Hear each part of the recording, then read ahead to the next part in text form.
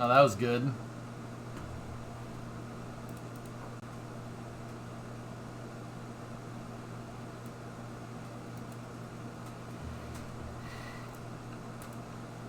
Start menu can be accessed from the left corner of the screen.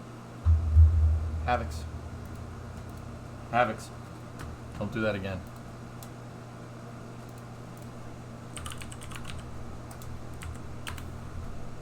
Don't do that again.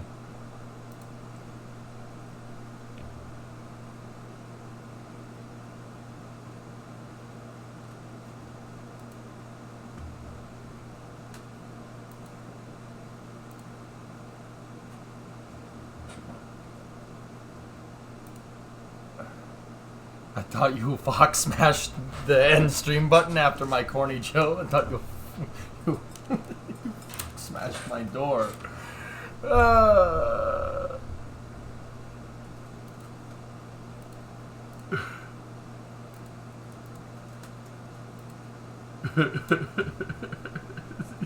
So funny. Oh man. Alright. Alright, let's do this.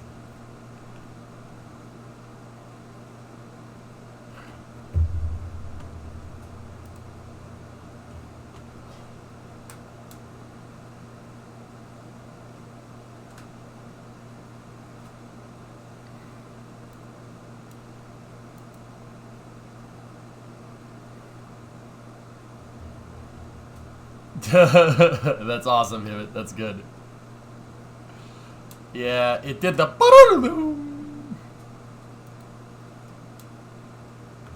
Yeah. Even though I have, let's see, open system sounds, open volume mixer, system sounds are in fact muted. That's good.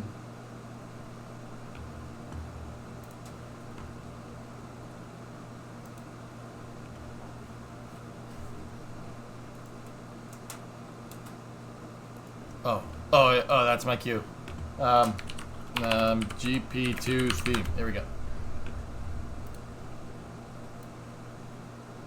No, that's the menu music.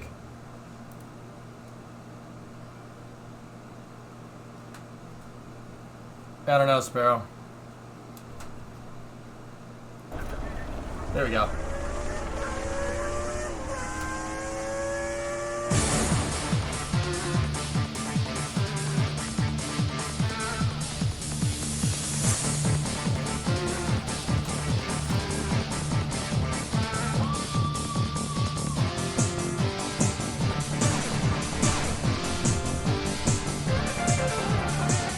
I wish I could play like that.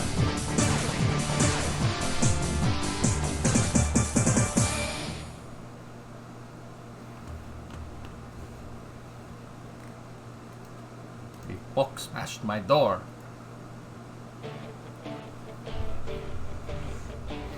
They went a little crazy with the subsurface scattering there. Skin usually isn't shiny unless you're sweaty, like me, or yeah, no, you're sweaty. That's really it. Yeah, it's not shiny, not shiny like that.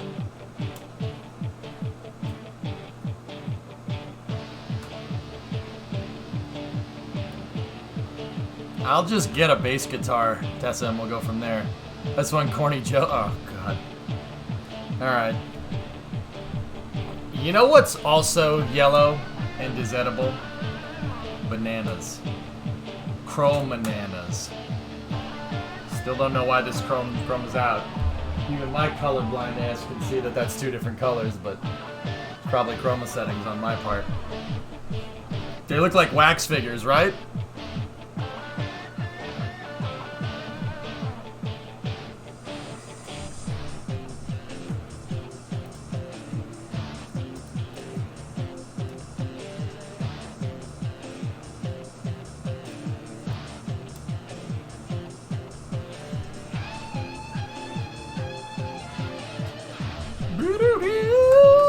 So, if you didn't watch yesterday's race at Barcelona, man, did you miss out. That was fun, man. It was a good race. Check this out.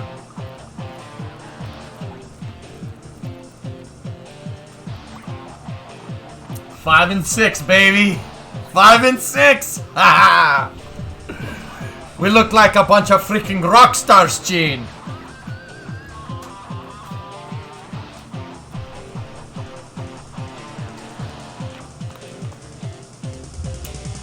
Look like a bunch of freaking rock stars. All right. We got to repeat it at Monaco today. It's not going to happen. Did I get the cars tweaked last night, Max? I forgot.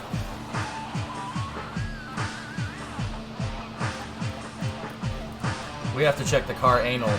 This is... You did? Also, hi? Hey, Flankin. We have a pretty good upgrade package for Monaco, though. Could be a good race. Downforce is key. Downforce is real key. You really have to get the aero right for Monaco.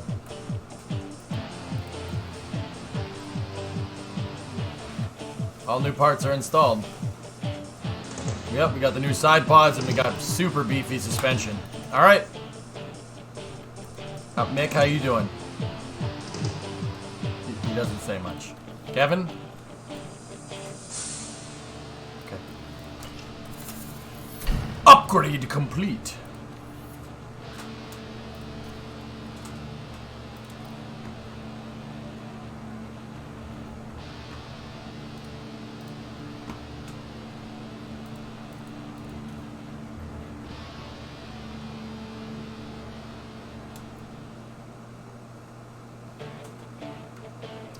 Car builds are good.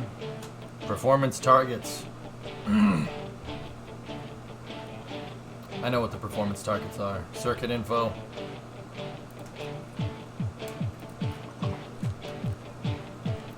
Alright.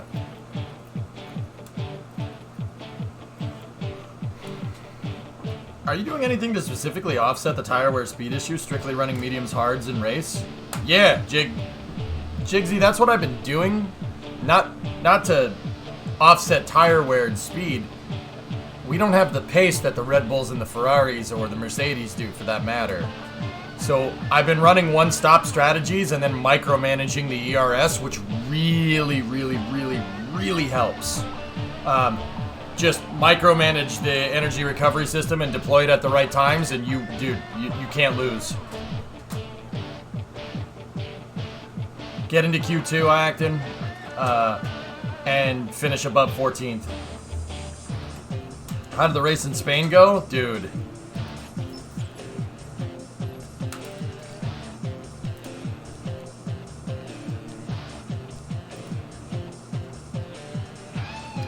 It went pretty good.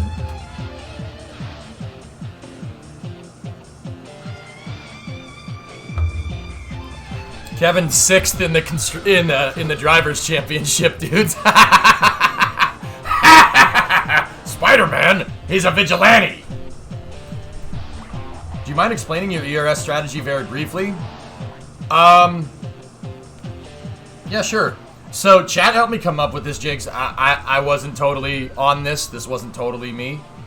So like when we raced Barcelona, you have a DRS zone here, and then you have a DRS zone here. So basically all Sector 1 through Barcelona, we were harvesting. We were deploying here. And I was harvesting during the DRS zones, during the higher speed sections of the track, where you're going to have DRS and stay with somebody anyway.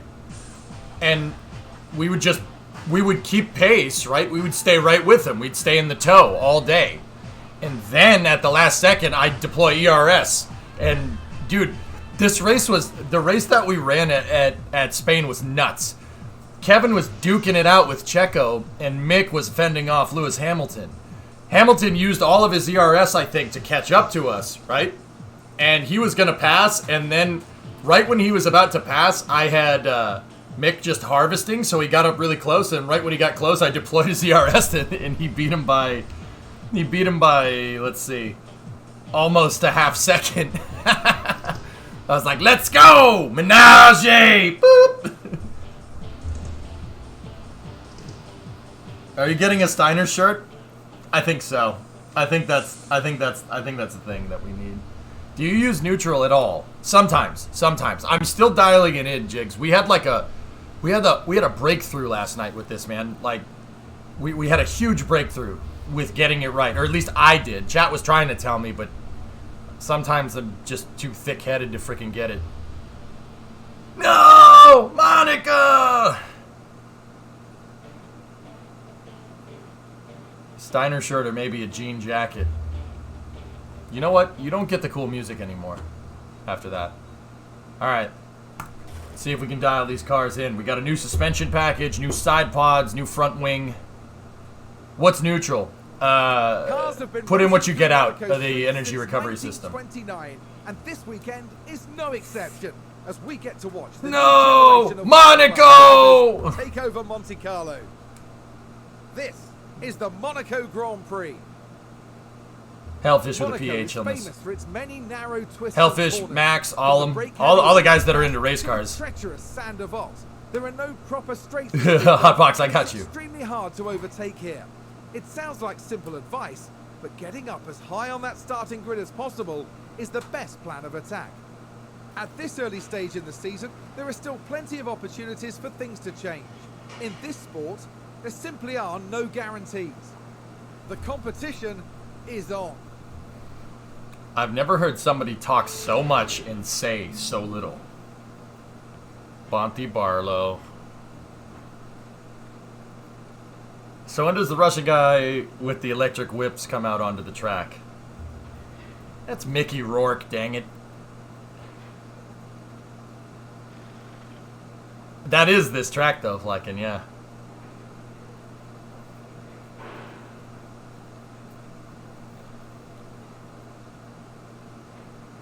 This only competition on that score is Rule 8 people. Tessa, they blow a lot of hot air. They're not actually speaking, it's just hot air. And self-congratulating. Mikhail Rukov.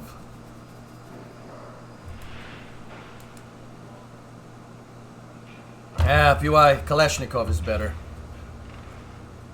You know what I'm saying? You know what I'm saying? Am I right?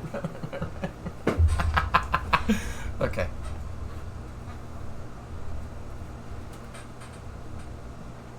That's Mickey Rourke, dude. Mickey Rourke's a great actor, Flecken. He's real good.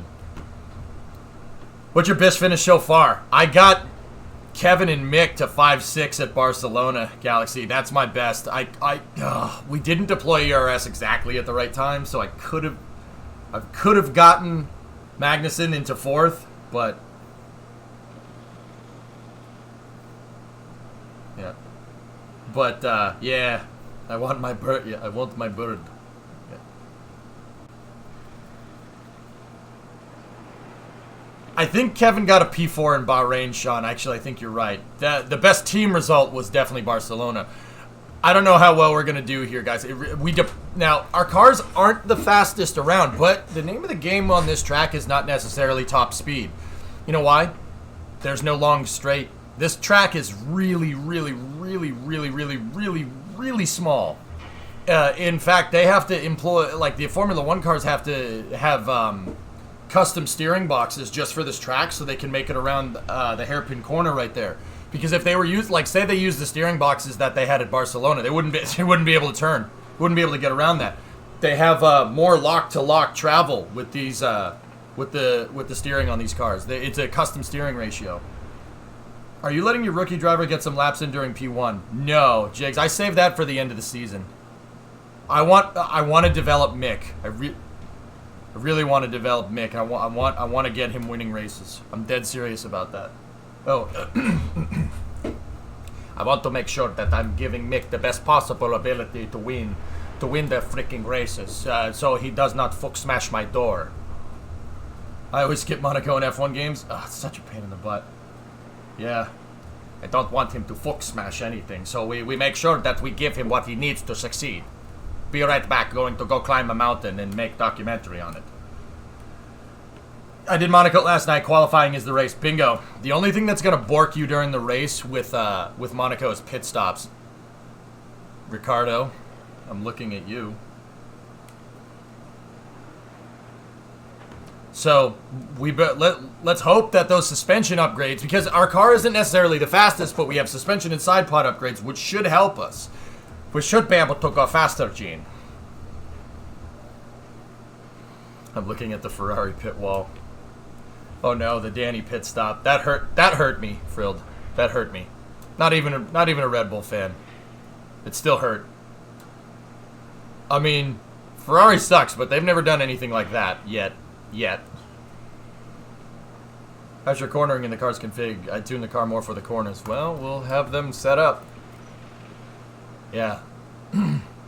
Look where the cornering nominal gap is compared to everything else. Have you started any 2023 research yet? No. I was thinking summer break. Ginny would be the time to do that. You have white Ferrari now? No! Oh my gosh, I upgraded the side pods at the exact same time that Haas did. In real life. That's weird. That's really weird. They deployed those new side pods for Monaco, didn't they? Am I not remembering that right? When did those come around?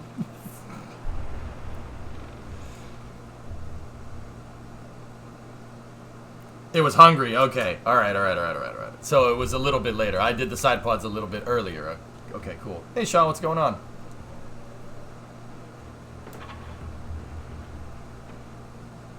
I'm handling the stints myself, Jigs. Yeah. Fresh pods! All right.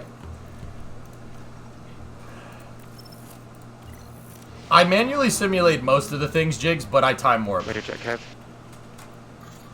Radio's good. Alright, they don't have good acclimatization here, so we're gonna need to... They really need to get out on the track. Alright.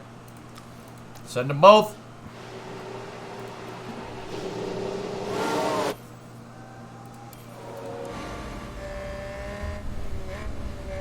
Monaco has literally no room for error. You lock up one tire, you're going into the wall.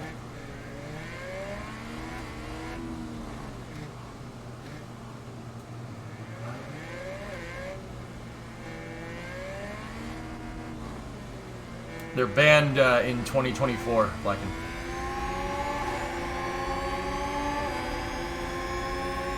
Through the tunnel, out into the chicane.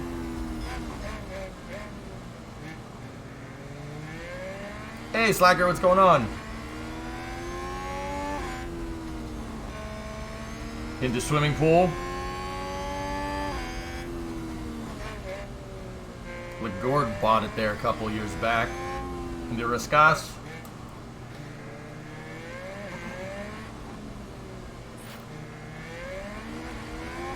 Ties are getting a little warm. Kevin, it's Monaco. Okay, no heroics into Sandoval.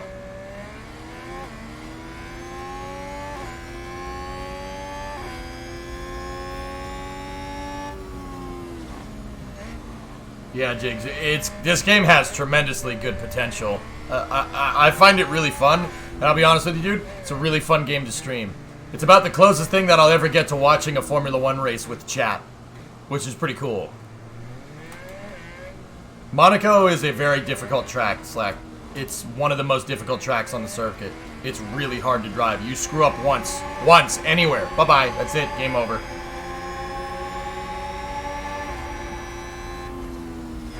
Will you deploy Rosberg quality tactics and cause an accidental yellow? Question.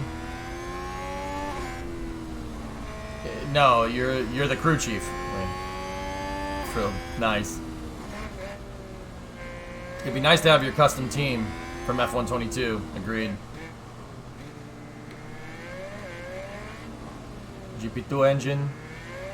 GP2. Ah. What? This is the track that's in Iron Man. That's right. Elon was at this race in that movie. Elon was watching the race. Elon knows. He likes race cars.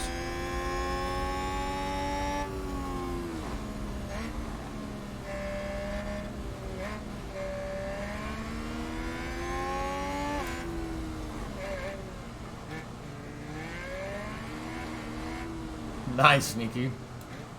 Having money is pretty sweet. Gotta figure out a way to do that more. 70s race cars in that movie, Flykin, if I was looking at them right.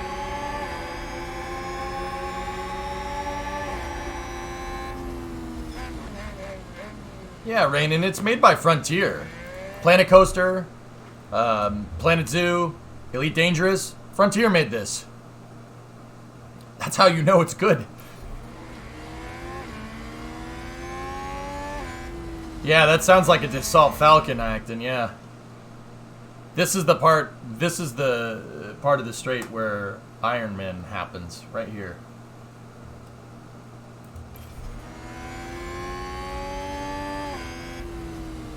Oh, I thought we were still talking about Iron Man. Like the Formula 1 cars in Iron Man are from the 70s, but yes. Seeing Senna drive like an MP44 around this track is pretty magical.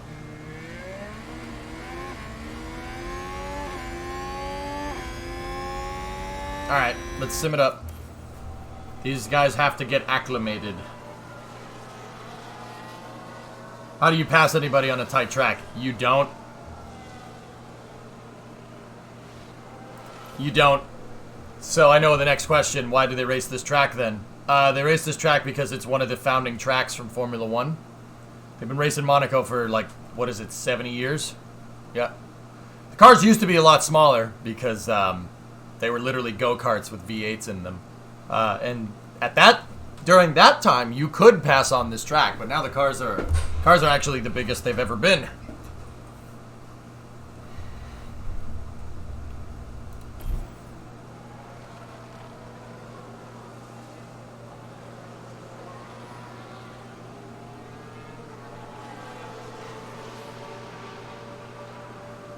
It's all about quality. That's right, Joe.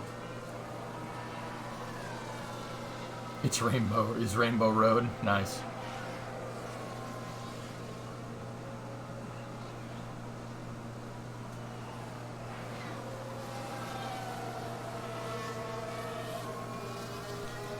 I always wonder whose boat that is.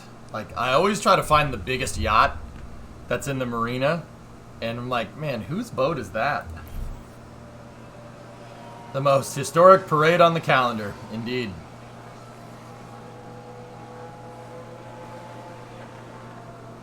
Opinions on Iron Man's suitcase suit. Yeah. Oh, he didn't get the feedback. Crap.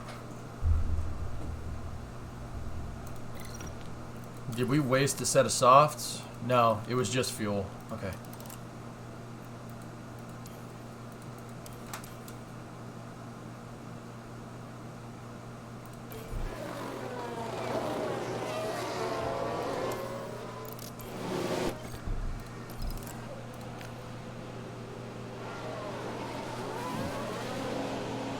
Hypothetical. I'm 15 seconds ahead of Max with 20 laps to go. Do I save my ERS until he catches me? Or deploy Harvest and hope he doesn't? Depends on the tires, Jigs. If you have fresher tires than him, I would just go neutral. If you don't have as good a tires, I would Harvest. And if you have better tires than him, well, you don't need to worry about him catching you anyway. Abramovic had his boats there. Huge ones. Cool. He has soft and you have hard tires. Harvest. I would Harvest. That's me. New soft, worn hards. Yeah, Harvest. And hope that he... I mean, 20 seconds is a lot to overcome with 20 laps. That's a long time. I would hope that his tires equalize with yours by the time he catches you and then just deploy ERS. That's what I literally did with Mick and Lewis.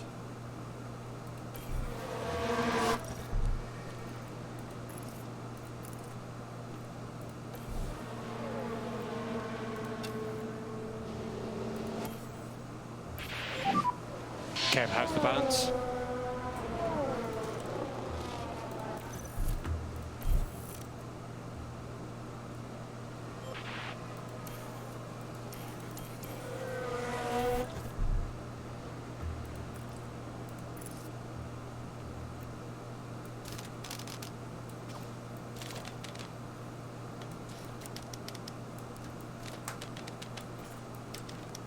So...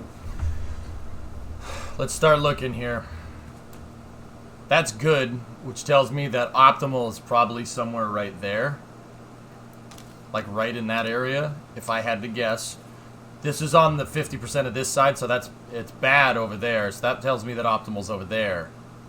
So we're gonna need to do, that's bad over there, so that tells me that good is over here somewhere. That's bad. Yep. All right.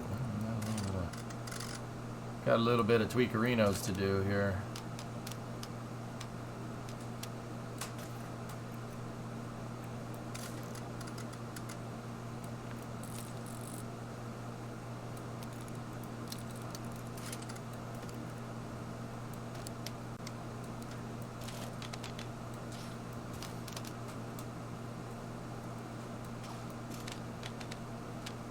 All right. Let's try that. NASA give the day for the SLS launch. Saturday at 2:17 p.m. That's targeted liftoff time. I will be here at 8 in the morning, guys. I'm going to be here at 8. Yeah, I'm going to be here at 8. I want to cover all the way through. Whenever they start to tank that rocket, I'm there.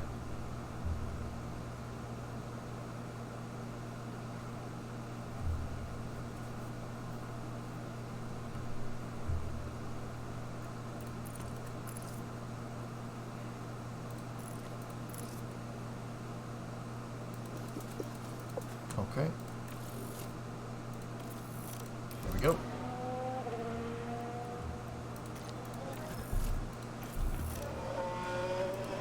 He frick smashed my door. What is that in GMT? +6. So I'll be here around noontime for you guys, give or take.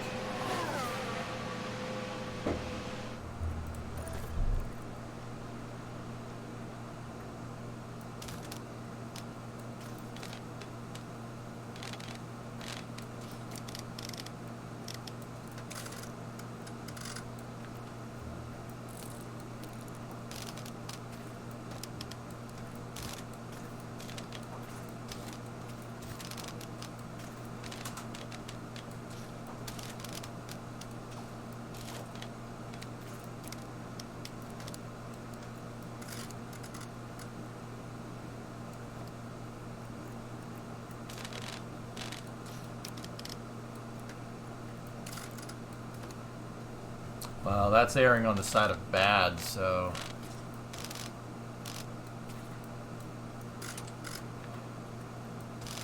There we go.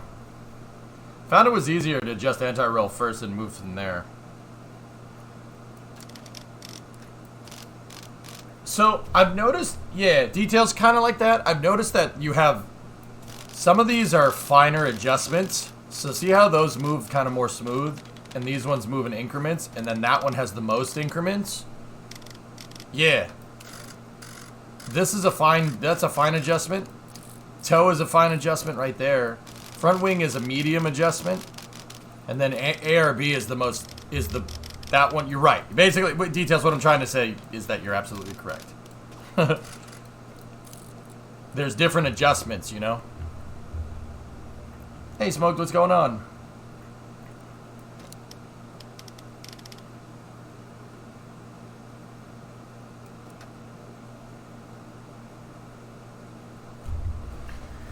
Yeah. It's definitely a task, isn't it?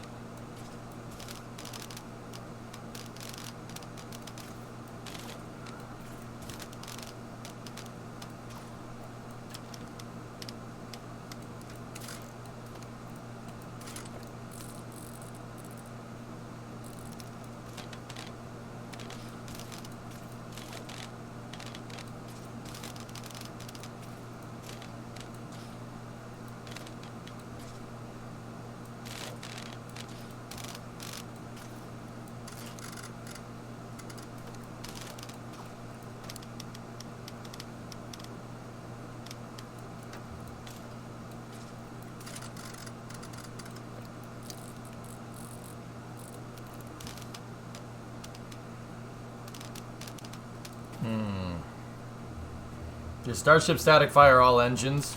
That's my guess.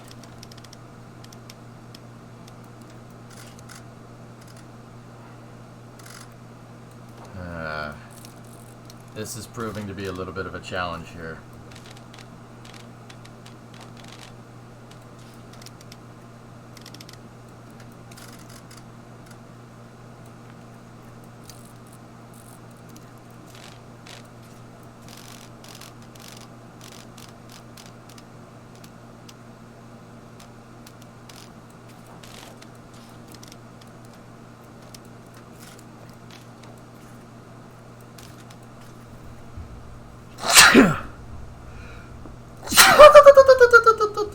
Use the help at the top of the screen. What in the hell is that gonna do?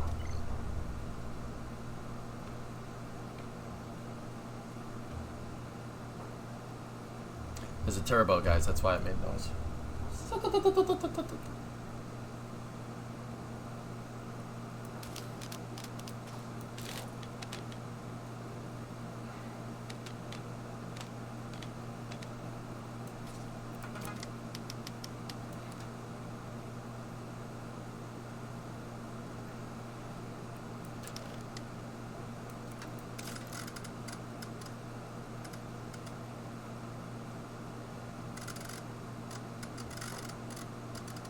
I can only hope that optimal's over there, but that doesn't really make a lot of sense.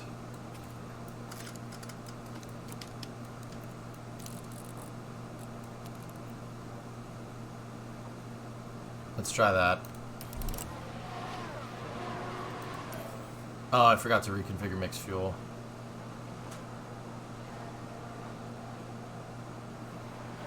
Yeah.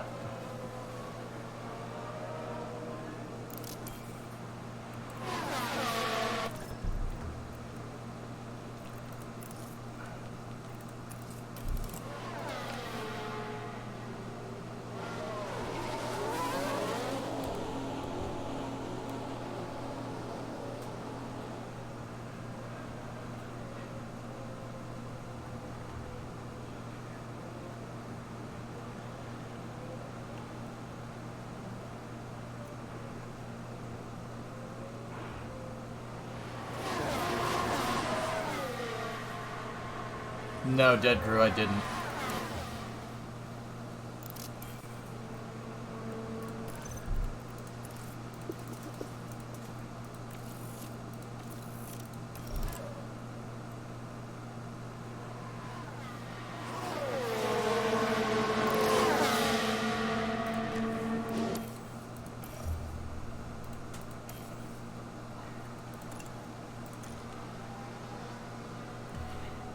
How's your season? We're doing okay.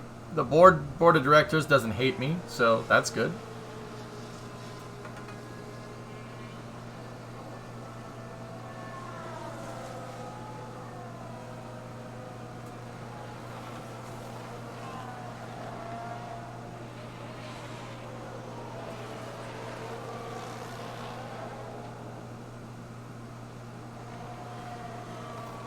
Hey Zay, how are you? I picked Aston and they aren't happy.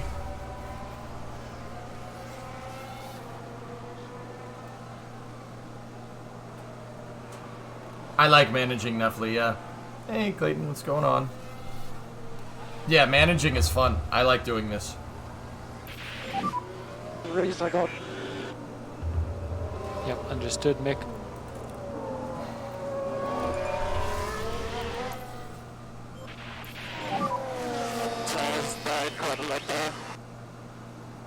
Yep, understood, Kev. What's the situation? The situation is you drive the car until you give me feedback.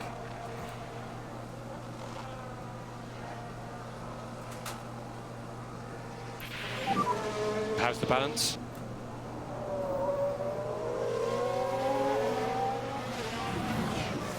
What are some of the things you're watching for in these practice sessions?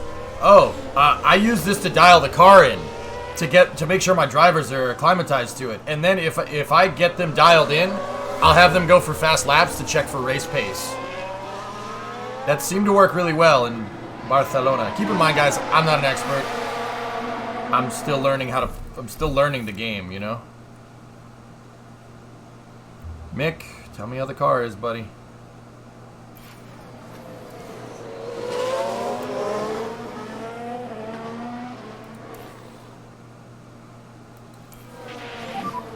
And how is the grip and balance? Something doesn't feel 100%. Okay. Yep, understood. Fire! What's that, Phil?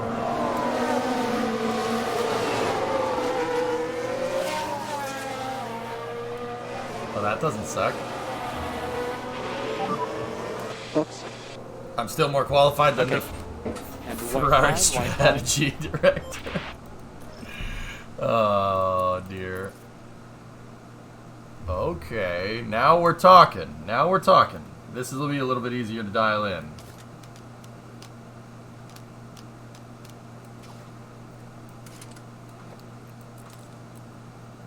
We got two greats. We got a good. We need to bring cornering back this way a little bit with Kevin.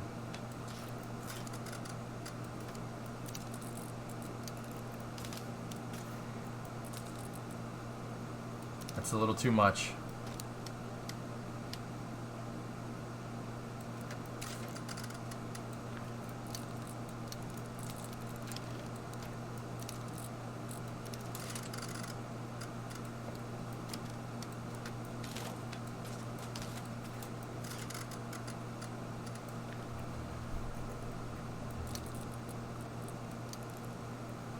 Almost got this.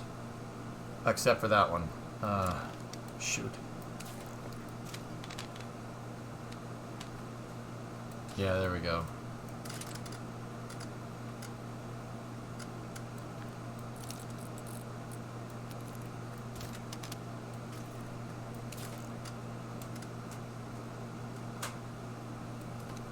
I do have good news, though. I lost 50 pounds doing the low-carb diet. I want to lose 30 more. Nice, Clayton. There you go. Hey, Pain Free, what's up, dude?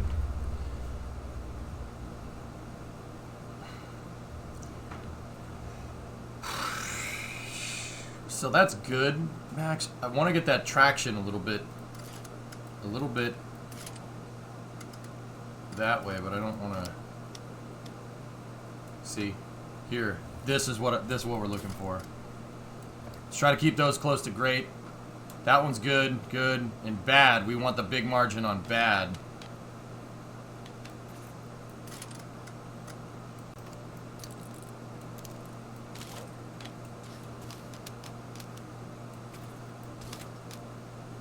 I mean, we already know that you want to run a lot of front wing angle. You need that downforce on Monaco. That's true to the real track, guys, for what it's worth.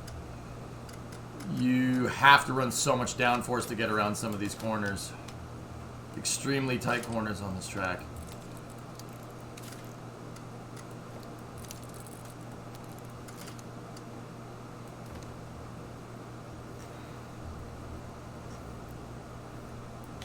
Max out, arrow. Both front and rear. You think that's it, dude? Actually, that might be it. You might be right. you might be right. That's actually not bad. I just need that to come in just a little bit. Here, what happens if we do that?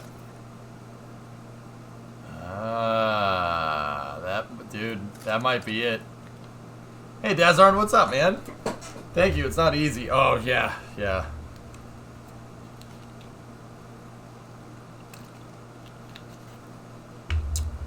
Max out that rear. Actually, I think this might be more or less what we're looking for. That's good spacing on all that. Yeah, we'll send them. Just gonna send it. Just gonna send it. We're just gonna send it.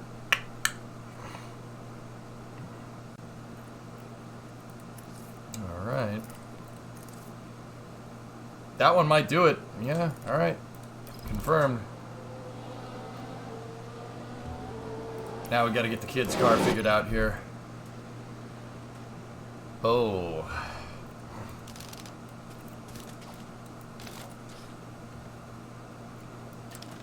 Discovery, go at throttle up.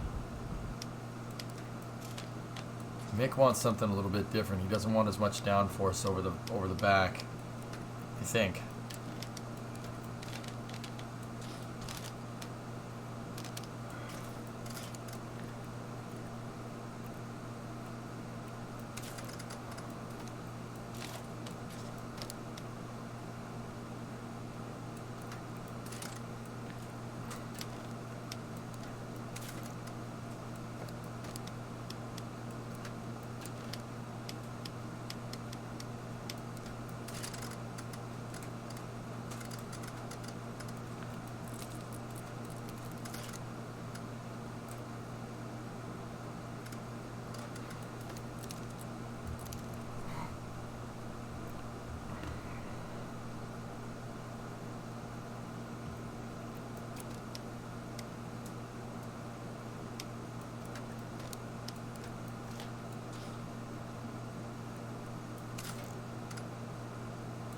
Right there.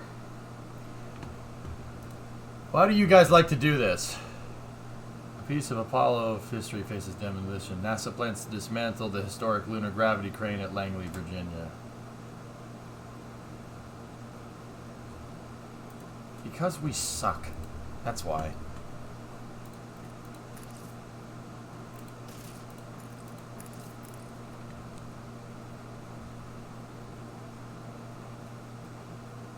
I don't like the words of crash. It's something more like Mick found a wall he really likes and he got up close and personal. Followed up with the wall or something?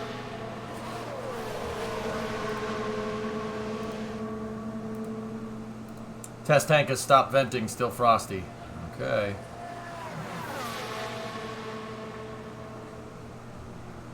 You know, it's almost like we built all the infrastructure that we needed to build a we built all the infrastructure to have a healthy and rapid, robust space program that will literally last centuries, and then we just decided to not use it. It's funny how that works.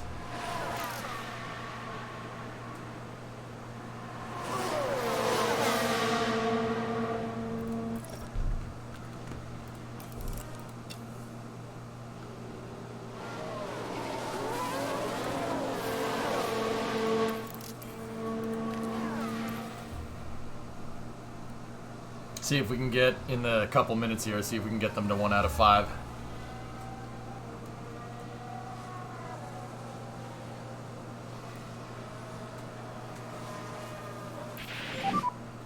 Okay, you're coming back to us now, Mick.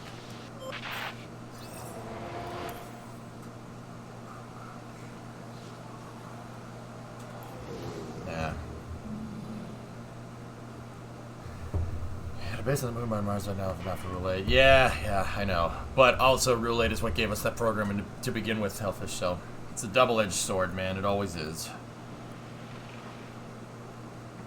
It's like the hedge. You got to trim the hedge. You know.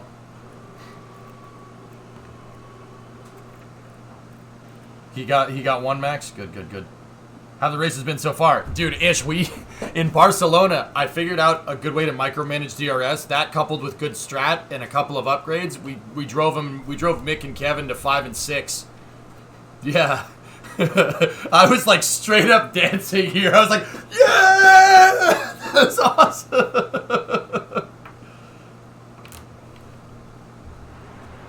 That would have been a good idea, Hellfish. Yep. What's the ERS secret? Harvest in the faster sections of the track.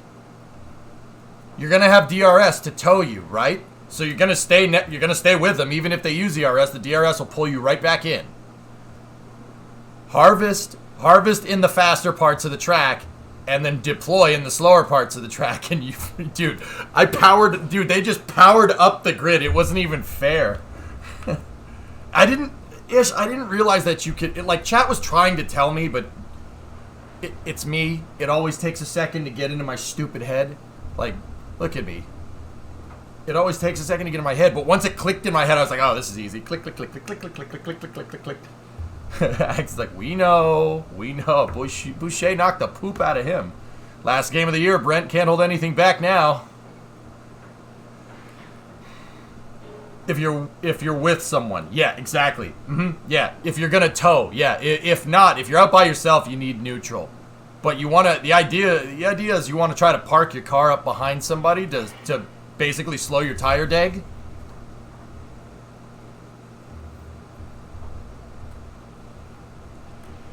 I put him on mediums, Astral. I probably shouldn't have done that. I probably should have had him burn another set of softs, but it's okay.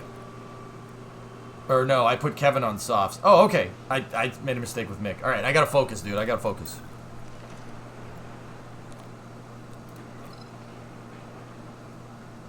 You fixing to get a hot and ready tonight? And some Little Caesars, man? I'm jelly, dude. We don't have Little Caesars here.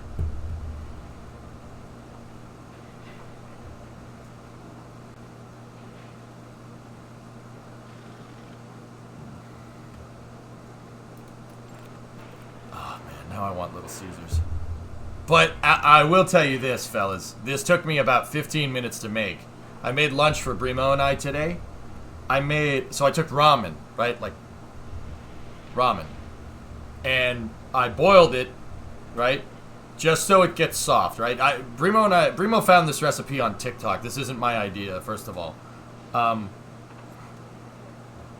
Clayton, we don't have any of the good stuff, dude. We don't have Whataburger. We don't have Little Caesars. We have one Sonic, no Steak and Shake. It's just McDonald's, Wendy's, and Burger King. But there is a bunch of like local stuff that is pretty good. But yeah.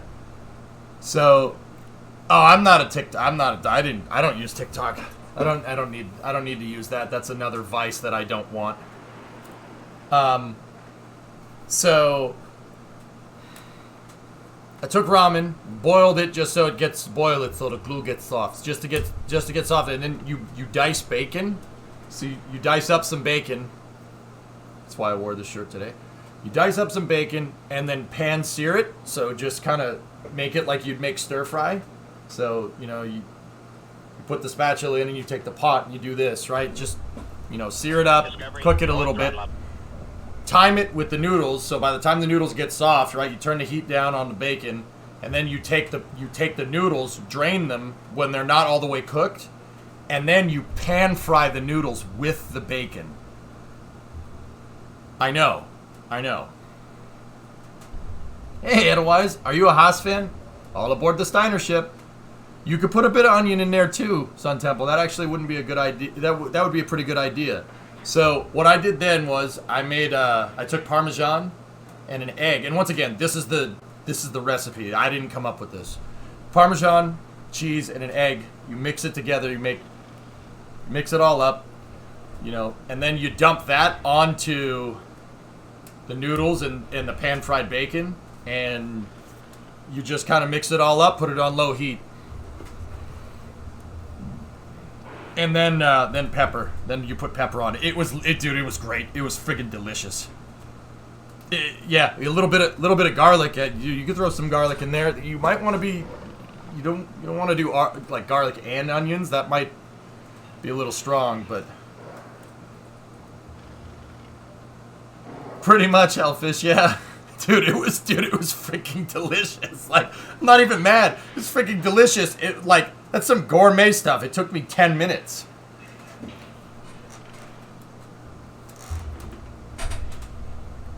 Nice, you're a Mercedes fan personally? I'm not. I'm a Ferrari fan, Edelweiss. I like Haas, because they're an American team. But I'm a Ferrari fan, because I'm a glutton for punishment, I guess. Sounds like Heartburn City. I mean, Clayton, yeah, not gonna lie to you, but it was really good.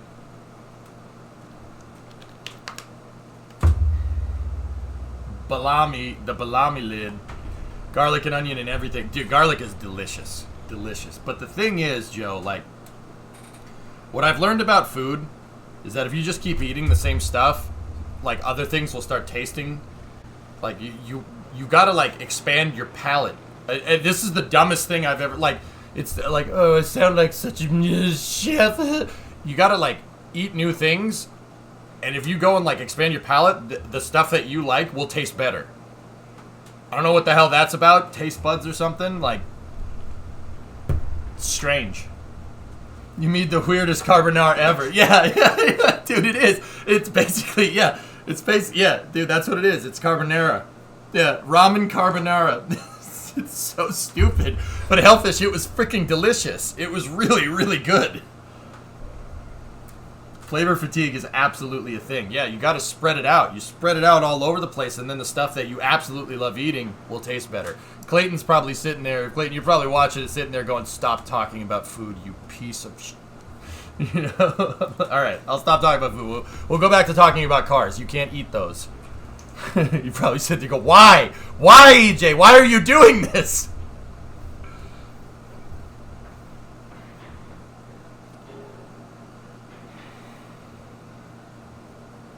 Yeah, O-Force, exactly. It's weird how that all works. Are you sure you want to manage this? Send it. Phone Sister, what's up, man? How's work? Radio check, Mick.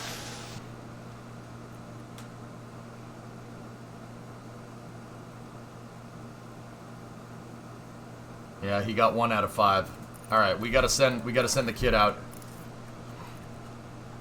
Oh, I wasted that medium set. I'm an idiot. I shouldn't have done that. I gotta pay attention more. Story of my life. Confirm that. Reconfig Kevin for the softs. Run Blen. How did he get? Yeah, we nailed. We got one. We got one to great. But these guys got to dial it in. Send it. Just gonna send it. Just gonna send it. That's okay. I had a cheat day today. All you can eat Chinese. Oh, don't do that to me. Work has been busy. Something important is broken, so I have clients calling constantly about it. Yep, that happens, dude.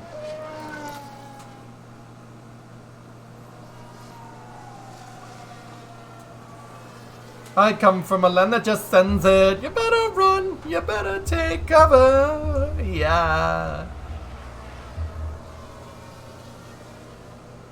Where are we racing? Monte Carlo, 9th. Okay, does anybody else find it really funny? Like, you have like the crown prince of Monte Carlo. It's like, oh, the crown prince of Monte Carlo is here. And everybody in Monte Carlo talks like this. They talk like Charles Leclerc, right? It's like a weird, not French accent, right? And then the crown prince of Monte Carlo, you hear him talk, and he's like, they're like, oh, here's the crown prince. I just want to wish everybody a good race. I hope everyone races well. I'm like, that's not the accent I expected out of your mouth. All right, that's strange. No, for what it's worth, it's cool. It's like the Albert the Chad. Yeah, exactly. For those. Yep. Yeah, I really like being the crown prince of Monte Carlo. That's pretty cool. I'm like, what? Probably schooled in the USA. 04's Grace Kelly, the actress, married into the Royal Montagast family. That's why Albert is like American, because he is, but he's not. He would, yeah. If that's what you did, yes, he was schooled here, absolutely.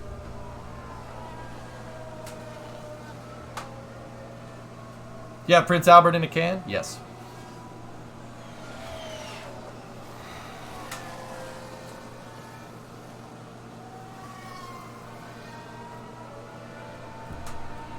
You like to use inters or wets on the first 20 laps. Ginny, I was thinking about that, dude. I've sent him out on inters before. That's not a bad idea. How's your read on the balance and things? For now, no. It feels really good. Okay, understood. Okay, understood. Come on back in, kid. Kev, how's the balance? Is Monte Carlo the same as Monaco? Yep.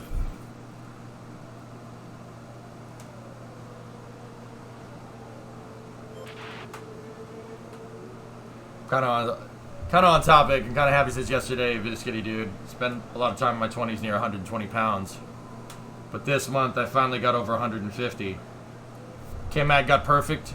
Tessa? Alright, cool. Cool. Set up Norman Optimal. Norman Optimal sounds like a guy that makes glasses. Ah, yes, Dr. Norman Optimal. He makes, he's an optometrist. But it's very strange. He's into rectal optometry. Gives him a really shitty outlook on life. That was worth the time out, and you know it.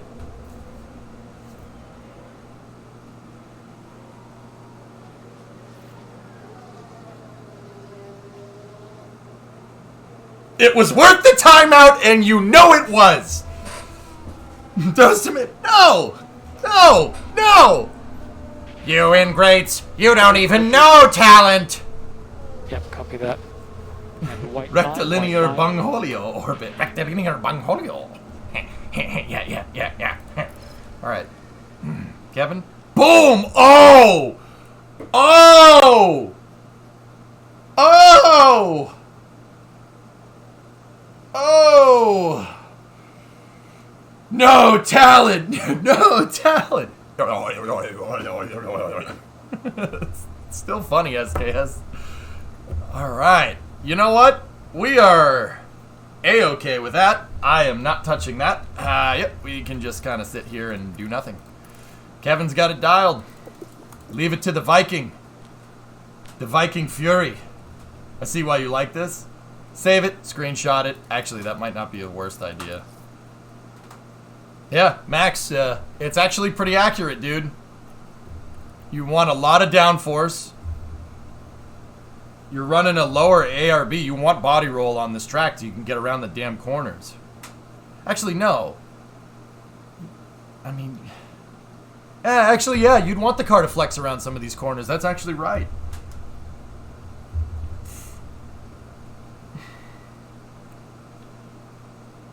Yeah, you're running high camber, and you wouldn't want a lot of toe because there's not a lot of straights. That's ARB distribution. Distributing towards the rear. Oh, so we're running a stiffer rear anti-roll. That's right. That's still right. Haas flexed so much in Monaco that it split in half. Reading helps. No. Yeah. Send the backup driver out? You can only do that in FP1. Could tweak the toe to get that last optimal. I don't want to mess with it. Hey, alright. Alright, we just got to mess with that front wing just a little bit.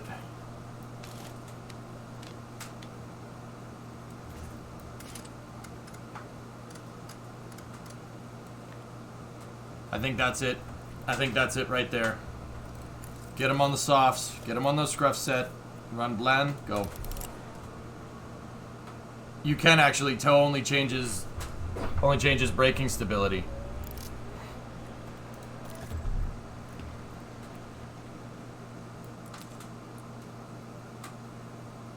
Well, we can't go any more to the left, so it's got to be that. That's got to be it right there. You can always revert to highest config, Tessa.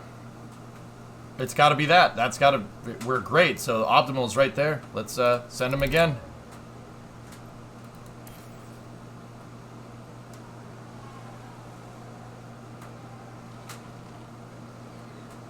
Able to do driver trades? Yeah, of course. If I had the money, I'd pay. I could buy we could buy Lewis Hamilton's contract. I think, or not buy his contract, but you know what I mean. It's not football. Привет, Vasya. What's up, man?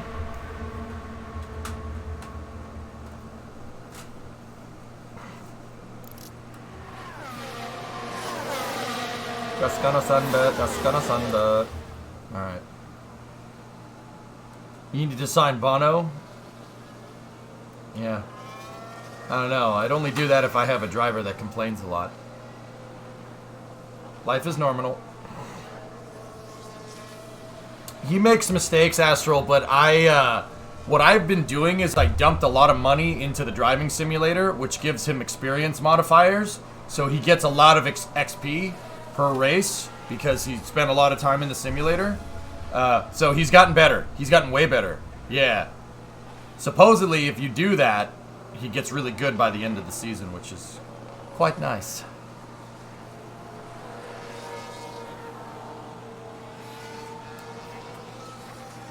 Why get Lewis Hamilton when Go TV is much better value? How is it that Piastri and, like, who's the other guy? There's a bunch of other ones. Like, basically, how is he driving? How does he have a seat? Copy, mate. What the situation? Situation is shut up and drive. What does the hospitality lounge do? Team attractiveness. Yep, understood, Mick. Money, yeah, that's right. Yeah, true that.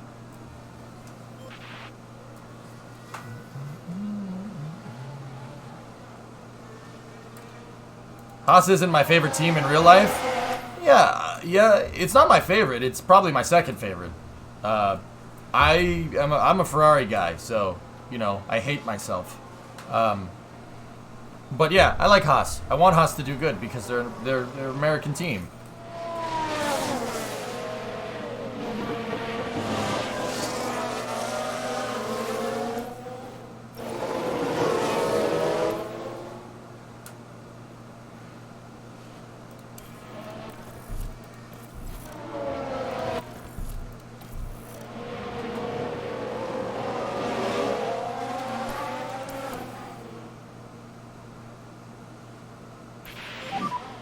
How was the balance?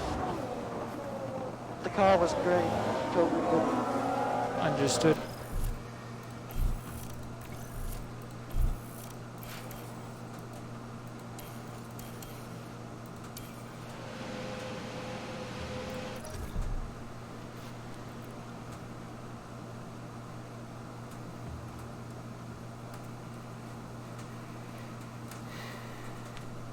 Yeah, Alex, that's right.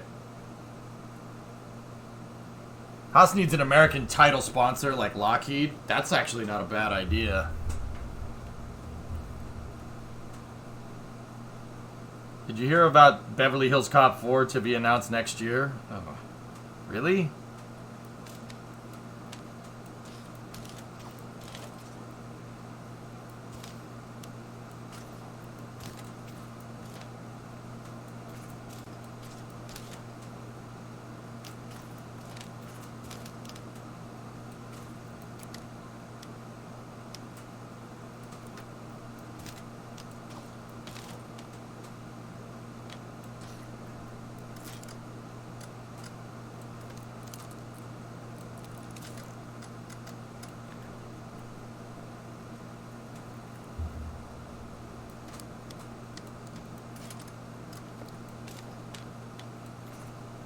Gotta be there. Discovery, go and throttle up.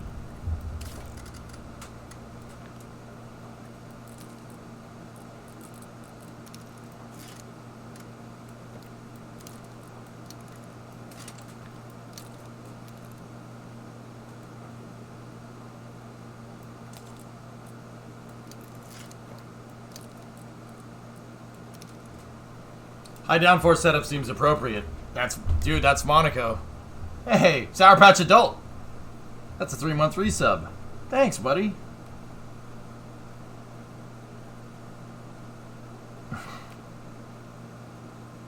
Lockheed Martin Haas does have a nice ring to it. I found I don't like that you can just run to conserve everything during practice and still get the driver feedback the way you need it. So you might as well do that and get an extra run out of some tires. Yeah, exactly.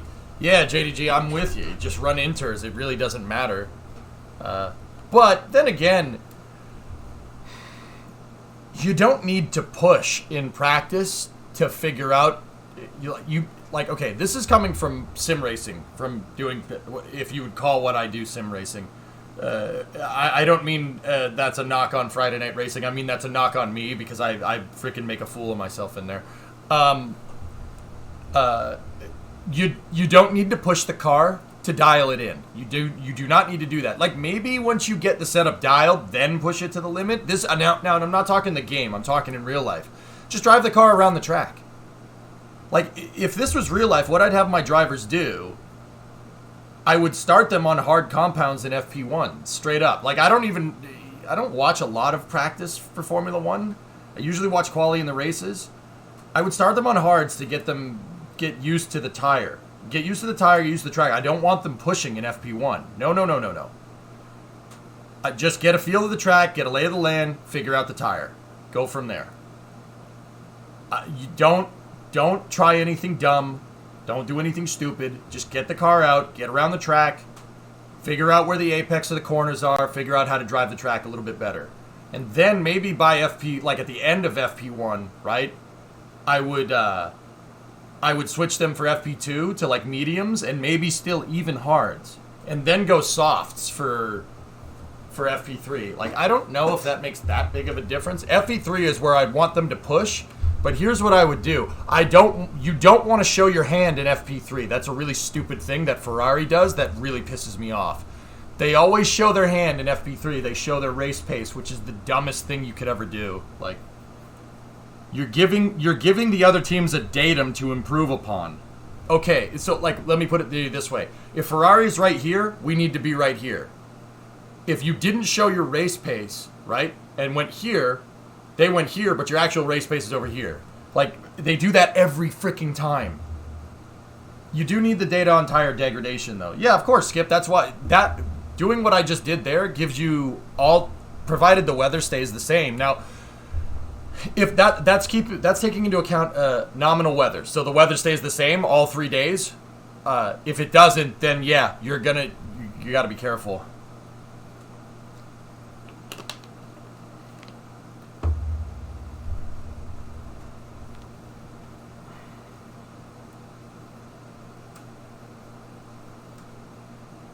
Ah, Sam, that's it. Yeah. Okay. I don't know if the game takes that into account, but that's an interesting point. Last if you want a World War II big boat. I like this. I thought you might like this too. Is this the Texas? That ain't a World War II big boat, man. It's older than that. Way older than that. Yeah, it was really cool seeing the Texas move out yesterday, Ponzister. I had people showing me pictures yesterday. Oh, dude.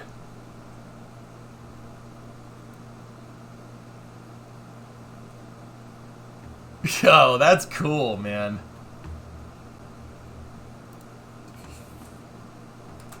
World War I Dreadnought?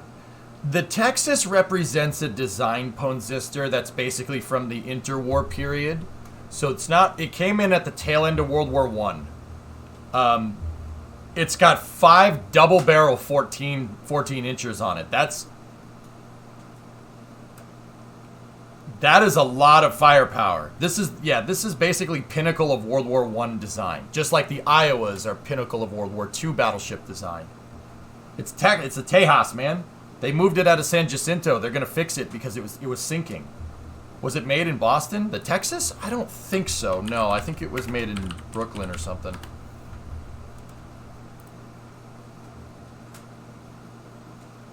Newport News. It was made in Virginia. It's a nice ship. That's really cool, Ponzister. Yeah. Alright.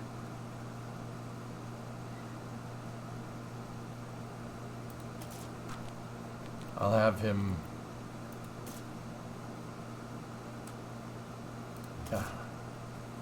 Parcel to the USS Massachusetts? Of course, me too. The USS Massachusetts is not my favorite battleship, though. My favorite battleship's at the bottom of the ocean. But my favorite battleship was made in Massachusetts.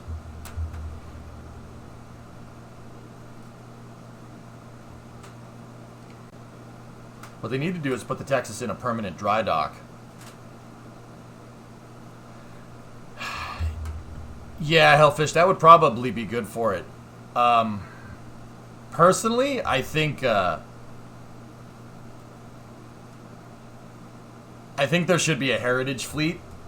Every single one version of every class of ship should be preserved, and it should be in a heritage fleet. So we have living, breathing examples of past innovations instead of just like looking at the blueprints. Problem is, it would cost $100 million to do so. That is literally a drop in the bucket for Uncle Sam. Literally nothing.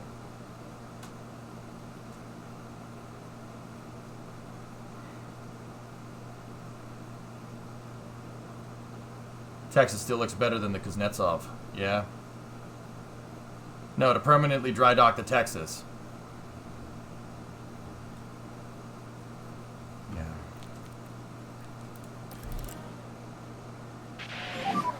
How's the balance?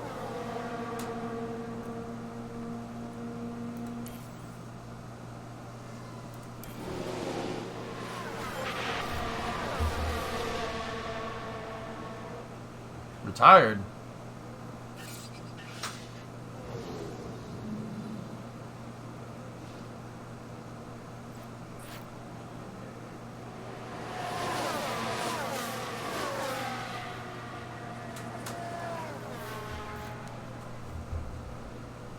He ran out of fuel in the paddock.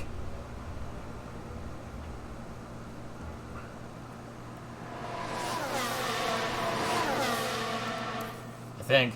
Yeah, he ran out of fuel in the paddock. Unless he crashed it. But there would have been a... Oh, he's crashed crofty things!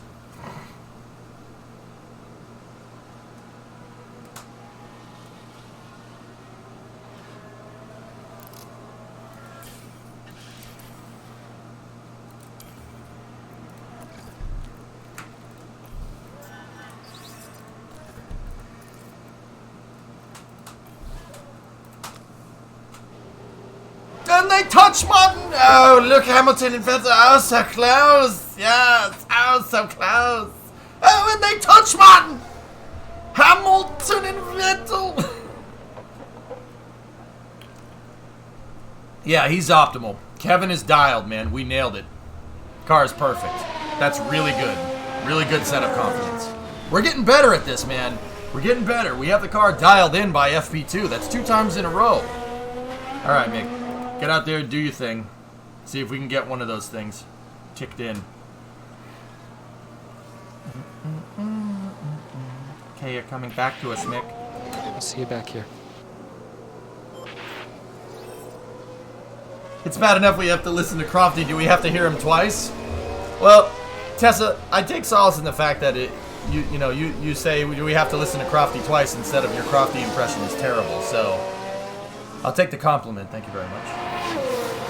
Can crusher cables are going into tension. Roger that.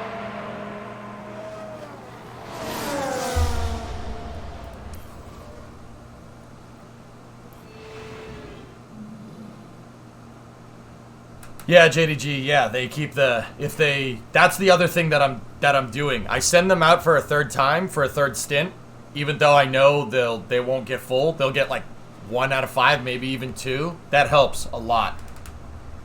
I see you like that F350 you found this morning. Yeah. Yeah. Of course I did.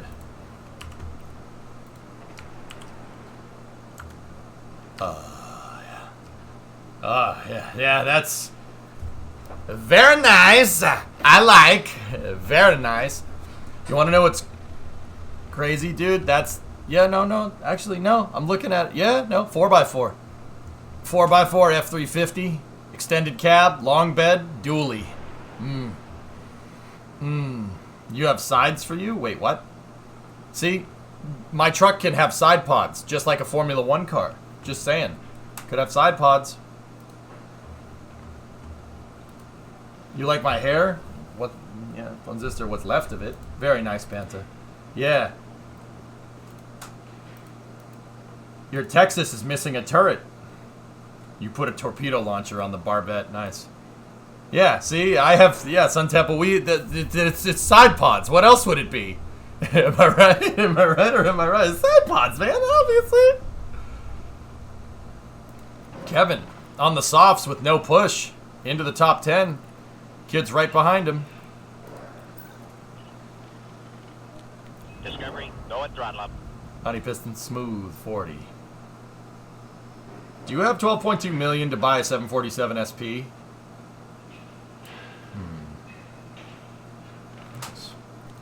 Your truck will have a 4x4 transmission soon.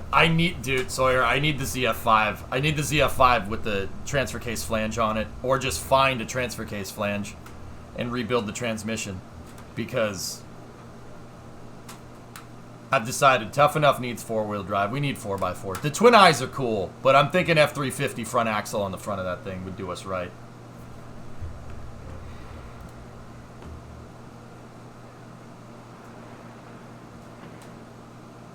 It's for Sophia? Oh, they're auctioning off Sophia for 12 million? Oh, I want it. I want it. Thomas, I want it. Damn it. Yeah, they axed the freaking project. It is what it is. GoFundMe, here we come. I mean, we could just GoFundMe a new front axle, geek. I'd be happy. But, I mean, 747 SP, dude, I'd do that. Alright. Thank you for joining us here today. Okay, no one's listening. Yeah, Tessa, call it a home equity loan because you can live at a 747. It's a home equity loan. Time to remortgage the house. I just hope it goes to a good home. SP, Thomas, it will go to a good home. 747 SPs are in very high demand. Yeah, seriously. They're in high demand even to this day. That's how good of a design the SP is. It's a long-range 747 that's really short with the same size fuel tanks despite a shortened fuselage. What I like to say, it's a 757 size 747 that has 4 engines and can fly. Like, its range is like 8,000 nautical miles or something. It's absolutely ridiculous.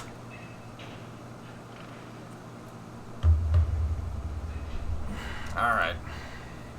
Let's do this. Can we get Kevin dialed? It's still just great.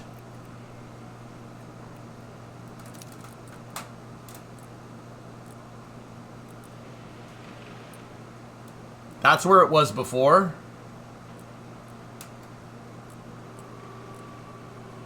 That would be optimal across the board. They were built for Qantas.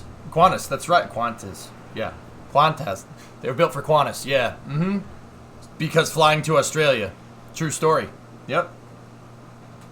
Saturday, Honey Piston, at 2:17 p.m. liftoff time. I'm going to be here.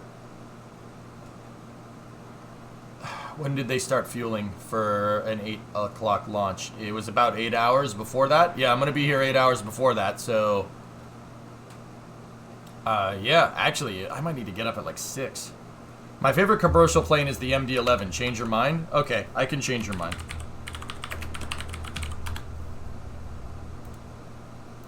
Consider it changed. Because S-duct. Like a Formula 1 car. MD-11s are cool. TriStars are better. It's Lockheed, man. Lockheed didn't really make a lot of passenger planes. I mean, they have the Connie, right? And they have the TriStar, right? But when Lockheed decides to make a passenger plane, god damn do they do it good.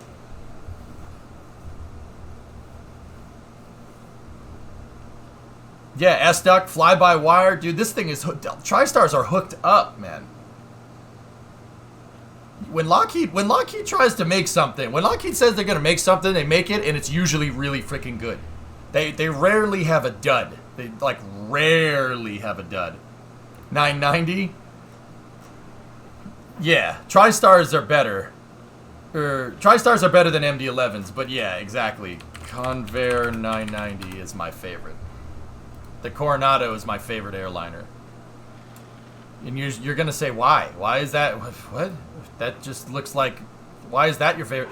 Oh, that's the third fastest airliner ever. Yeah. The only airliners that go faster than this thing are a Concorde and a Tu-144. Yeah. Yeah. Coronado could just sit at Mach 1 all day. Yep. How does it do that? It literally has 4 F4 Phantom engines on it. There's 4 J79s attached to this thing. Yeah. Because frick you, I'm going to brute force my way to Mach 1. Saturday at 2:17 p.m. Eastern Time. It's a first generation, Phone Sister, it's a first generation airliner. Yep. So it was made to compete with the DC-8 and the 707. But here's the thing about the Coronado. They're using F4 Phantom engines on it. Now, keep in mind, they're the civilian version of F4 Phantom engines, okay? They're J70, they're CJ805s, okay? CJ805s are a J79 with no afterburner, okay? But they're still J79s, man. This thing books. Convair tried to one-up Douglas and Boeing by making a jet that goes faster. That's exactly what they did. This thing, the 880 and the 990 could sit in transonic all day. They could sit in the transonic. It goes Mach 1. It's a supersonic passenger liner. Also, that's really cool.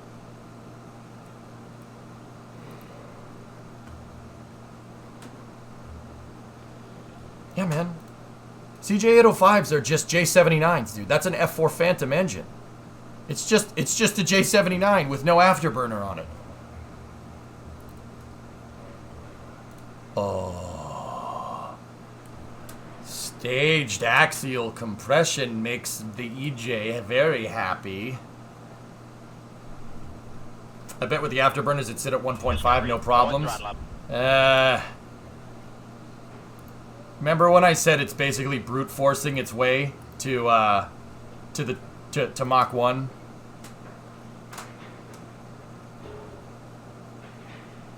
Tessa, I don't think this could get out of transonic. I think you'd really start to break stuff. Yeah, you'd really, the wing box I don't think was designed to do that. that's when you need to start going Concorde on things. You know what I mean? Also.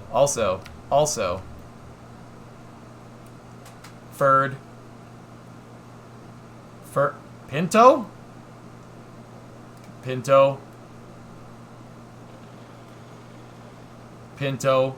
Ferd, YJ. Nice. When you say Concorde, you mean the swept wings. It's not just the swept wings that made the Concorde as good as it is, Ponzister. You really run into a lot of vibration and fatigue problems when you... Okay, going through transonic is quite turbulent. It really screws up an airframe because basically... Okay, you know, like when you roll down the windows in a car, like you roll down, when somebody rolls down a window in a car and it goes that freaking buffeting noise that happens basically at transonic, but it's a lot worse, and it shakes the plane around. It really fatigues the metal. What made Concorde so damn freaking good is that the Concorde is built to take into account that type of buffeting and vibrations that you get from the transonic regime. It's built for that. It's built to basically go right through it. And they optimize the structural configuration. I don't know if that's probably not how you say that. They basically made it to work with the vibrations instead of against them. And that's why Concorde saw routine service for a long time, and that's why the Tu-144 didn't. The Tupolev 144 shook around like crazy, and it fatigued the trash out of the metal. They were dangerous because of that.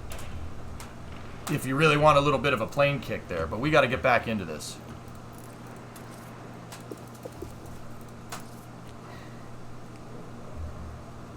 CJ5? Nah, it's a YJ Tesla. YJ came after the CJ7.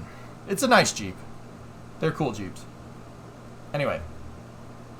It's FP3. Kevin, I'm going to put him out on softs, and honestly, fellas, I'm going to have him do hot laps. We'll put him on one stit for better track acclimatization. Actually, I'll put him on JDG, we'll do the interns thing. You never changed the setup. Yes, I did. Oh no, I reset it. Okay. Max, I think it was there because before we had tow at I think we had tow at 10. And we're gonna tow in the rear end just a little bit. And I think that'll get him where he needs to be. We'll just put him on inters to burn the set of inters because screw that.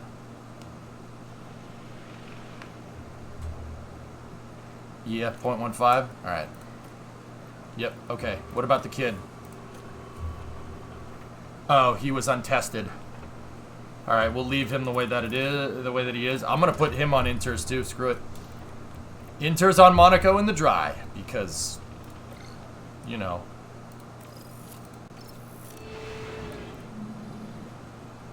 The wind buffeting from the car window is called Helmholtz resonance. It's not exactly that, Galactic. It's something different. It's transonic. It's called the transonic regime. If you really want to go read about it.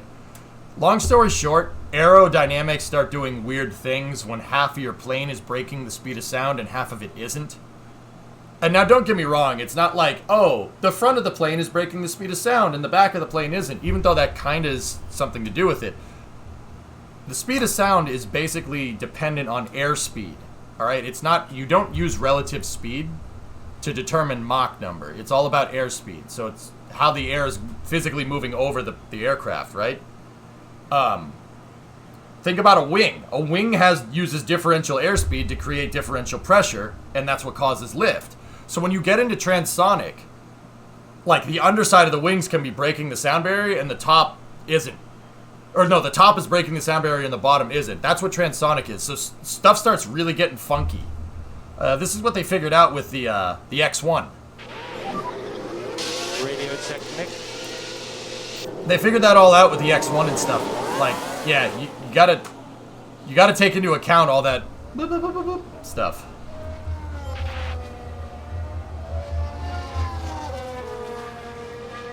That's why they introduced a plane,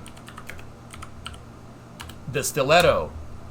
They started making planes that they thought were going to go fast, but they don't go fast at all. the stiletto flew like dog crap. It was a piece of junk. Run on conserve? Okay. Alright, let's go.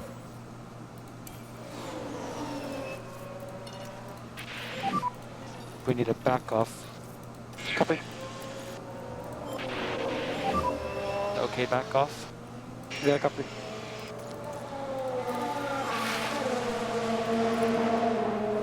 Okay.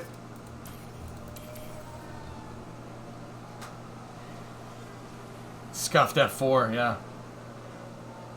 The F-104 is older brother visually, at least. Yeah. You can tell they were honing in on it, Max, but they hadn't gotten it right yet. And once again, another Kelly Johnson plane. He broke the frickin' mold with, He broke the frickin' mold with the F-104, man. That, yeah, it's a really cool plane. The X-15, now we're talking, Juicer. Yeah. The X-15, for when you really need to go faster than the other guy.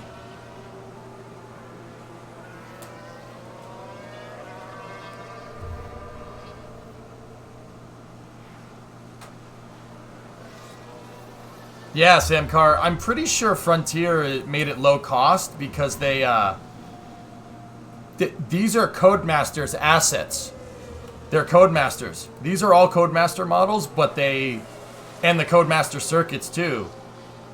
But they put a little bit of post-processing on them, dude, and it looks freaking money. Like, look at this. How is it that the damn manager game uses the same damn 3D assets and looks better than the actual game? How does that work? How is that possible? You just unlocked the Cleveland? Oh, very nice. If we're talking cruisers, I'm more of a Baltimore class kind of guy. But I mean, look at this. The tunnel looks right. It looks perfect. It's a Frontier game. Galactic, yeah, Frontier did this. They took Codemasters 3D models and made them look better than Codemasters. The post-processing render in this game looks fantastic. It's really good. It looks better. It looks better than the F1 game. Yeah, that's my only thing. My only thing is the cars going around the circuits don't look exactly right, but they're close. Not bad for somebody who's developing a Formula 1 game that has no experience developing Formula 1 games. It's not bad. This game's really friggin' good. There's just a couple of things here and there with how the cars go around the track, Sam, like you said, that they need to patch. And dude, once they do, oh my gosh. Oh my gosh. Yeah, Inferno, Frontier is good people. I know a couple of guys that work there. Yeah, good people. Very good people. You can't go wrong with those guys.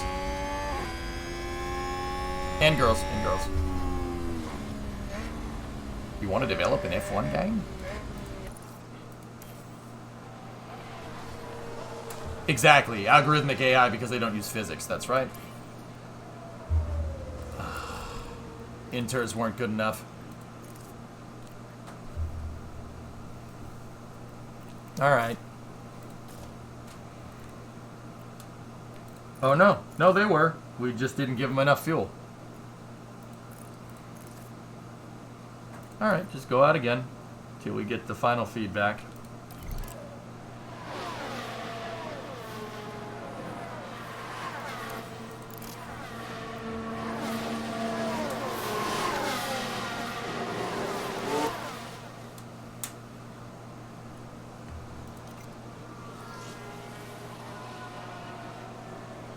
Hey guys, I got a question. You see the button right here to get into like race pace and stuff? Does that icon look...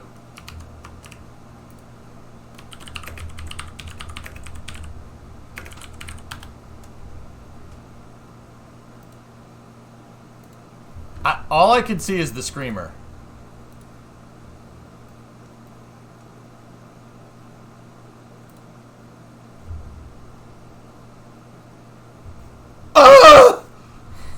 Or the Home Alone, if you know what you're talking about. Okay, cool. It's the same. I'm sorry. Well, now that's all I can see. Thanks for that. It's supposed to be 2 hands on the steering wheel, but it looks like the screamer. Ow! I can't unsee it now. Thanks. You're welcome. How is the balance? How's the balance? Felt very good in the car.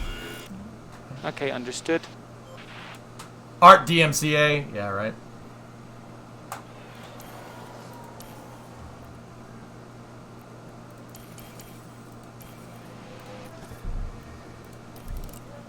Gonna have to send Kevin one more time. Let's reconfigure Mick. What do we got? We got great, great, optimal, optimal, great. So we need to move straight line speed, oversteer, and braking stability. I'm pretty sure that's rear wing will do that. But we don't want to move the other ones.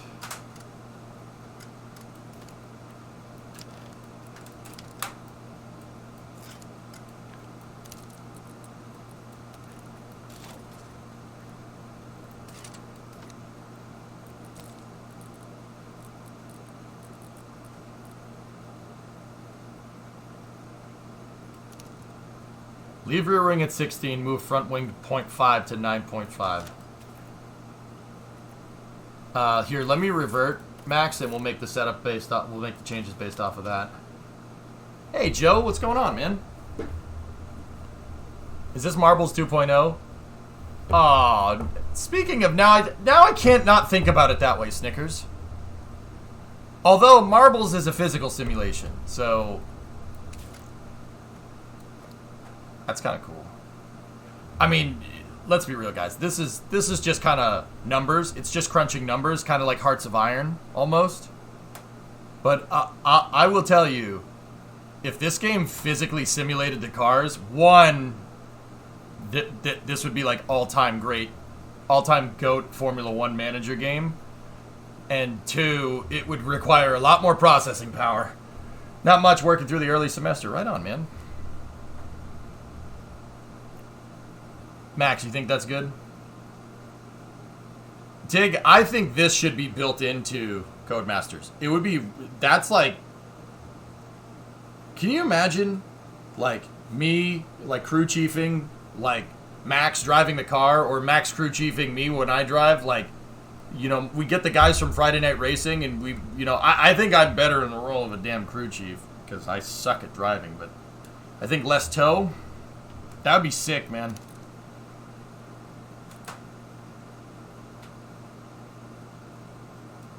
Alright. Yeah, that would be really good.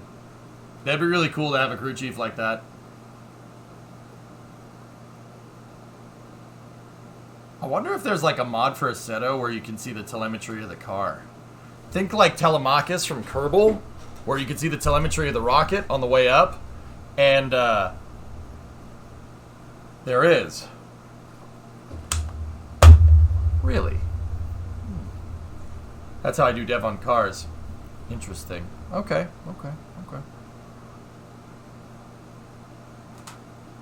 Alright, let's try that.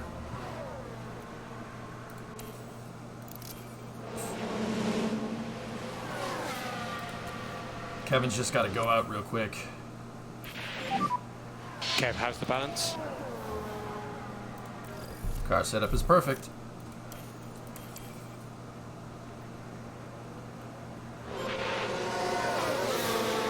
Did you determine if tire deg does anything until it hits 30? People keep saying that, Ren, but look, we were driving in the race yesterday, and Hamilton caught Mick on the front straight in the closing laps of the race, and his tires equalized to ours, and he couldn't pass Mick. He couldn't pass him. He was like within 1.1 seconds for like 4 or 5 laps, and then I harvested ERS, and then Mick dusted him on the straight on the last lap, which was funny. But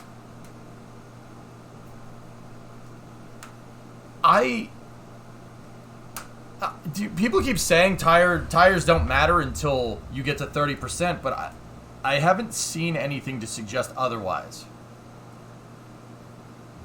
Hey, Alex. I don't know. I really don't. but see, like, people keep throwing that around, and don't get me wrong, everybody has their own personal experiences, but Ren, my thing here is that if we're okay, so we're trying to unpack how the game crunches the numbers, right? With tire degradation. I refuse to believe this game has been out for a week. I refuse to believe someone has tested this fully yet. There's no way you could do that much simulation testing on the game to know one way or the other. My guess is that people are time warping, and time warping can screw with the fidelity of the simulation, just like it does in KSP. But then again, that doesn't really make sense because this isn't a physical simulation. But it might. It's possible. To be honest, though, in racing, that holds true anyway until you're at the lower end of your life. Once you warm them up, they're fine until they're worn. There you go, CAG. Yeah. It does. It always did in these kinds of games. Max, because, dude, if people were doing this in real time, the game's been out for 5 days, more or less. There is no way in hell you'd be able to crunch those numbers to figure out for sure that tire degradation does not matter until 30%. There's literally no way. There's no way someone could crunch the numbers. So my guess is that people are speeding up the simulation and they're getting a lower fidelity simulation. And because of that, the tire wear seems to be a way, it seems like it's not degrading over time. But that's just a theory. I have no idea. They could have dived into the code, Nighthound. Yeah. Mm-hmm. But from what I'm seeing, guys, from what I've been seeing with how I'm playing, tire degradation absolutely matters, and it's not just below 30%. 30 is where it starts to get really bad. But I just don't think that it doesn't matter above 30. I think it absolutely does matter. The practice information gives the average time loss per tire compound, and sometimes the hards are faster than the mediums. Based on that, I feel like at 30% is where the biggest chance in Latimer happens, but there's something different before then. I agree. Yeah, I'm with you. I'm with you on that one.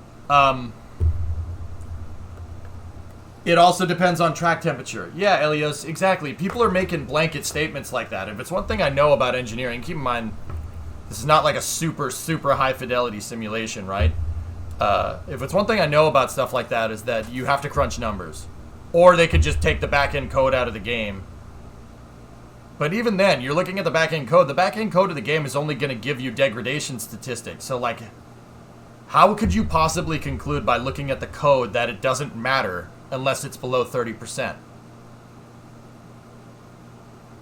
This sounds like somebody had one race where they ran like soft tires the entire race or something, and they got down to 30%, and because they're on soft tires, like at 30 or 40 laps in, their car spun, and then somebody wrote like a blog post on the Steam forums or something, and it's like, oh, tires don't, below 30 or above 30, it doesn't matter.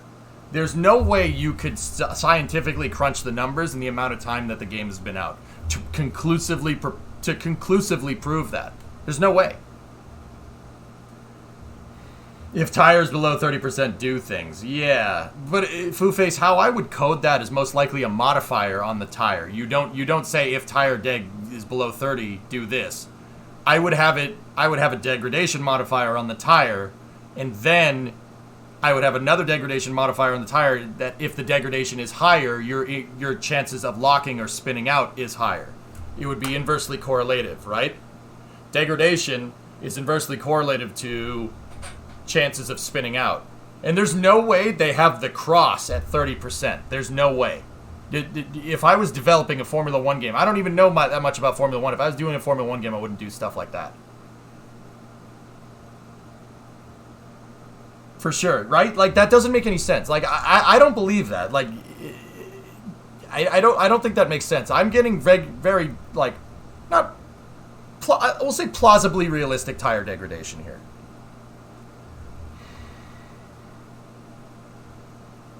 You know, in real life, Pirellis are supposed to have a linear performance followed by a sheer drop-off that is expected EOL. Yeah, Alex, that's what somebody was saying in chat a second ago.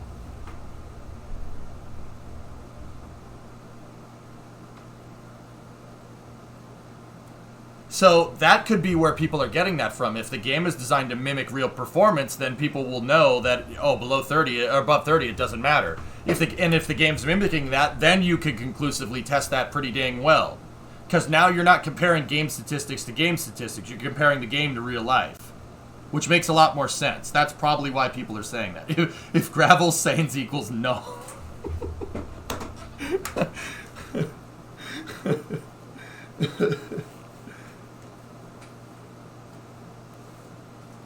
What's done in AC is a lookup table with the grip modifier per tire wear in virtual kilometers. Yeah, they're correlating. Okay, so Max, they correlate distance with tire wear. Got it. I mean, that makes sense. Hey, if Real Race Engineer says it seems plausible, I'm going to take his word. Yeah, I believe that. Yeah, it's using distance. Yeah, I got you. Well, max position one. Well, max underscore position equals 1. Ferrari strategy equals follow Red Bull. Oh, you guys are some savage individuals here. All right, Kevin's good. I'm gonna put him on a soft stint here, and we're gonna send it.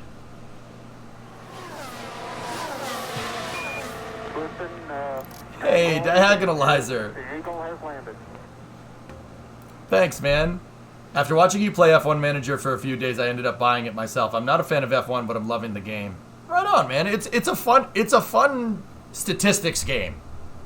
And that's pretty much what Formula 1 has become, dude. It's as much of a stat game as it is, racing around the car, which, that's not for everybody, dude, but it is fun. I mean, you want a lot of hardcore racing, watch NASCAR. And I know that's going to tick some people off. You want a lot of racing, not a lot of numbers, watch NASCAR. Simple as that. I see Formula 1 fans say this all the time. Oh man, I'd wish they go bigger engines, and I'd wish they'd keep the cars simple so everybody could watch NASCAR. That's literally NASCAR. Or yeah, you want hardcore racing, watch World Rally. Yeah, I mean WRC, you can't lose. You're working to unlock CL 144, the Worcester. Very nice, very nice. The more stats, the better. That's why baseball is my favorite sport. Yeah, and baseball scratches the stat itch all day. Although, I want to take Joe Madden, the guy that invented the shift, and punch him square in the face.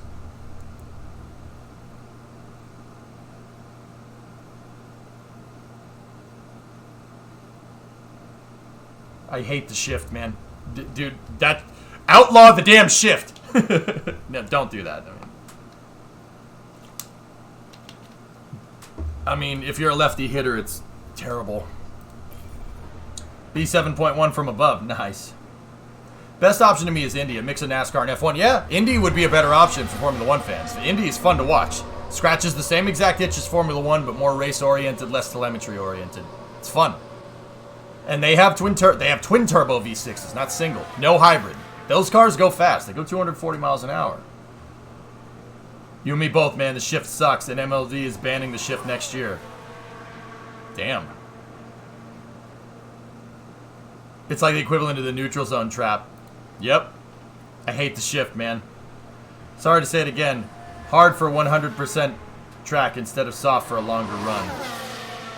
Don't worry about it.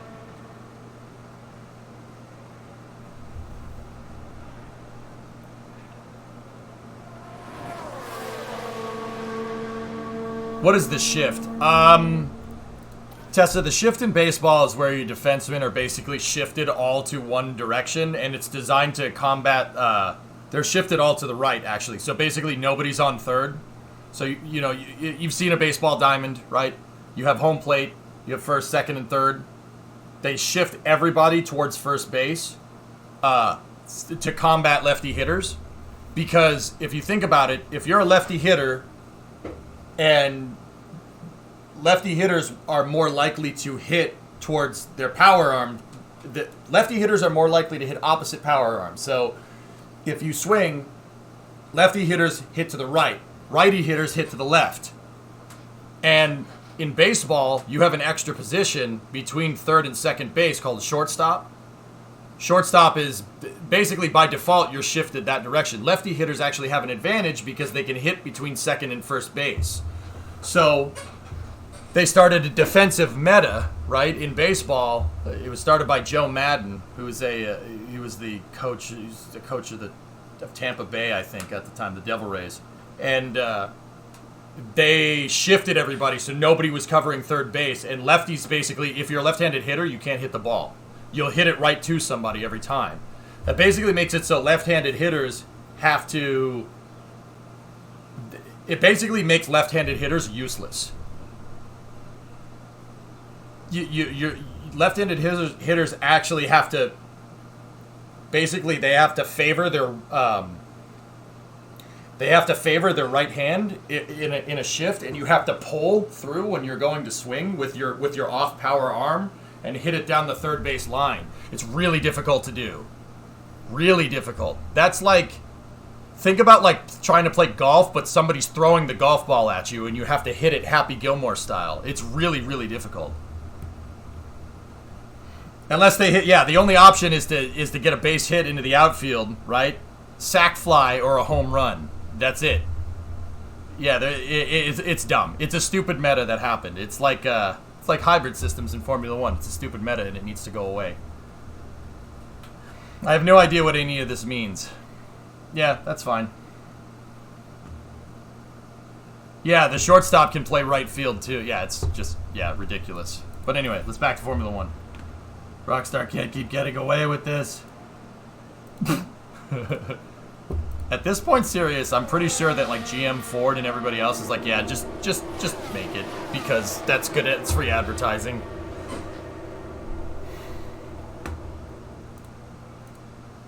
Would you get one of these? The Haas shirts, absolutely, Tricone, yeah.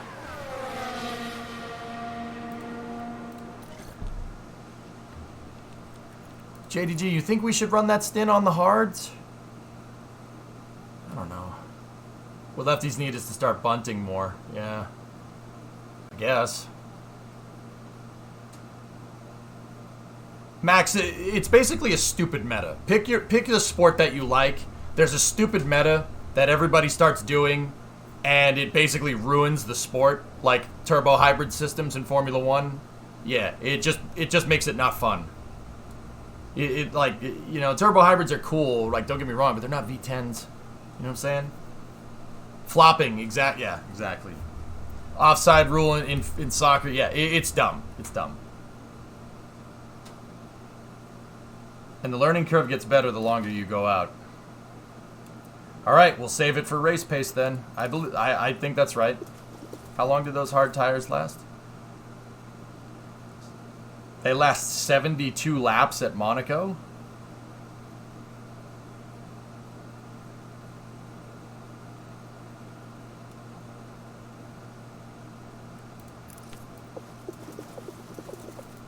All right, just go until you can't go no more.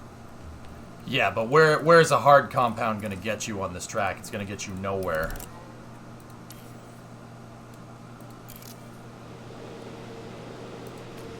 Kevin, I'm just going to send out for the rest of the race.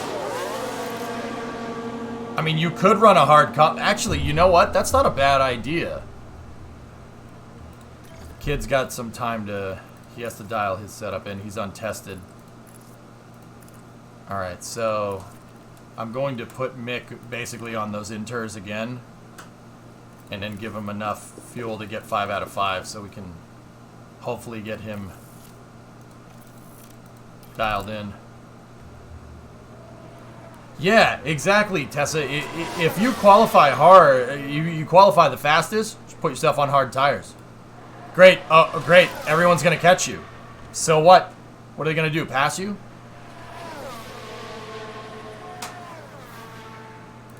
We could run the hard, I suppose, if you guys want. Yeah, that's fine.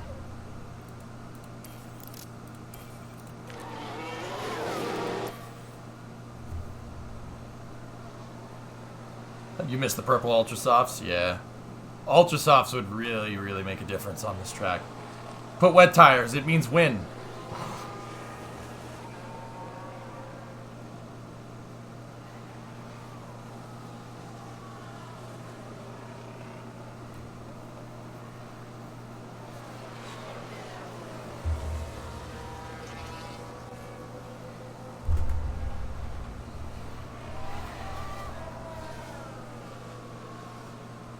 S means slow. No. All okay, Kev? Yeah, my bad, sorry.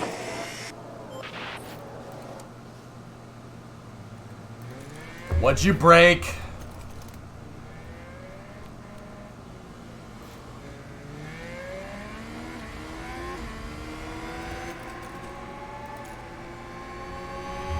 Good thing we made more of those front wings. We do have spares.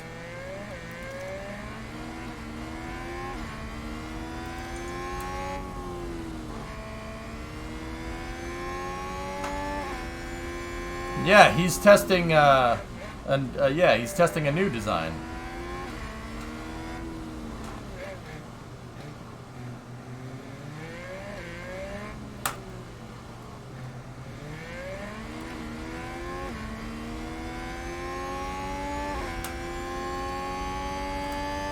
That's how they spell it, Ren.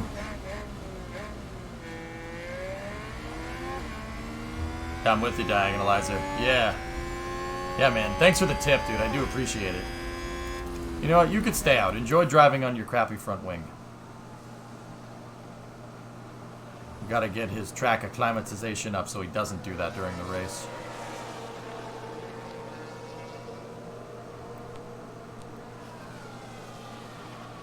I mean, Tessa... Oh, somebody else crashed. Tessa, I'm kind of with you that they should bring back fueling. Fueling... Oh. VSC.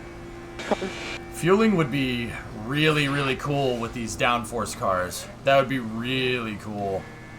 But it is what it is.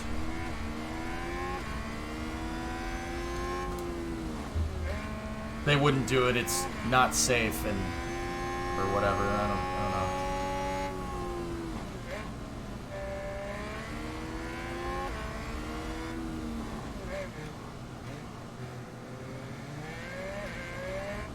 Just wish the cars were narrow roads.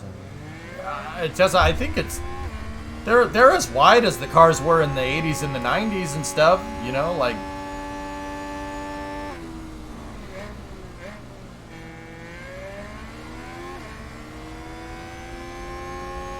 Do people in these cities hate these races because they lose some of their streets? No, Monaco loves it. It's a huge tradition for the city. It's only for a week out of the year, you know? And I'm not going to sit here and say that it doesn't cause traffic or anything. Ice just fell off at 7.1. Got it.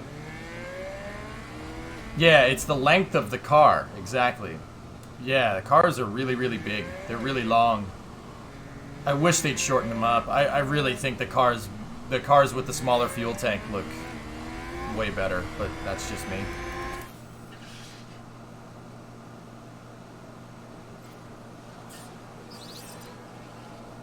$2026?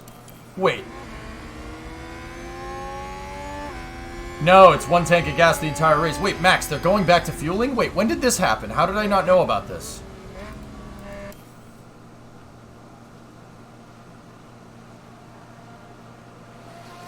No fueling, but smaller tanks. What? Why would you do that unless you wanted the cars to go slower?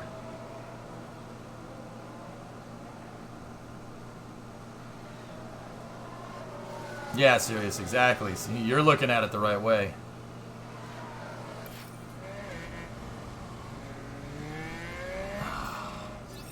That VSC screwed me. Mick didn't get his practice goals in, or did he? Is he gonna get it? He did. How is the balance? Oh, excellent. Oh no, that feels really good. Understood.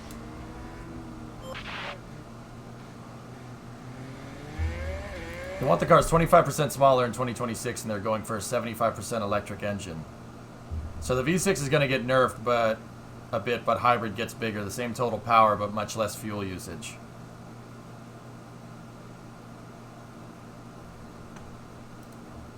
Hey guys, I got an idea.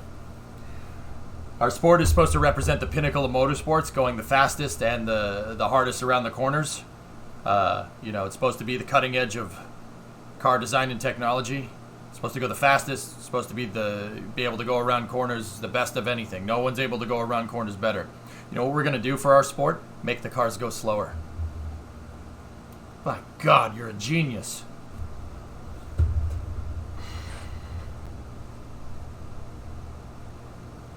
I've liked Indy for a long time, Jared. Yeah. I love you, but I need you to speak as if Steiner was speaking. Guys, I have a really good idea. You know what we should do with our idea? We should, Formula One's supposed to represent the pinnacle of motor racing. It's supposed to represent us going the fastest we can around the track. So you know what they're going to do? They're going to make the cars go slower with smaller engine. It's going to be great.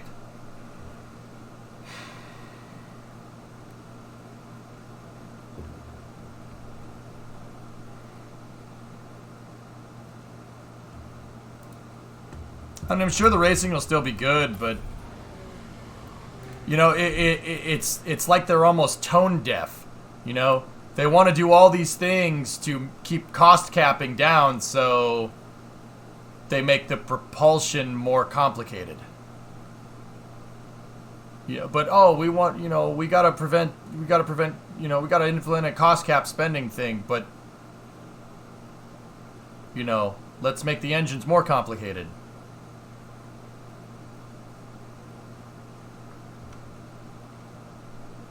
Also, active aero and no more DRS. That's kind of cool. That's kind of cool.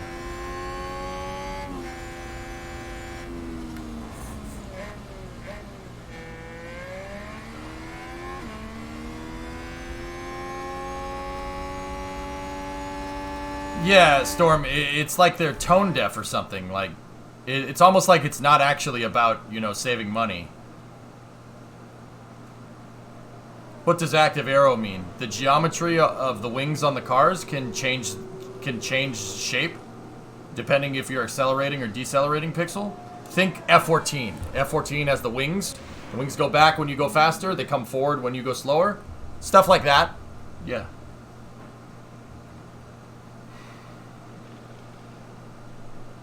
The 2026 engines are simpler, cheaper, no MGUH, run more efficient, and use less fuel to sail output. Less fuel for the same output. Yeah. Yeah. F-111. Yep. F-111. What other planes do that? MiG-23 can do that. A Panavia Tornado can do that. F-14, obviously. F-111. B-1B. Yeah. Those types of planes. That's active aero. But that's active airplane aero. Like, active car aero will be a little bit different.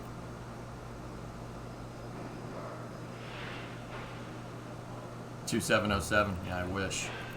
Clogs went the fastest there. Why no fan cars? That would be cool. The cars are basically fan cars now, Leroy. Yeah. All right. We're going into qualifying.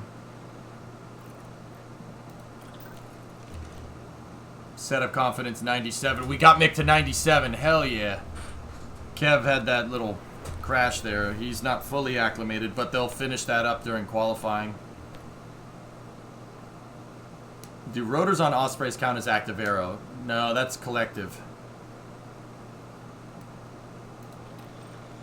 There's a Winnie the Pooh horror movie coming. A trailer was just released. Getting a little desperate on the ideas there, aren't we?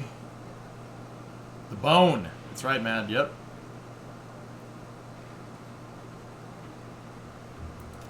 Alright. No more airplane talk. Let's go. Brand new set of softs. Brand new set of softs. Engine, gearbox is good. ERS is starting to not be good. But it's alright. Can you imagine a turbine car with the intake under the floor? I can imagine your turbine melting. I wouldn't want an active turbine doing that, Tessa. I would want it as a secondary thing. If you had a jet engine behind the car for propulsion, it's gonna run fat real quick and catch on fire. I would want, basically the way Brabham did it, have the fan driving off the transaxle. That's a good idea. Hey, Python, what's going on?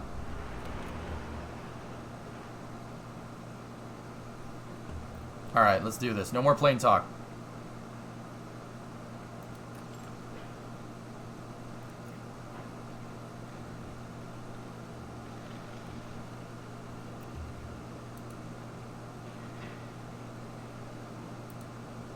Here's a lap time progression across the years. You know what, dudes? As long as the cars don't go slower and as long as you're not hindering performance, then I'm good with it. I'm okay with that. That's fine. See this right here? See all this stuff? That sucks. See this? The turbo hybrid error is terrible. Except getting up to, like, the end of it here. You know, like...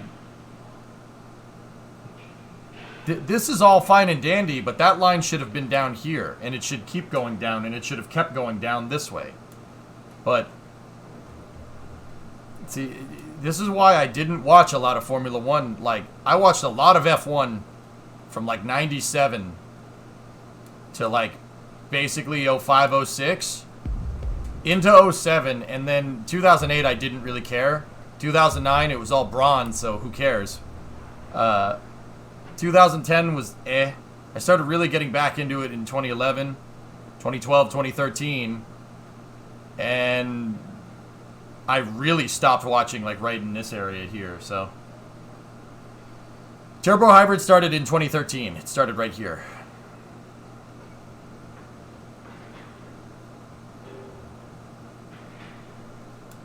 He was outstanding in his field. Why did the Scarecrow get an award? Because he was outstanding in his field. Yeah, okay. Qualifying time. It's a great picture, Thomas. Yeah, 2014. Yeah, 2013 was the last year of the V8s. Yeah, I don't know, man. If the 2026 changes make the cars go faster, I'm cool with it. I know F82 Twin Mustang. I said stop talking about planes.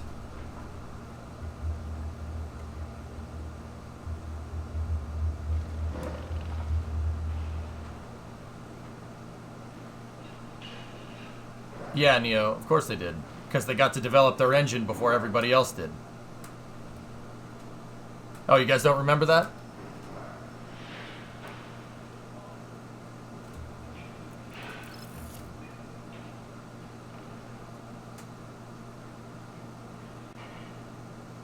Something like that, Rasmio, yeah.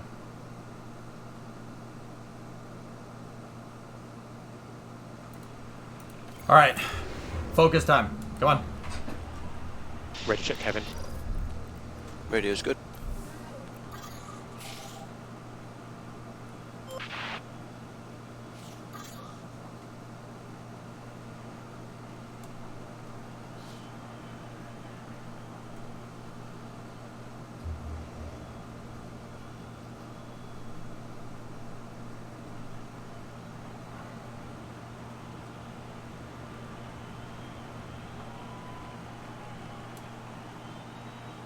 Yeah, Alex, okay, that's fair. That's fair.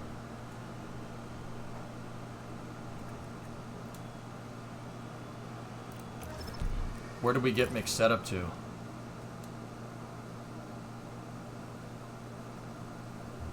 I'll take 97. 97's fine. We're not going to screw with that anymore. Okay.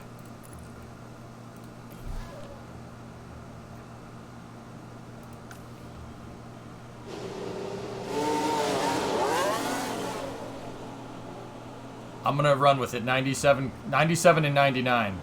That's as good as it's gonna be, Acton.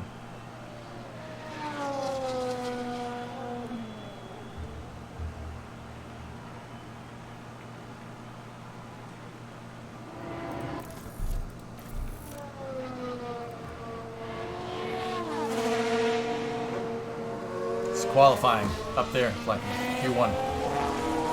Remember, the five slowest cars in Q1 get eliminated. 5 slowest cars in Q2 get eliminated, and then where you end up in Q3 is where you start during the race. Also, with the eliminated cars, where you end up in the 5 eliminated spots, that's where you start.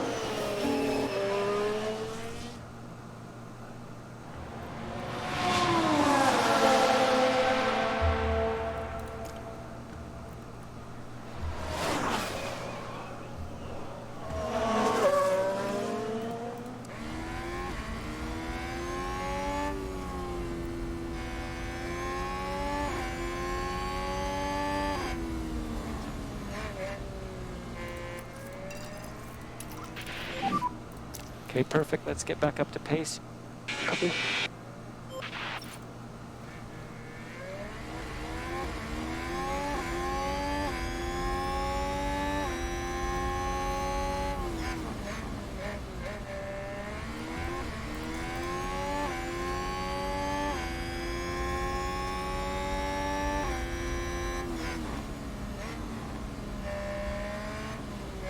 Through Casino. Down to the hairpin down here. I have no plans to do that, W. That doesn't mean there won't be plans in the future. 19 flat. Sector 1.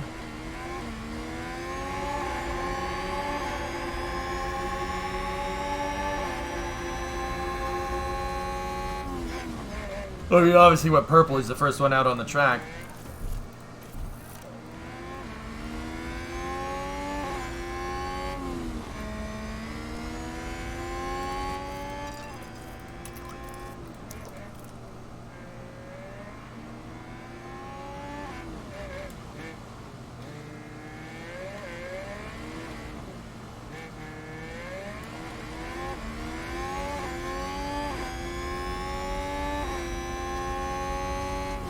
Make it a 112.4.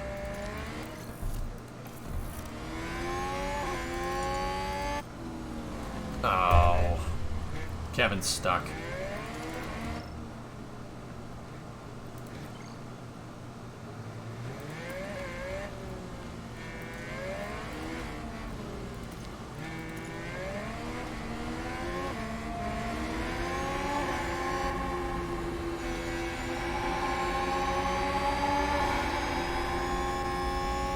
Every racetrack has something like that, Flykin. Yep. I wish you a great day, provisionally. Don't do that to me, man.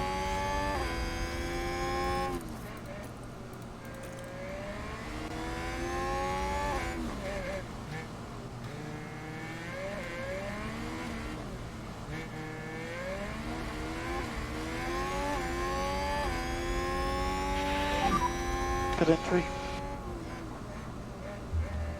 Okay, understood. And white line, white line. The setup is dialed, Plums, yeah. You prefer the way NASCAR does qualifying. Don't they do qualifying like this? Sorry, I couldn't provisionally resist. No, I get it, I get it.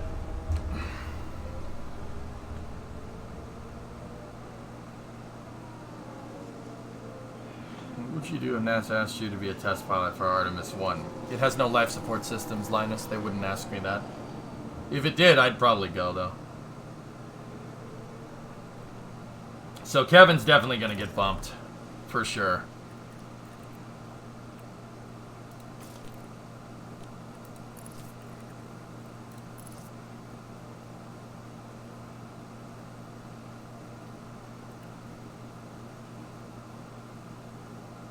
Single car group qualifying with rounds. Discovery, go and throttle up.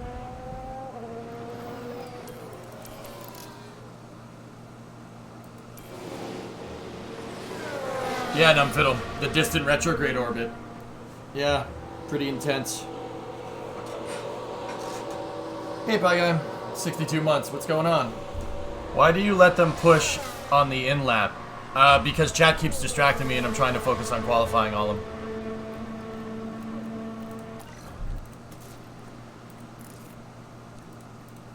That's why I've said like 4 or 5 times not to, you know, stop talking about planes. Boa tarde, amigo. What's up, man? Como você está?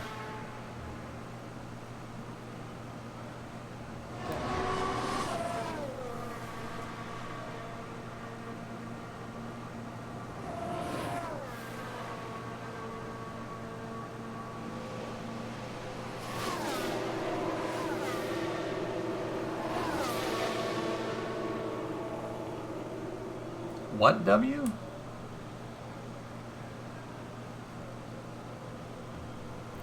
Okay. Alright, fellas, I'm gonna focus on quality, okay?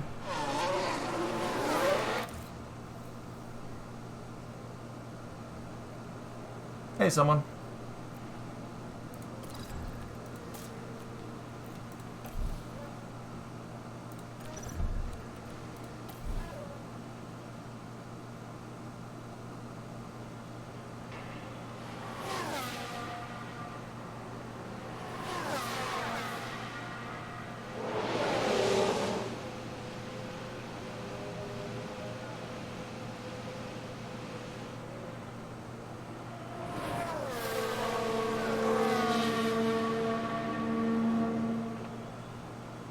One good lap, Ren. One flying lap is what it's called. Sainz did 1:10.9.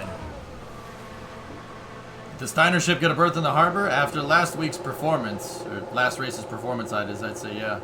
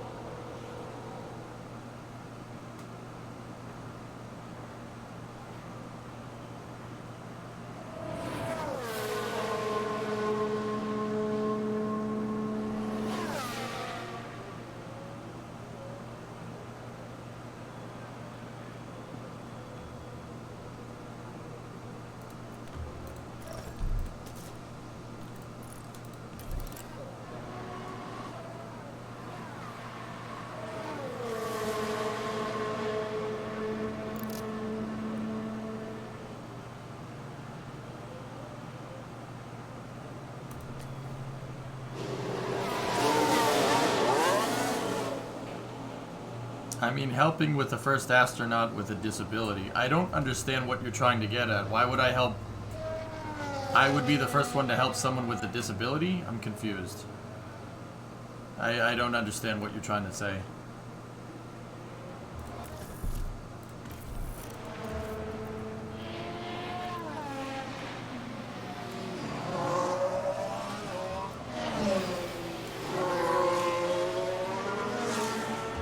I agree, Nando. Yeah.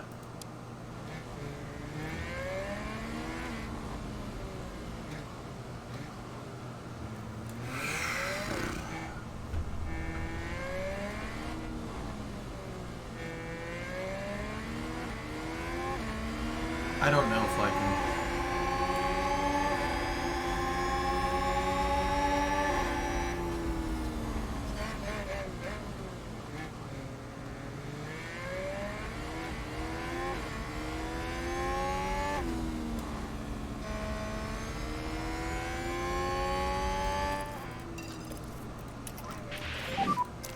Okay, Kev, no management required, so push as much as you No, can. W doesn't control STX. He's been watching the stream longer than you have, dude. Mode push. Copy that. I'm sure what he's trying to say is something meaning, like something nice, but I just don't get it.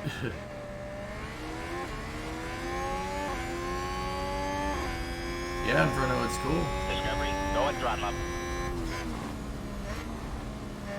September, what's up, reindeer? I mean this, Astro Access.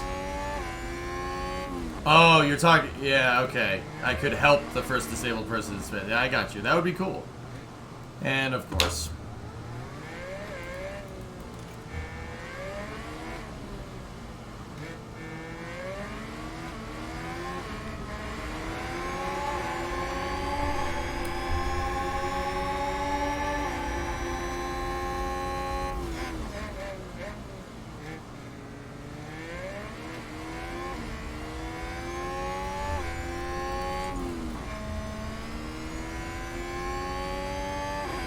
They're on an outlap, Ren, and for whatever reason, they don't get out of the way. This has screwed me in qualifying multiple times.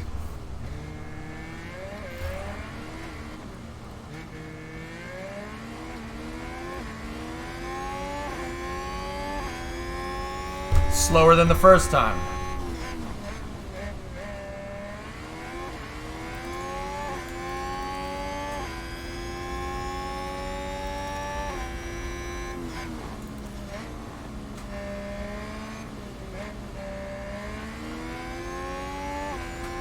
You can, Nendo, yeah.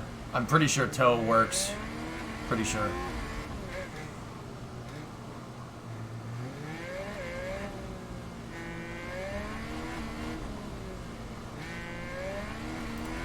Let's make sure the kid's ready.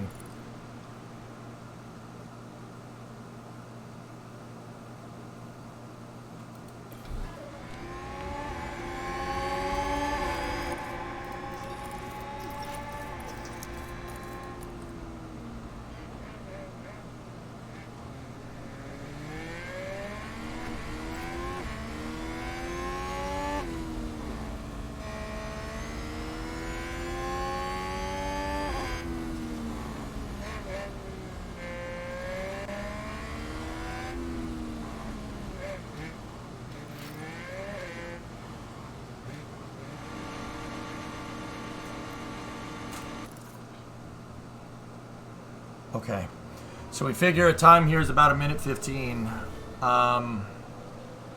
It's 1:10 to 1:15.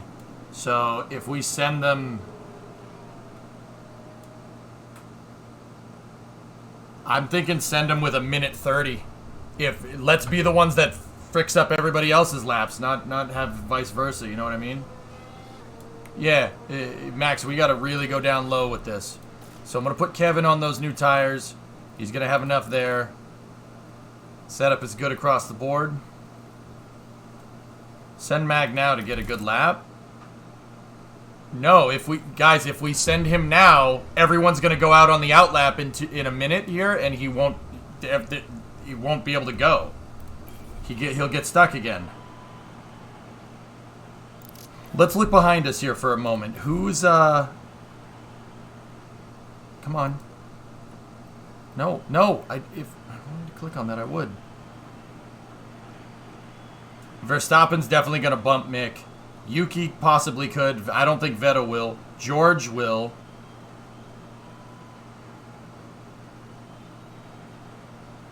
Yeah. Is any one of these guys? Kevin could bump him, possibly.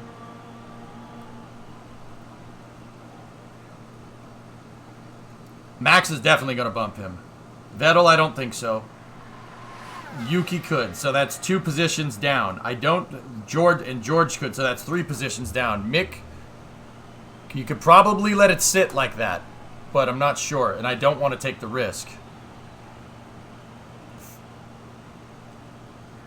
I'll send them, yeah, we'll send them like 1:30, something like that. 1:40, in case they get stuck in traffic.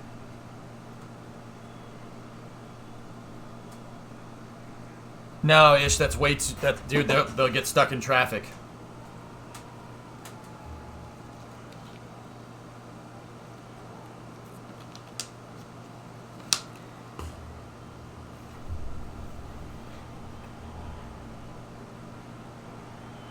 Yeah, I'll send Mick first and send Mag right behind him, Boop. Yep.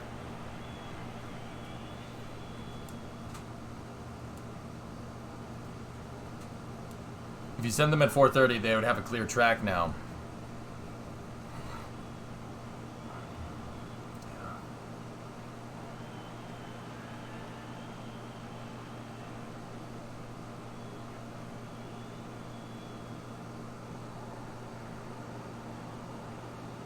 Are you playing this in real time? Yeah.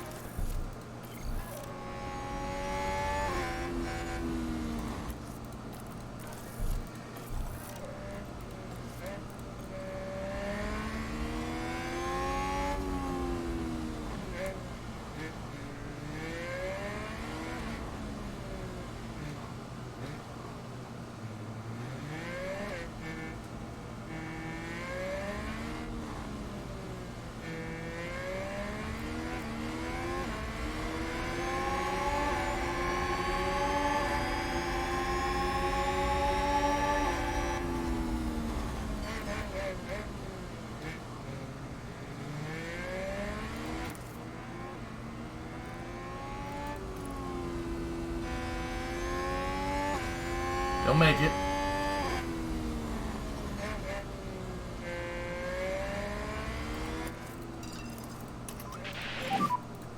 We're happy with you pushing.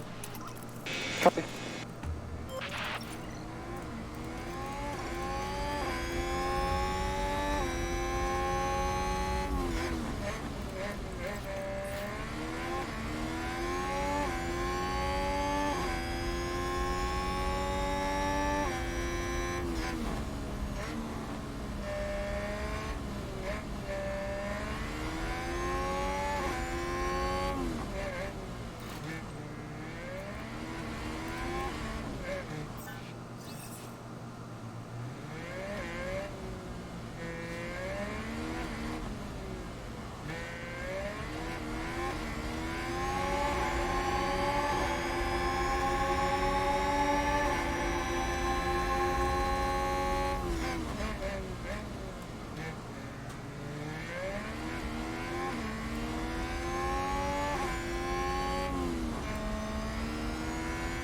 Mick went green in sector 2. Kevin definitely should be green. Come on, guys.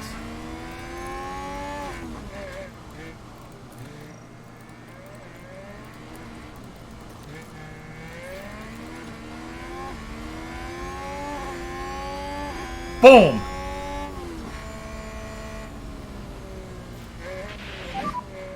We've got no ERS. Copy.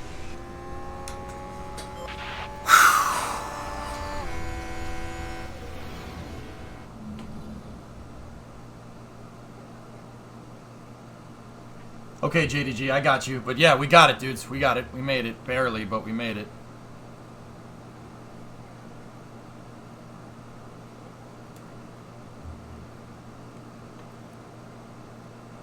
I mean, our race pace is different than quali pace, Max, so I'm not too worried about it. Our race pace is more in line up here. It's because our car doesn't have the top speed. It doesn't have the top speed. We got it. Chassis upgrades are coming.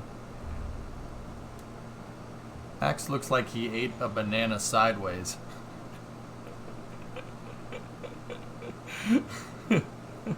I call him Clogs. Clogs. Yeah.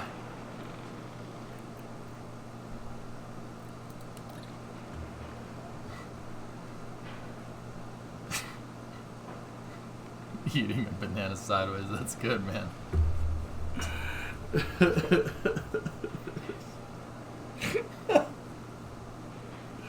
Oh my god. Okay. Okay. Alright. Alright, that was a huge team goal. You be careful how you talk about the world champion. Yeah, it's really easy to win when the stewards give it to you.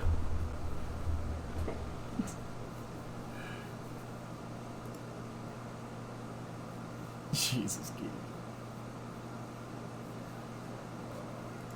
Oh, that's cool, Forge. No, Mikey, no, that is so not right. Ah, here comes the shady sour grapes. I was rooting for Max at the time. I didn't want Lewis to win. I'm sick of him. No offense to Lewis fans. I mean, maybe a little bit, but... Max Verstappen is your world champion! That race was probably one of the most ridiculous races I've ever seen. It wasn't the best race, but it was one of the most ridiculous. Hey, Stewards didn't give him the championship, the race director did. No way, CTF. There you go. That's cool.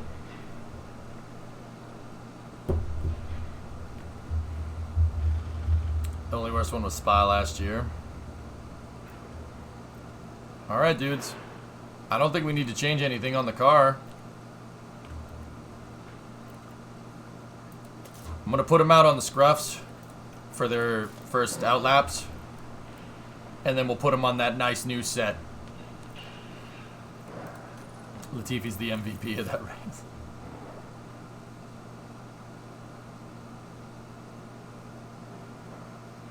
Oh, Nando, no, you don't understand. Bose stays in. It shows how durable their headsets are when they get thrown.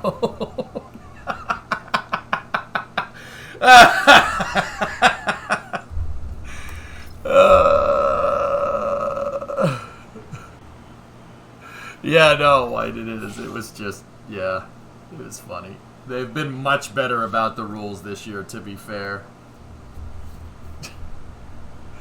No, Mikey, no, that is so not right. Yeah, throw the headset. Who needs a QA department? Right? Alright, you guys go. Radio check, Kev. Radio's good.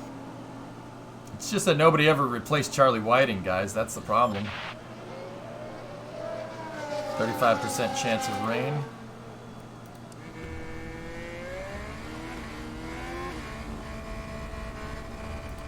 Wait, what, Forge?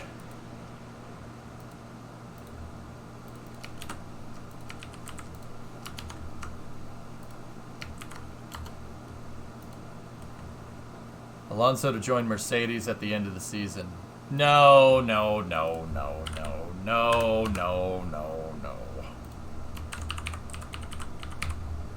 It's just PR. It's PR because,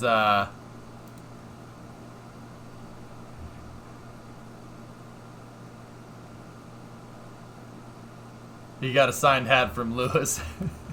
They had to kiss and make up because Dad said they couldn't yell at each other. Look at how wooden Alonso smiled. Dude, those two hate each other. They really do not like, they really don't like each other. It's because of 2007. If you know, then you know. They do not like each other. I mean, he said he wants to retire at Mercedes. Yeah, maybe. What happened in 2007?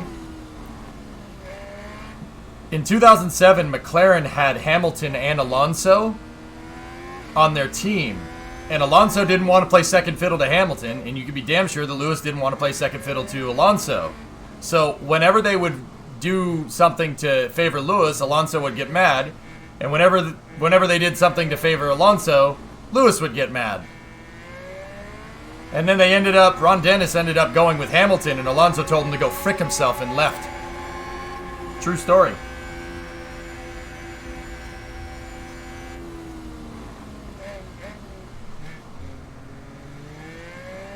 My parents used to babysit Lando when he was little. It was really interesting to hear how much his parents invested in his career to get him where he is today. Oh, that's cool, Jam.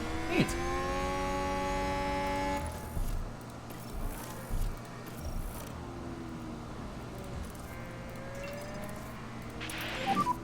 Kev, if you've got some margin, try to increase the pace a little bit.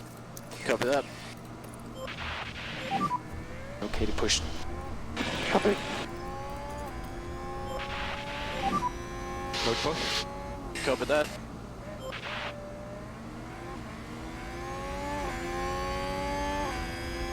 Nobody wants to play second fiddle to nobody in this sport, Flack, and you worked way too hard to freaking be an afterthought.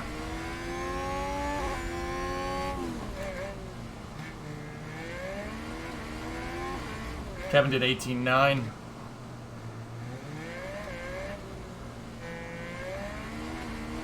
Sold multiple companies, etc. Wow. That's cool, Jam. I mean, yeah, dude, you gotta... You know, if you guys have kids and your kid wants to get into racing, you gotta have some cash, and if so, do it when they're young. If they have the passion for it. But honestly, being a race car driver is not gonna... It's not... Unless you get to like Formula 1, you're not gonna make a lot of money. How do you know where to drive? What do you mean, Heinrich?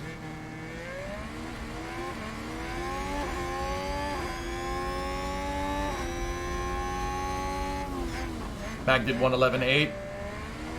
Mick did 112.3. His times really ain't gonna stick.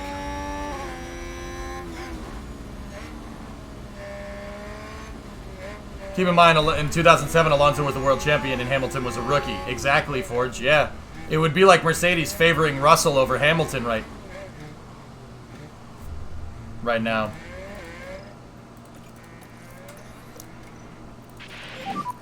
Charge on. Yeah, okay. Charge on. Copy that. I mean, dude, if I had a son or a daughter and they wanted to race, I'd do what we could. I'd tell you guys about it. I'd be like, look, little EJ wants to race. Let's go. Let's get him a kart. Kevin with that 111.8, that might stick to Q3. I don't know about mixed though. Oh, we'd do that. Can you imagine? That would be amazing. Did you just spill the beans? I said if. Nice try.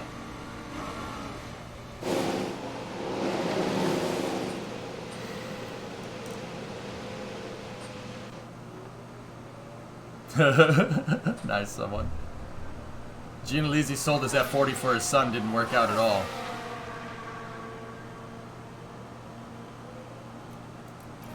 I mean, the other thing is that you can't force your kid to do it. You can't force, you should, or at least you shouldn't. You shouldn't try to do that. If they like it and they got the gift for it, then you'll know. They'll just want to do it. And try to force them into it, and, you know, from what I've seen, it doesn't really work. We all know, like, the parents that try to impart, like, that try to live vicariously, like, through their kid and stuff. That never works. Kid ends up screwed up. That'd be sweet, Tessa. Yeah. Freaking damn proud.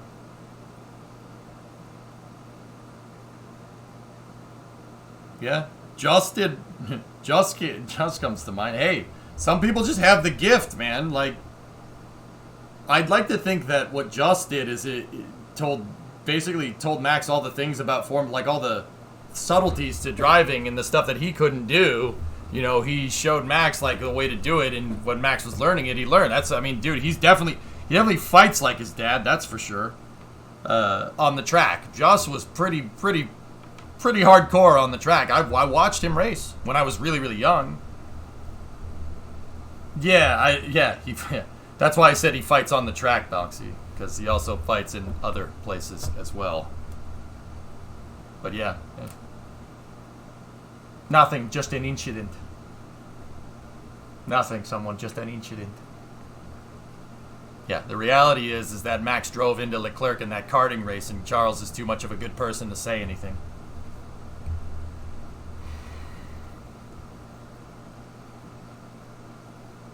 Yeah, probably, Forge, yeah. The DV's just a bank for Williams. If that's what you gotta do.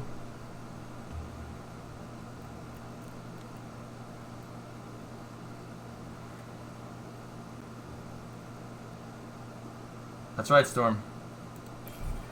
Of course Charles was penalized after it, yeah.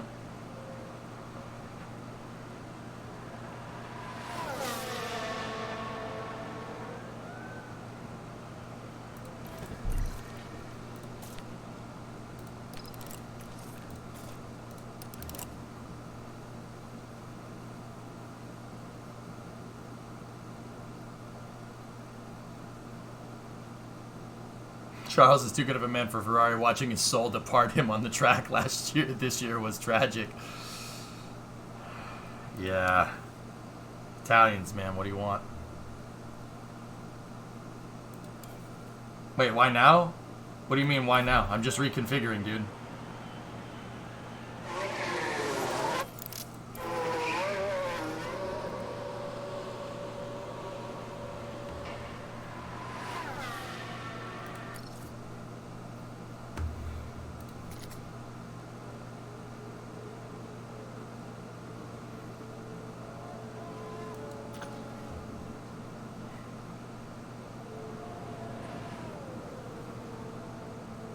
But Joss had his F1 time. We have a joke over here that he knows the circuit with the gravel from only sound. Yeah, Joss is too aggressive on the track, man. He's too aggressive. He was too aggressive. That was his problem. He pushed all the freaking time, and you can't really do that in Formula One. It's funny because that's how Max was when he first got on the track. He was feisty on the track, but he's honed it. I think that's because of Red Bull, though. I think he honed it because he listens to Christian Horner.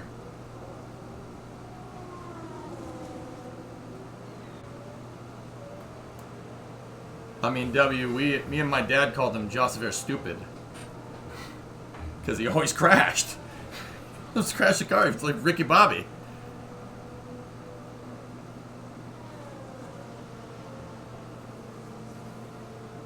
That's cool, Guinea. Yeah. Favorite driver without bias? What do you mean without bias? It doesn't your favorite driver kind of imply that? If you ain't first, you're last. Yeah. It appears to have worked.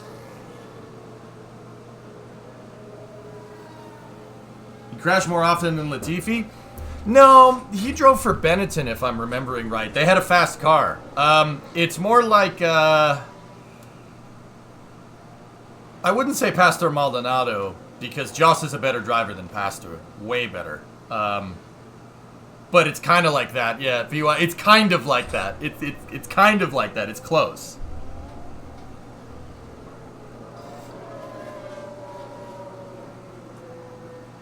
Race winner, Pastor Maldonado. I still can't believe that, Frilled. How did that even happen?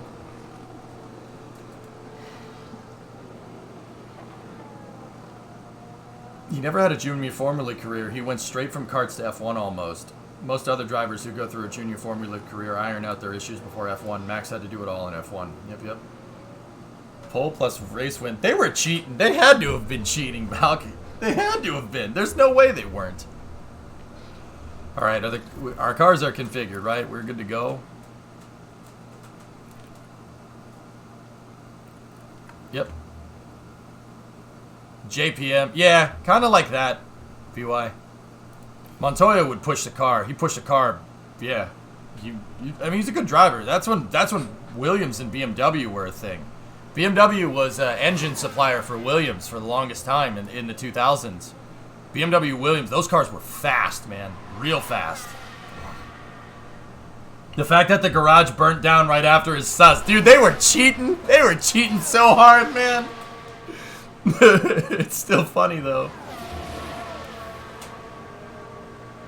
Yeah, exactly, Tessa. They were cheating so hard.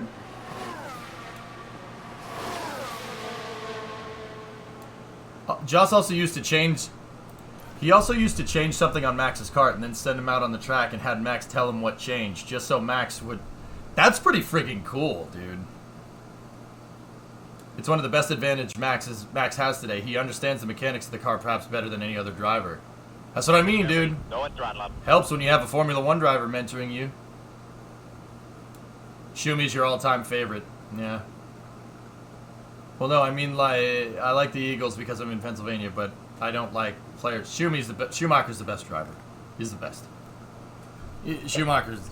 Michael Schumacher is insane. Dude, I wish you guys could have seen him drive. He was unreal on the track. Dude, ugh. I've never seen anyone manage the car as good as he could, but be able to be a feisty race car driver and push on the track and also be able to race people. He's just all around just literally one of the greatest.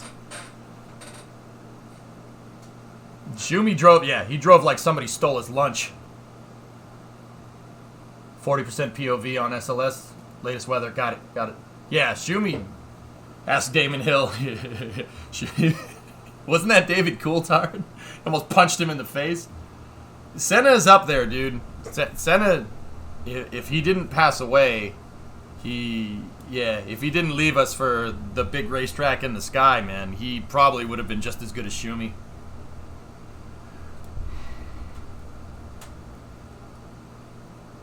Yeah, flanking. I don't know. I don't recall that off the top of my head, but yeah. Schumi's the greatest overall. Senna could drive the wheels off a damn car, though. That was before my time, guys. That was before I watched Formula 1. I started watching 96 when GP2, I played the soundtrack to that game when we started up this game. Dun, dun, dun, dun, dun, dun, dun, dun. That made me a Formula 1 fan. And my dad and I also loved Formula 1. My dad watched it all the time.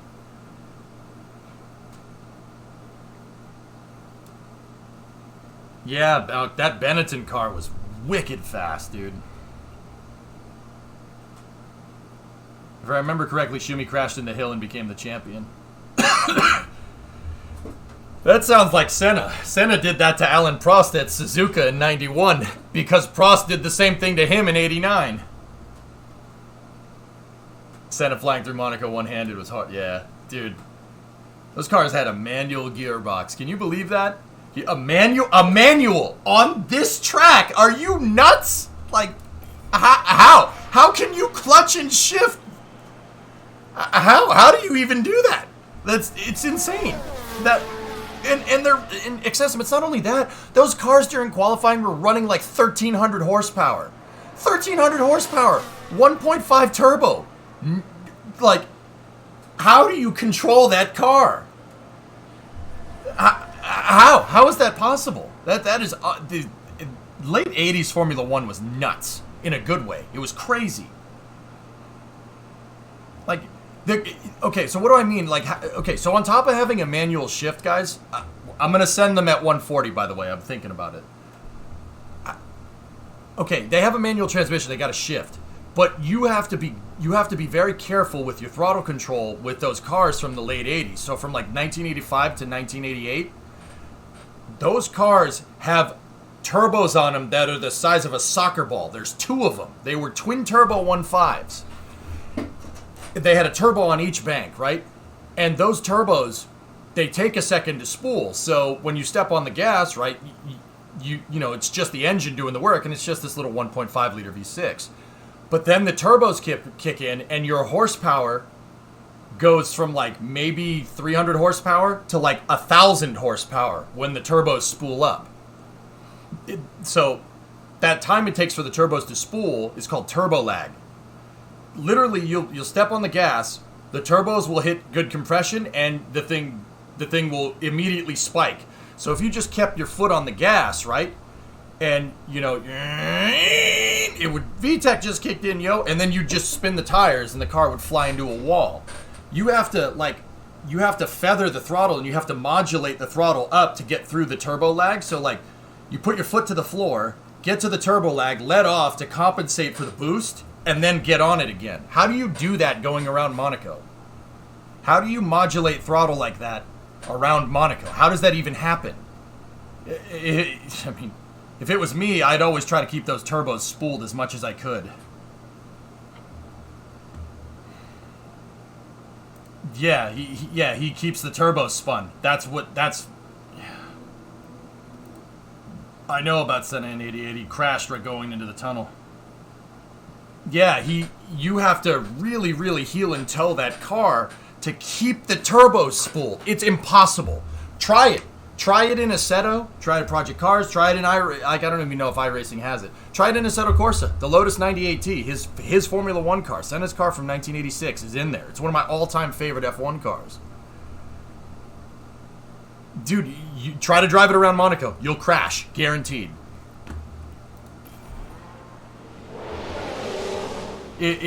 Like, that's what made Formula 1 so ridiculously cool. The cars were so ridiculously hard to drive. The MP44 is one of the most vicious ever. I love the MP44, but the 98T I think is cooler looking because John Player's special livery. I'm sorry, you can't. The Dayglow livery is cool. The Marlboro livery, that's cool. But it's not JPS. It's not 1986 JPS Lotus cool. I probably would crash there on a bicycle. I'm with you.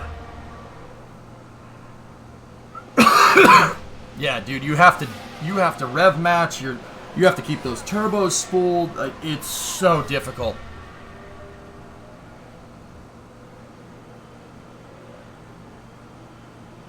That or hold some braking and throttle at the same time to keep the turbo spooling. Alex, it's a skill. It's a damn skill. And now don't get me wrong.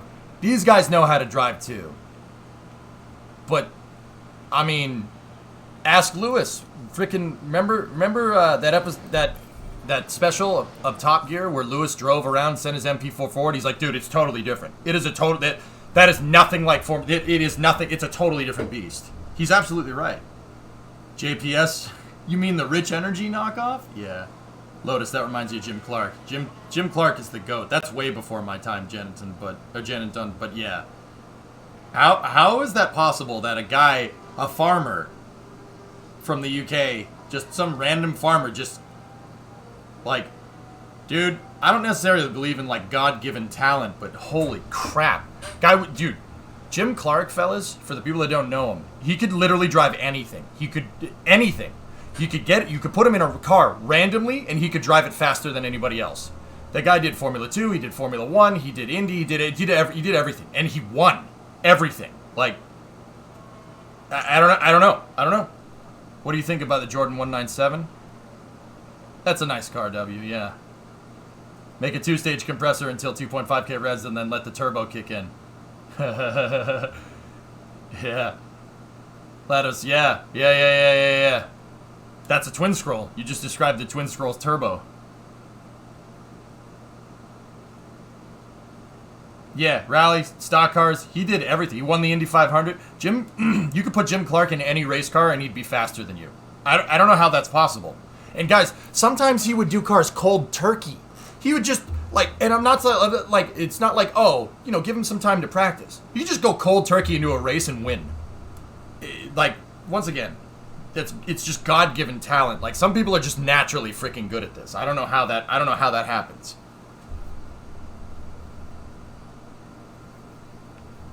Yeah, Tessa, yeah, Jim Clark and Sterling Moss probably have my votes for the smoothest operators ever. Like, you think Carlos Sainz is good? Like, Tessa, I know you know. You guys think Sainz is a good operator? Yeah. Car would look brand new when Jim Clark and Sterling Moss drove it back into the pits. I see it, Max. I see it.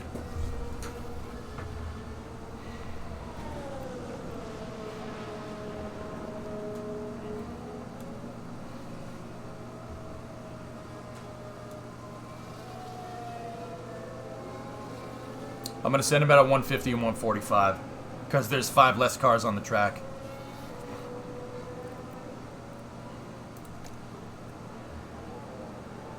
Foyt could drive anything, Bandit. Yeah, I was always more of a Kelly Yarborough fan, but...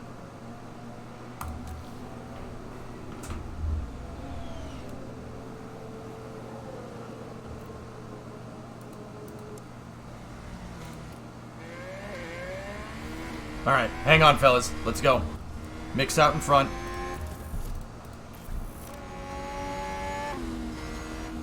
Hans Joachim stuck in there. Yeah.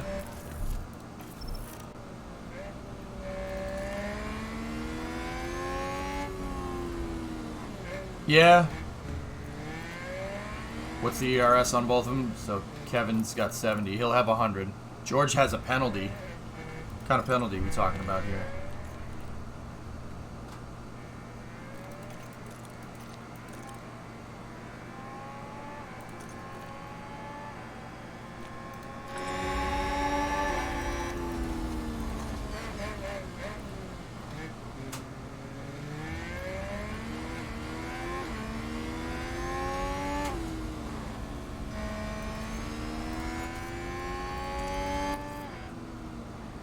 Max, I gotta send him. All the pushing you can get. Cover.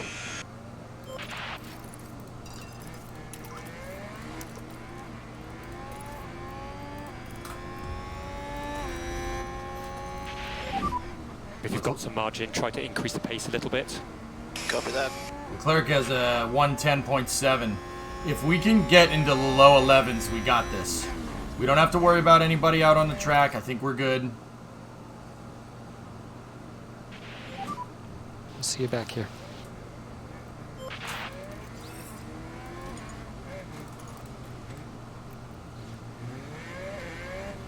Mick did 19 flat. It's not his best.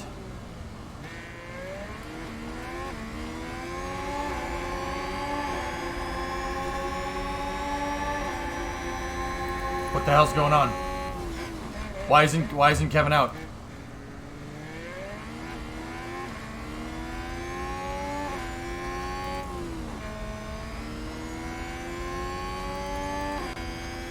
Why isn't Kevin getting sector times? Mick went green in sector 2.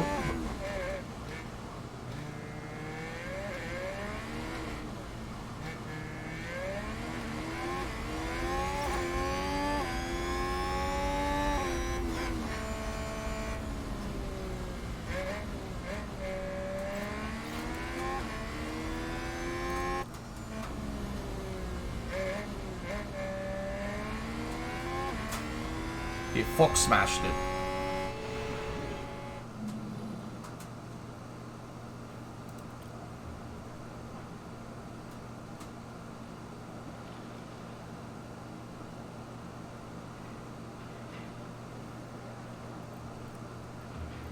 Huh.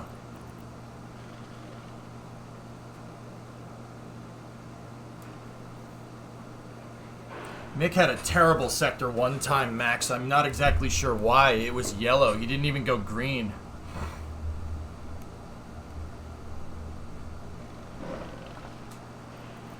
Alright. That sucks, but hey. Getting into Q3 with Magnussen is quite good.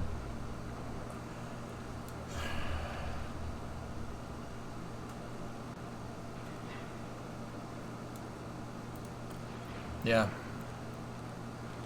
It's okay, kid. We'll stick with you if you stick with us. Okay. I'm going to put Kevin on a scruff set.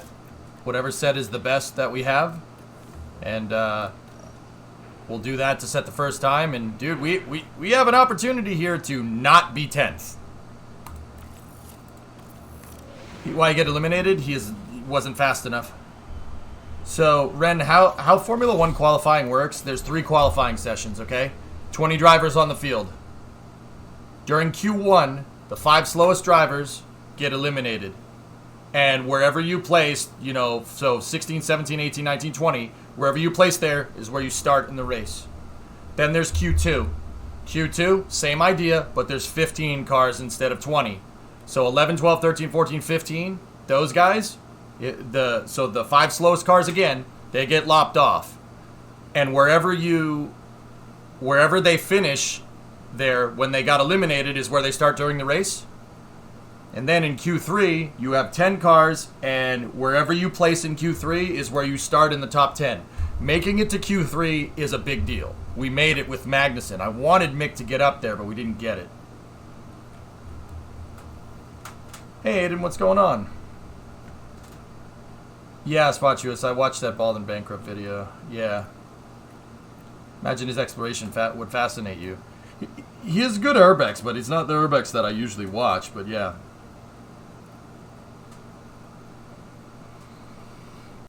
It's funny how, you know, he snuck into Baikonur and then he got caught and then he paid his way out of it, and then it's funny because the Russian, did you guys ever hear what the Russians said? The Russians said that you could just go tour it. They'll take you there, but they don't want you there like with nobody else there.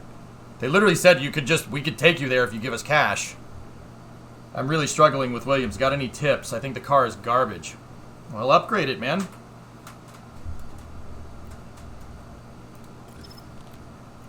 Okay, he's on the best set. Okay, let's go.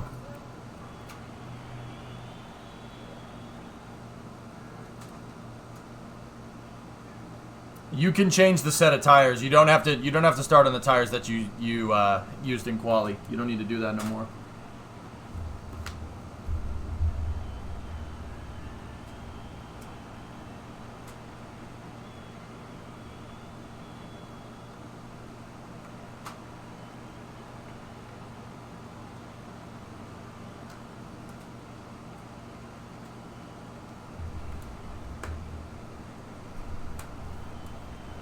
You guys, yeah, with Williams, you're not gonna change it. You're not gonna change it right off the bat, dudes.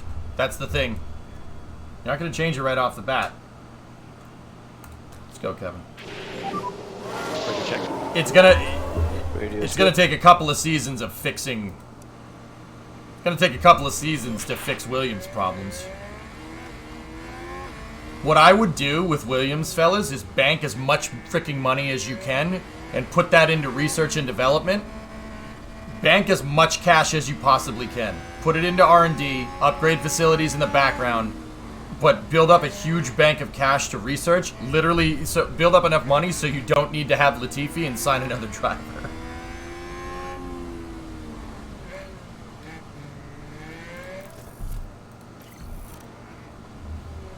Or you could sit there and try to choose to develop Nick. He's just very inexperienced. He needs to go back to Formula 2. You got guys like Piastri waiting in the wings and he's driving? Like, no, it should be vice versa. Piastri should be driving.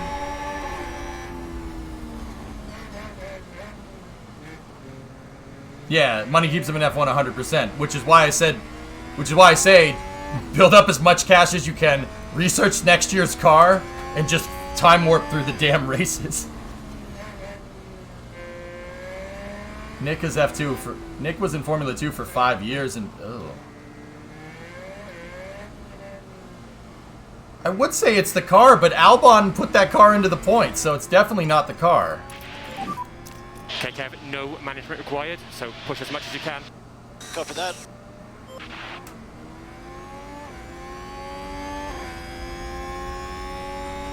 Yeah, I don't know, man. Like, fellas, I wouldn't want to be I don't want to be a dick. Like, but some people just don't have it.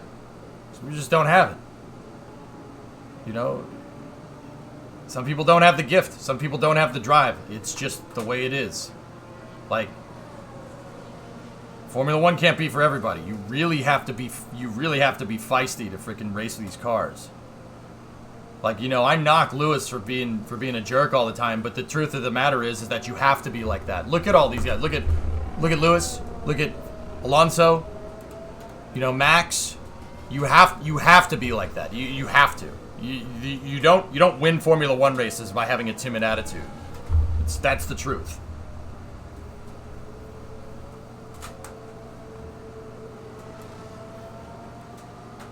That's not a bad idea, Tessa. Yeah. Kevin went purple, but okay, he did a 1:11.8. That's good for the bottom part there. No, it's not the way it is. Ever heard of participation trophies? Yeah, nice.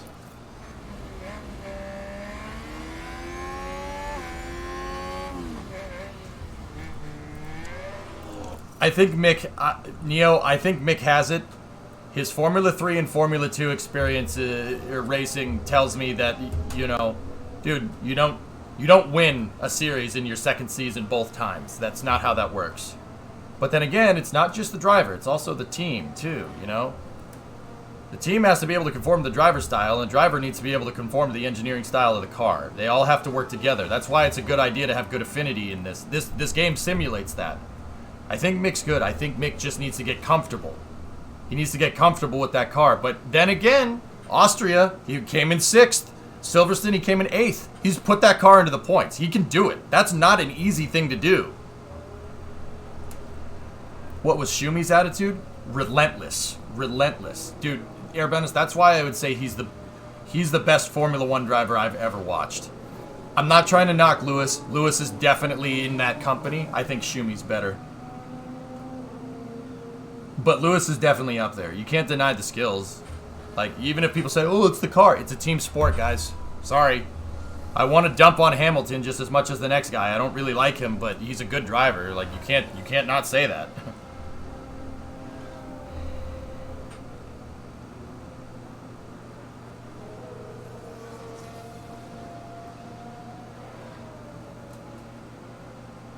Get in there. It's hammer time. Yeah, Frill. Alright. Let's reconfigure. Put Kev on that fresh set. There's not much else we can do here. We can only mess with the front wing. Setup confidence is good. Alonso is good. Tessa, Alonso's Jim Clark-esque. He can drive whatever. That guy can just drive whatever. He'll do good in it. I don't think he'll do Jim Clark good, but he'll do good. He will win eventually. You don't win 7 championships with just a car. Bingo, Shuku. Like, that's it, man. I'm a gnarly Ferrari fan. I'm an old school salty Ferrari fan as much as the next guy. Lewis is a good driver. He's kind of a dick, but he's a good driver. Like, yeah, exactly. It's a team sport. It's not all the car. It can't be all the car. If it was all the car, then Bottas would win just as many as Lewis did. And I get it, strategy, blah blah blah blah blah blah blah blah blah. I get it. But I truly think one of the marks of a good Formula 1 driver in general is the ability to win with multiple teams. Lewis has done that. Absolutely. Schumi did that. Schumi did that with... He did that with 2, if I'm remembering right.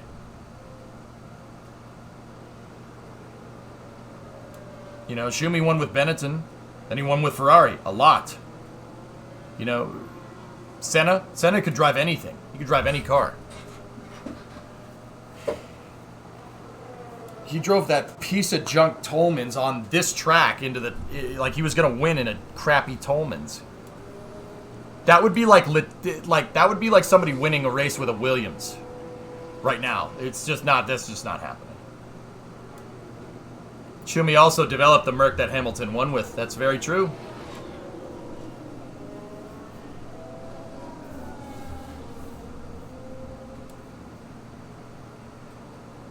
Yeah, Max has it too, Sam. Yeah, that's what I mean. Like, everyone here, like, yeah, they're all good drivers. It's not just can't just be just the car. Like, I hate it when people say that. You know, because that's like saying, oh, Schumi won all those races with Ferrari. Oh, it's just the car. No, it's really not. He won with Benetton too, and Benetton sucked when he got there. Well, nah, that's not entirely true. They were actually pretty good, but he made them better. Drivers got to be able to develop the car, and the engineers have to be able to give the driver what they need. It's a team sport, guys. Like, that's like saying, you know, in soccer, your goalie is the only player that matters. That's not really true at all. Nicky did that too. Nicky won with Ferrari, and then he won with McLaren. Absolutely. That's the mark of a really good Formula 1 driver. That's like world champion-esque. Except for Messi. Dude, Messi is just... Yeah, that guy's on another level, Phil. Messi, David Beckham, like... Yeah, some people are just too good, man.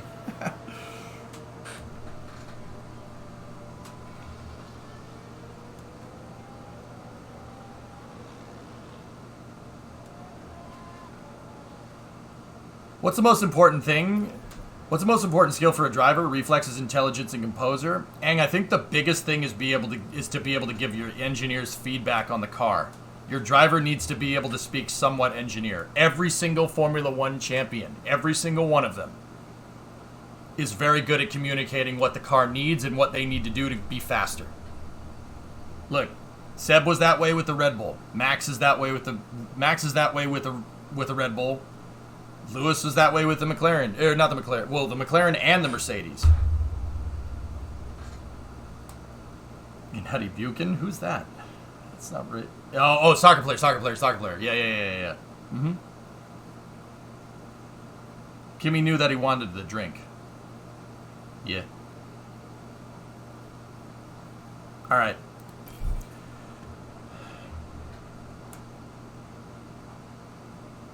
Yeah, Jenny, it can't just be feel. It can't just be feel. You have to be a nerd in some respects.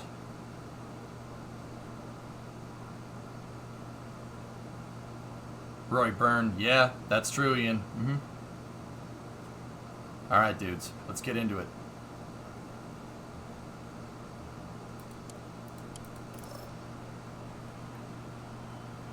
You think they'll ever change the track location or layout in Monaco so it's more competitive? I think they changed the car before they changed the track, Ninth.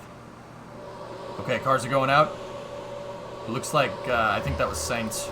Sainz is out first. Leclerc's right behind him.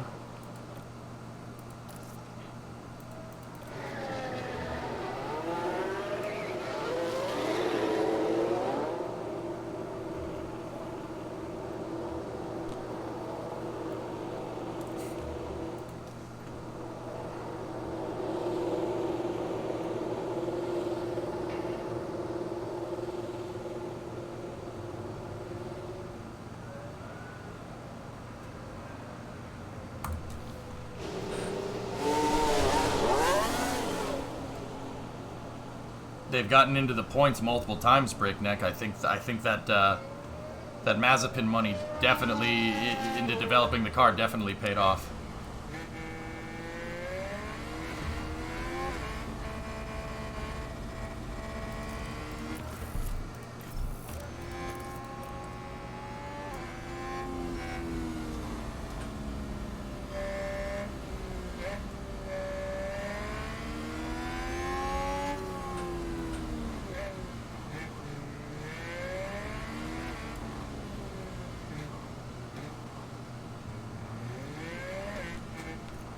Yeah, that's the thing. You can't just make a big push like that and then just stop developing the car and be happy. You got to keep developing it because everybody else is developing the car.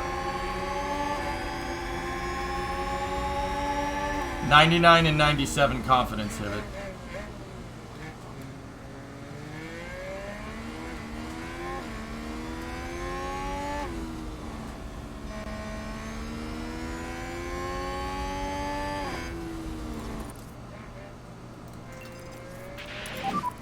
Kev, if you've got some margin, try to increase the pace a little bit. Copy. Mode push. Got it. Okay, he's on the hot lap.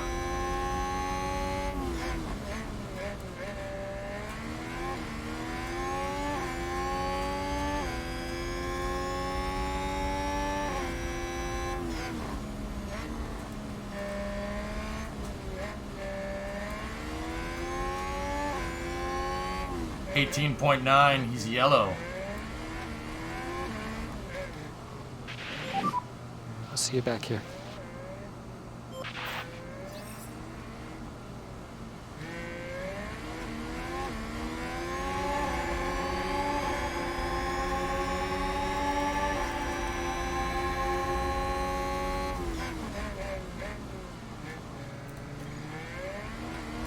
Come on, Kev.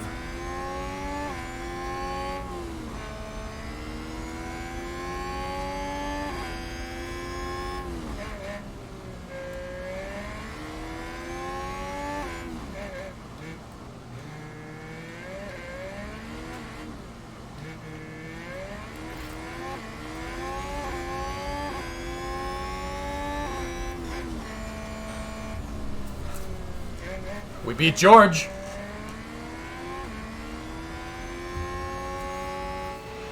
Yellow is not yeah. So if it's green, that means that's the fastest they've ever gone. That's a personal best. Purple is the best of the session. Yellow means not an improvement. We beat George.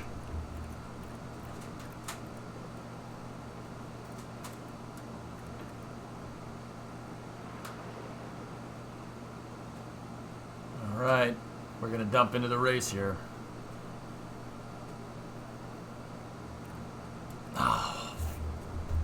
Mick didn't have that. I don't understand why they're having crappy first sector times.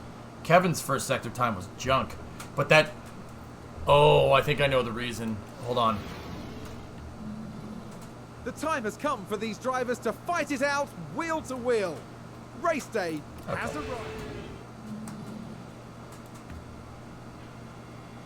No, there's not a lot of straight line speed on this track, Frill, because there's not a lot of straights. It's a small track.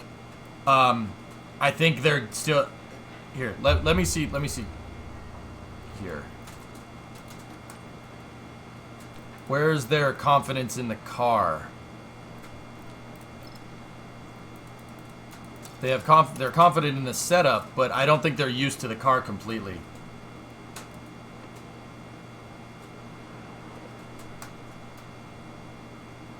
Yeah, Ginny, I did.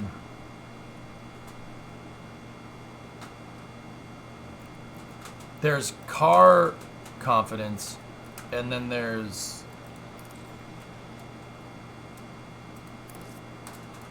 Yeah, I guess not.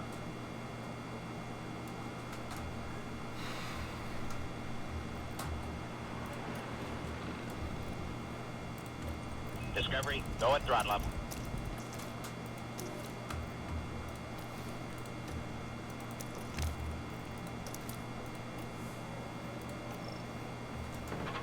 Hey, Theo, what's up, man? There's car confidence, and then there's bar bombfidence. That's what I'm looking for. That's just that I'm looking for, man. You have to fuel the car for the whole race. No refueling in Formula 1 during the race, Ren. Yeah, so you got to balance the fuel load.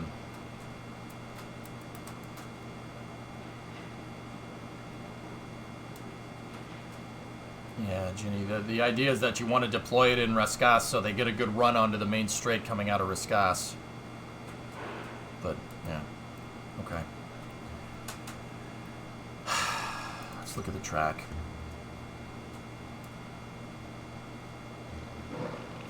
Ask Joss how fun refueling would be, yeah.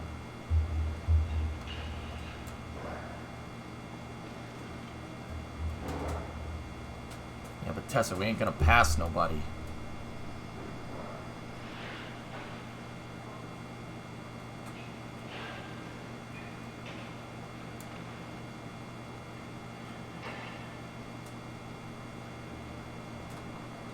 Track's really hot. It'll blister those hards pretty fast. It's really warm.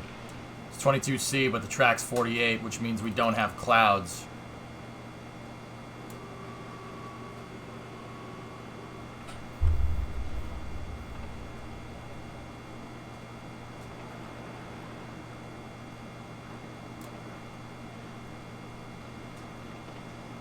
Ferrari Plan B 5-stopper. Ask him what tires he wants. Mick, what tire should I put on the car? Question. What tire do you want on the car? Question. Tessa, I want to do one stop again. But... let me back out. I gotta look at the track conditions.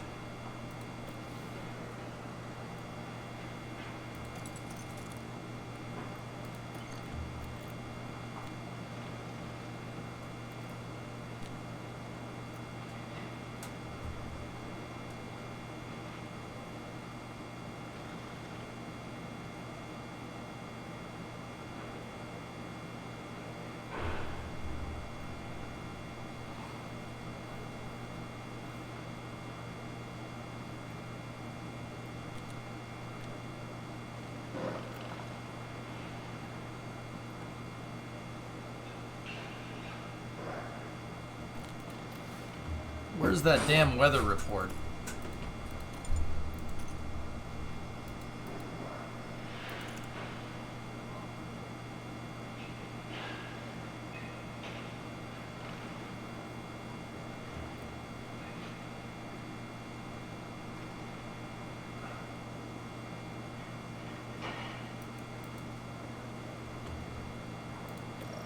It's in the setup screen?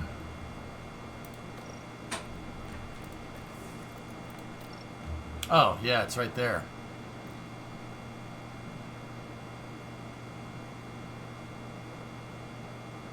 Okay. I don't think we're gonna get rain.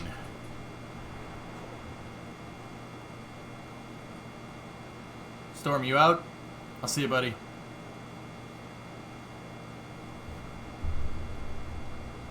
Oh, I thought Pi was leaving. Oh, okay. I gotta head out later. Oh, okay, yeah, me too, Pi's out? Alright, Pi, I'll talk to you later.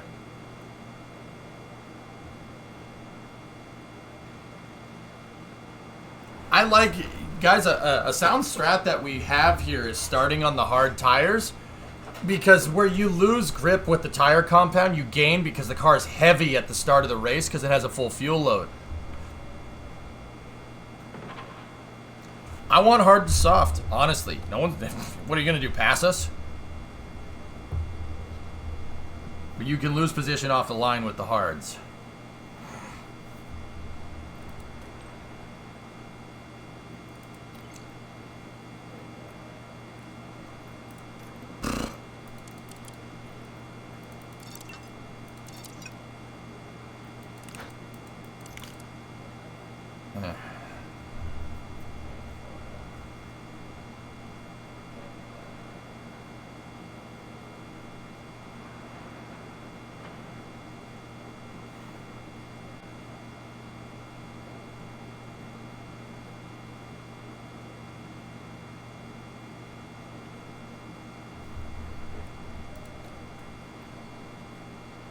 Why we don't have the pace. We don't have the pace to do a two-stopper.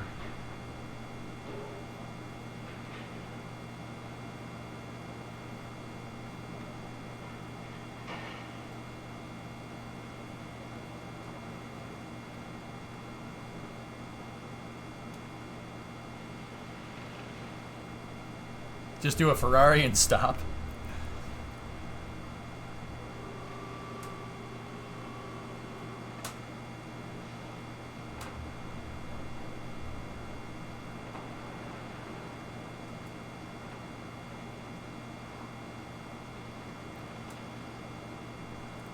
Well, Strat B is giving us a 137 race time.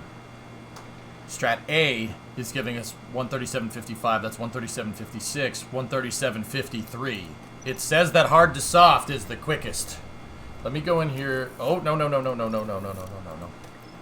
me go in here and mess with this a little bit.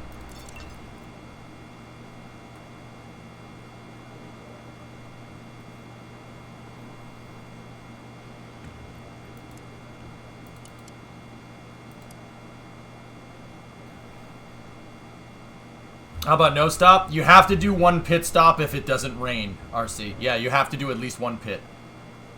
If it rains, you're going to have to pit for wets anyway. So, if it's dry conditions throughout the entire race, you have to do at least one stop or you get disqualified. Could we micromanage the hards for the entire race? Yeah, probably. Yep, you have to pit once and you have to run 2 compounds. That's right.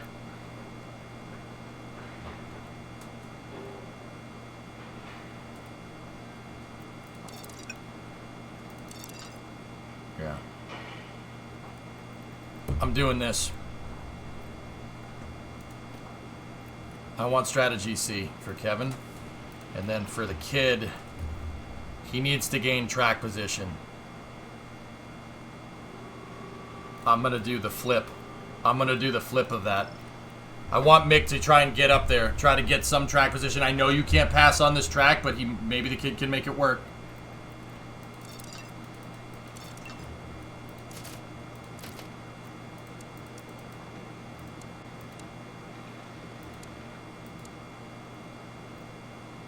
Yep. I'm thinking right there, dudes. He's gonna really have to nurse those once we get down over here. That might be a problem, but then let's send it like this and hope for a safety car. But he could back off. If he does standard, the hards will last that long. Yeah. Even aggressive. That's good enough. I'm good with this. I always set the pace target to highest pace to show my absolute worst case scenario. I find that that's something I like doing. You guys, I don't know. Maybe it really depends.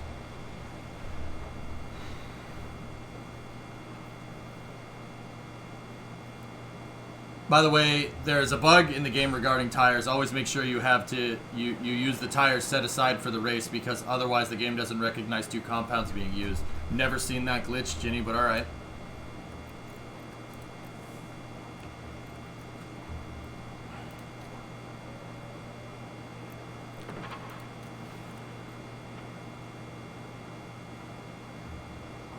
Because problem managing tires in the past? No, not really.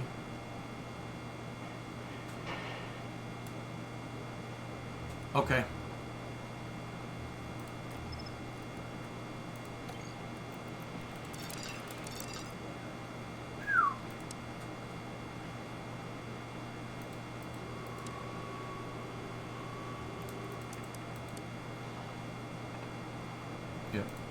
Yep. All right.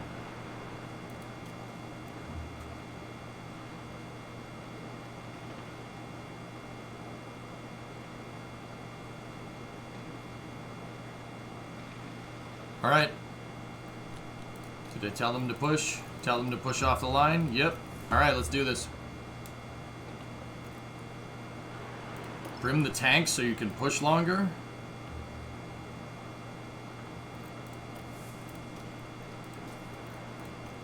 Yeah, Tessa, we're gonna get stuck in traffic. That might actually work against us, dude. If we get stuck in traffic. Which we absolutely will get stuck in traffic, yeah. Yeah. Tessa, I think on another track you'd be absolutely right. Like, that would have helped me a lot more in Spain, loading these cars down as much as I could, so we could push all the time.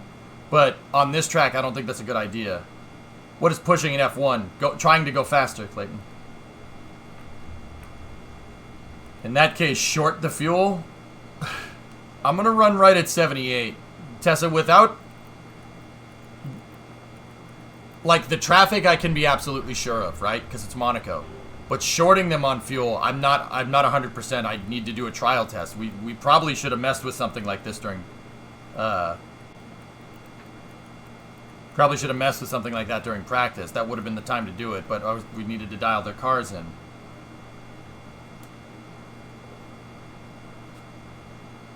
Short the kid?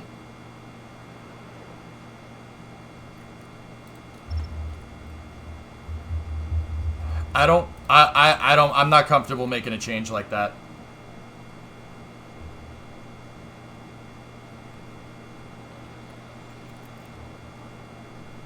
No. Let's do this. I think I'm good. We have beautiful blue skies overhead as the drivers All right, line dudes. up on the grid. Let's race. Kind There of. we see Kevin Magnussen. With a top 10 position on the grid, this race could really go either way for them. And it's Schumacher as the second driver today. They'll be starting the race from the bottom half of the grid, so there's a fair bit of ground to make up. Will their hard work pay off today? I love that the Haas has flag code on it. That makes me so happy. We're here and the streets are abuzz at the Monaco Grand Prix. Where's the streets are abuzz? And it's lights out and away we go.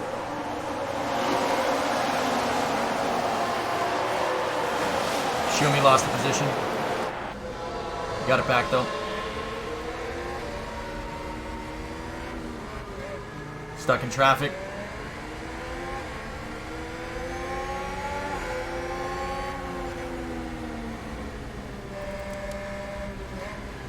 Danny's doing the same strat.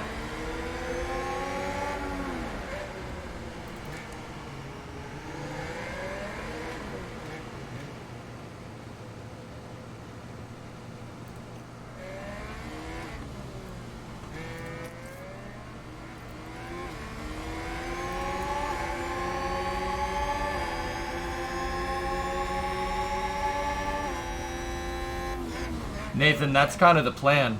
Kevin's starting on hards, finishing on softs, Mick's doing the reverse. I want Mick to try and push right now. Like that. Come on, get Danny.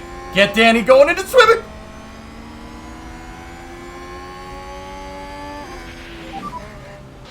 Good job. Alright. Get out of here, it's not your time, mate! Race position for Haas. Get out of here! Oh, he's gonna get him too. Why'd you switch to the inside line into center fought? Oh, jeez. Okay. Alright, kid. Push it. Push it. You got it. No! No! Monica! Very, Gujar. Yeah.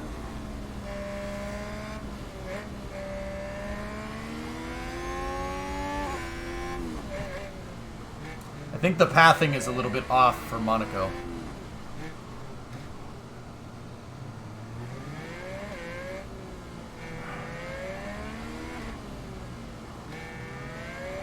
Come on, kid. Get Yuki.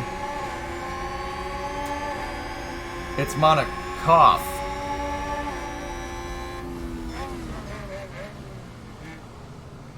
Nigel Mansell weaving this way and that way. He won't let Senna through.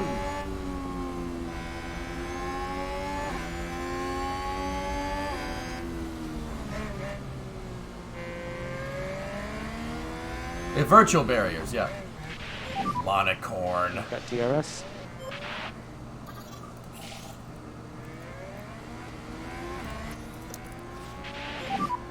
Charge on. Copy that. Oh, that was such a dick move by Tsunoda.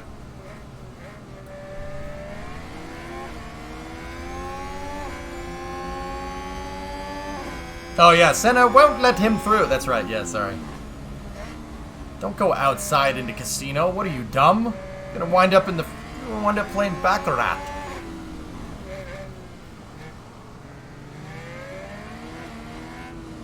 What if Summer Car is a biographical video of Kimmy's youth? Makes sense.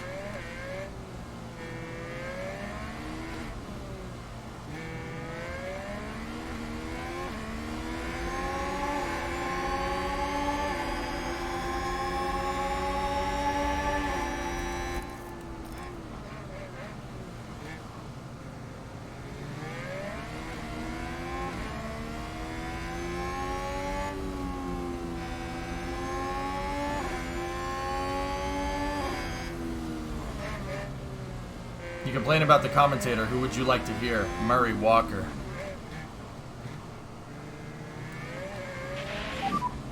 Okay, we're out of the DRS. Copy.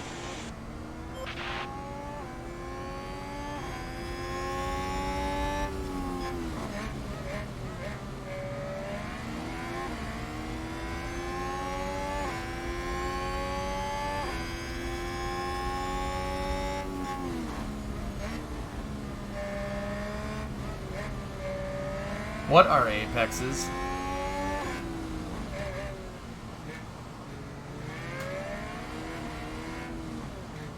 Yeah, he'll just, yeah, right.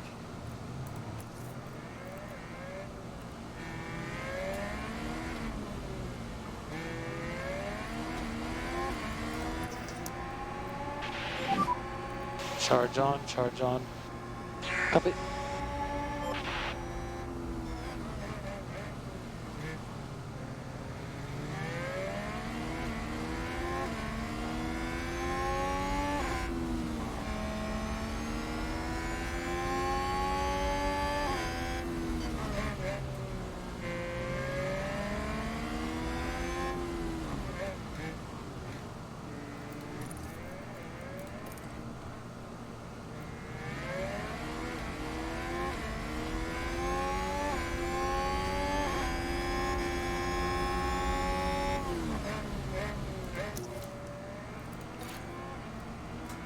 What? Why? Just hit the gas, kid. You had him. You let him back in.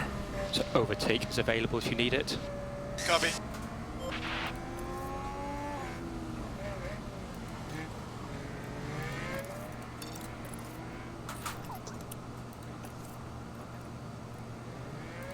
What track is this? Monaco.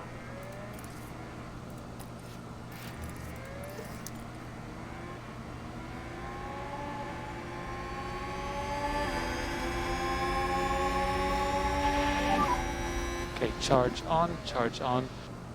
Okay.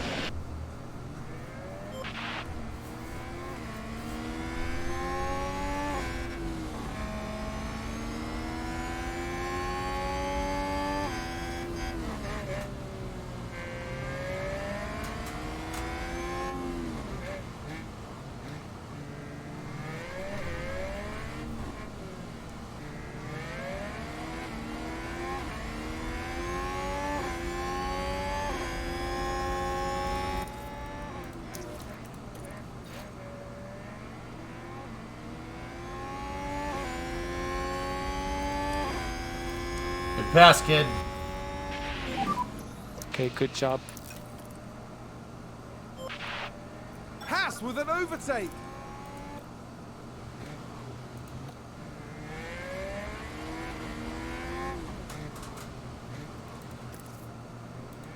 Yeah, easy Haas. Pass.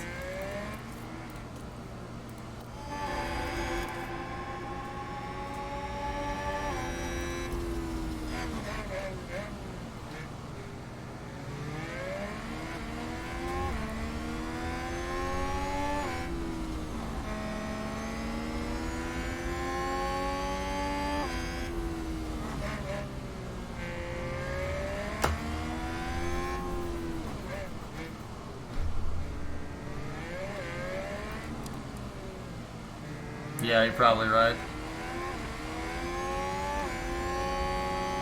There you go, Kevin. There you go. Get it. Get it. Come on, get Pierre. Nope.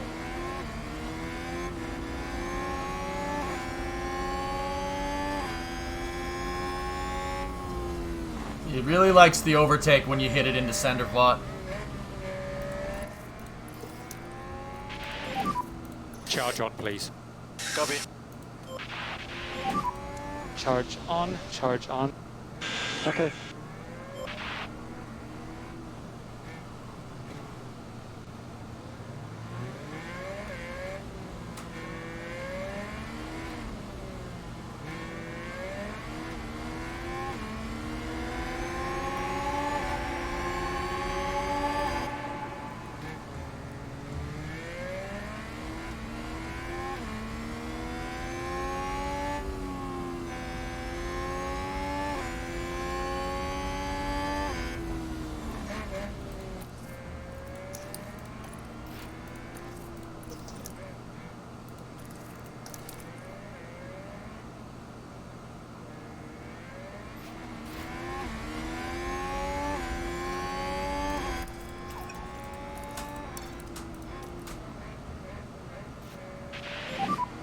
try to do some lift and coast. Copy.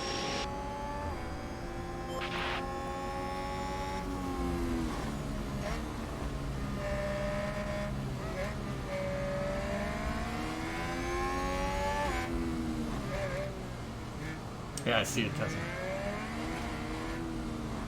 He'll make it back. He's in a train. He's in a train of cars. He'll get it back.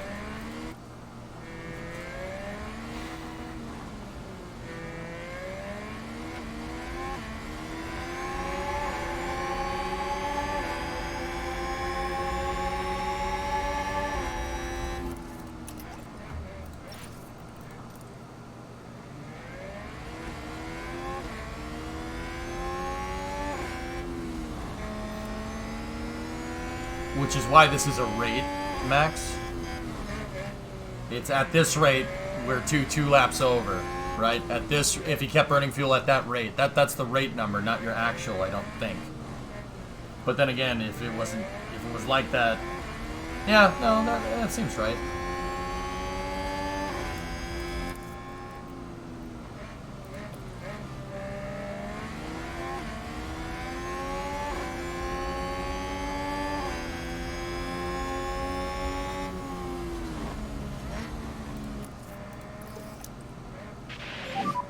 Charge on. Copy.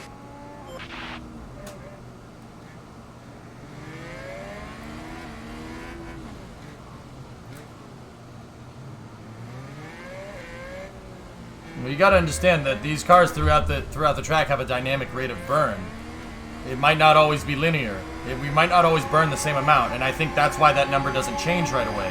At this rate, because we're stuck in traffic on Monaco, he's going to end with a lot of fuel, which was why shorting them may have been a good idea, Tessa. But I was just, I would need to see the stat. You don't take risks like that in Formula One. You shouldn't do that. Go with what you know, just like aerospace engineering. I'm just applying that mentality here. There's no statistics that say that's a good idea. But one thing that you can be guaranteed with, and this is why I picked the tire strategy the way I did, is that you're going to get stuck in traffic in Monaco. That's something you can be guaranteed.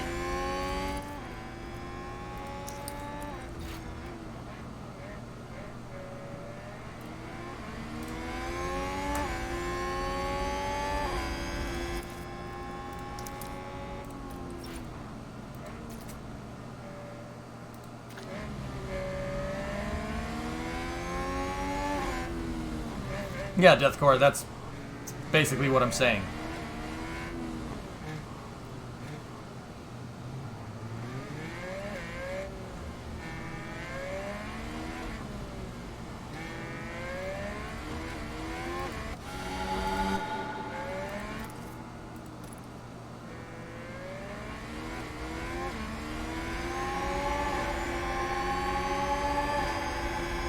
We're on lap 10.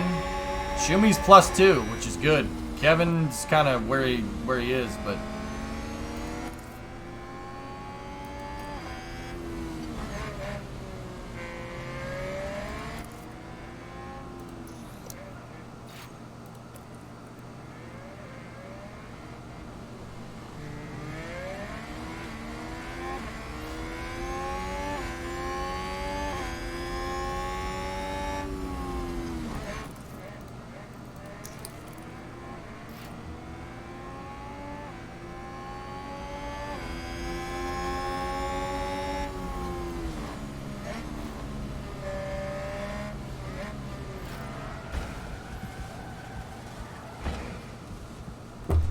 Let's see what happened there.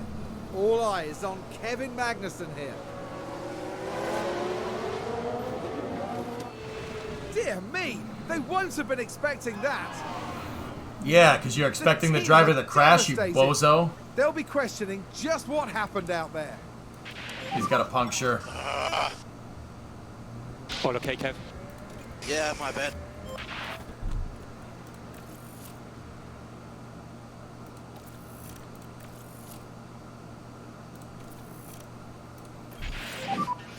Copy that.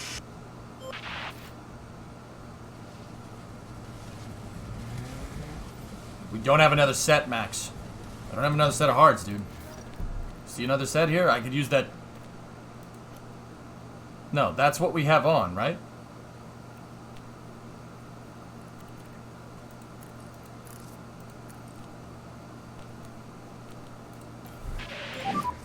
VSC.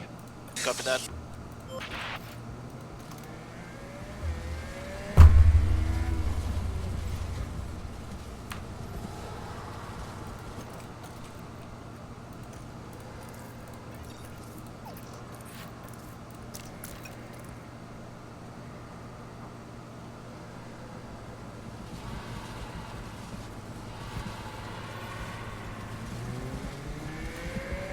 No, frilled.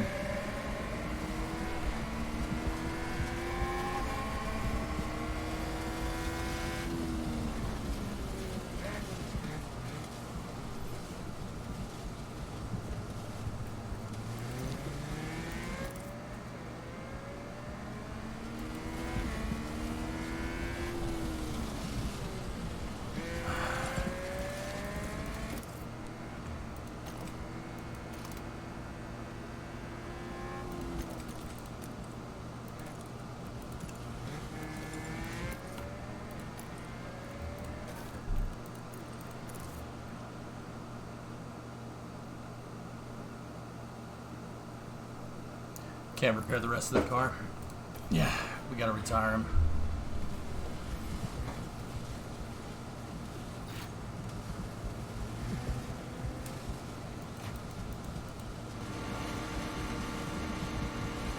Don't retire him? Alright, we can try to send him again, I suppose. I didn't tell him to change his front wing.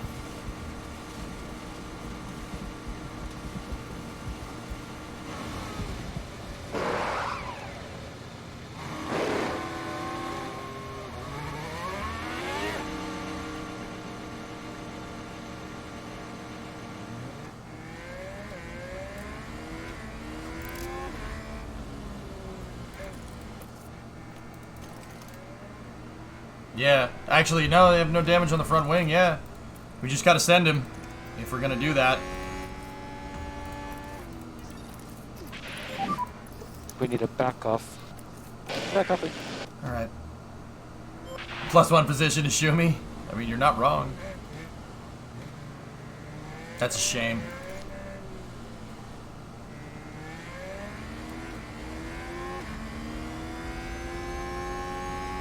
That's a shame. Sucks.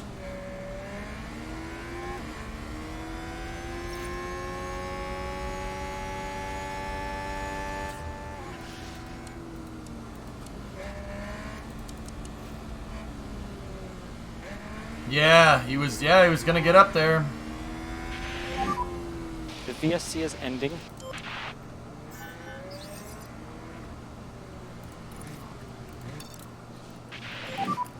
Okay, good job. Now pick up your pace. Understood. If you don't need it, no lift and coast. Yeah, copy.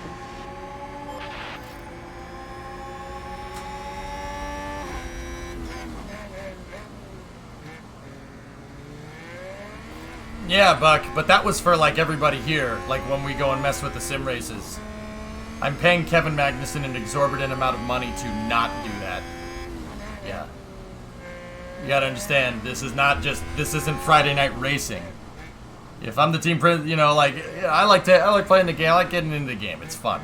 I'm paying him a good amount of fake money to not do that, and he did that.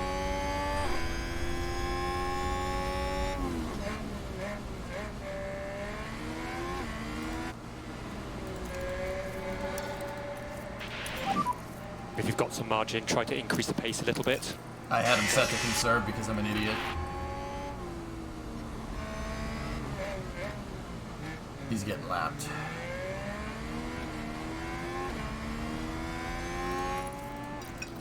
Yo, blue flag.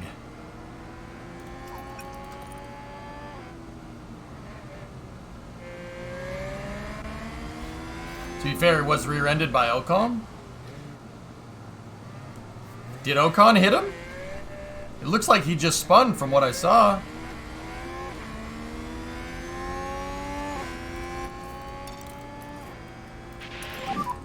Okay, Kev, no management required, so push as much as you can. Yes, Copy that. Ericsson's fault.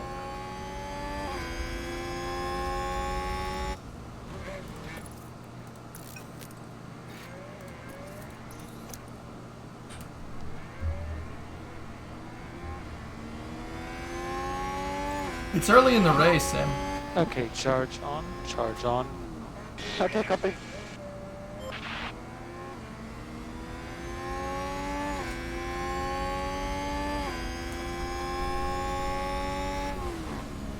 No, it's all good, man. If this was the end of the race, dude, yeah, there's no point. But, yeah, the reason why, yeah, we'll see. He made up a second on Williams already, but... DRS enabled.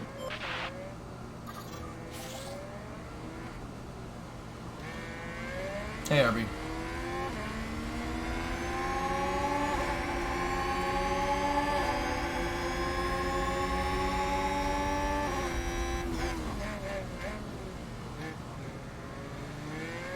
How's the game overall? I like it, Cora. It's fun. It has its quirks here, but it's nothing to not be expected from a game that just came out.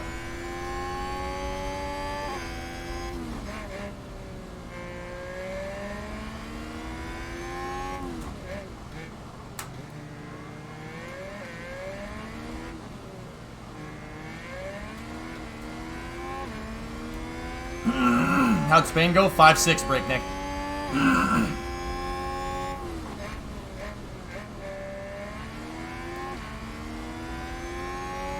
I don't think there's a multiplayer mode to it, no.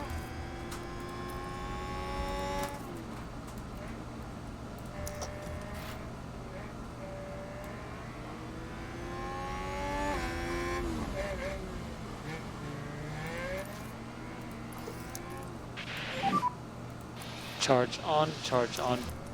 Yeah, copy.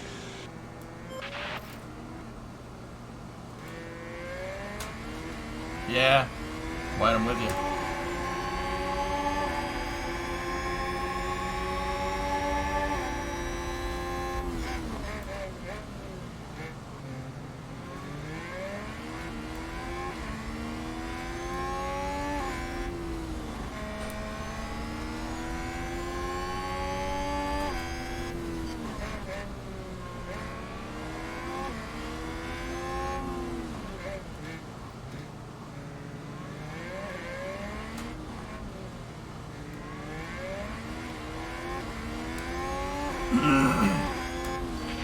No! Got no DRS. Oh, he ran out of ERS.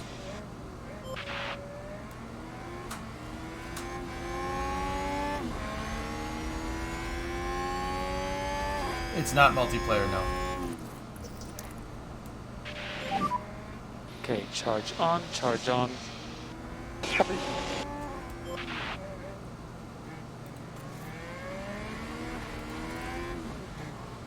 Did get him next time. He ran out of ERS.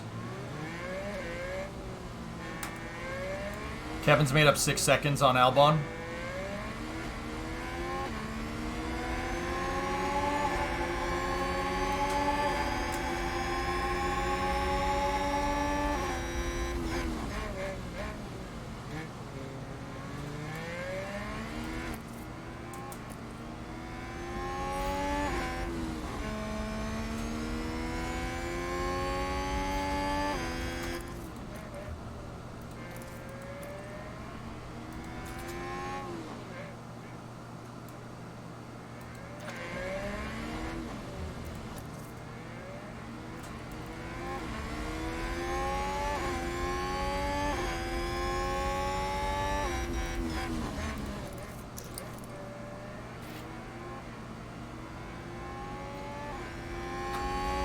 Kevin is lapped by a couple of people.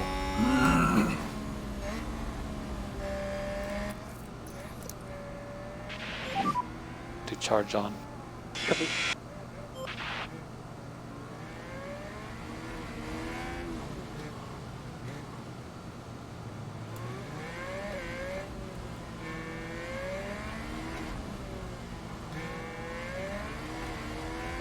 You can do it. He'll get Chow.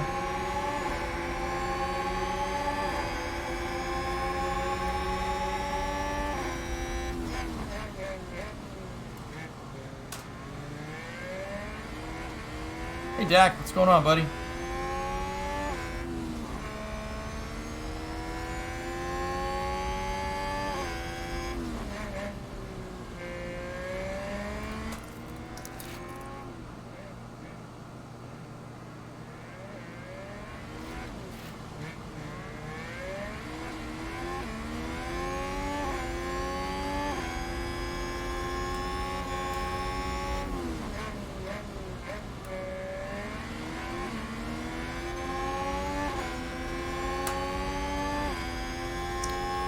locked up.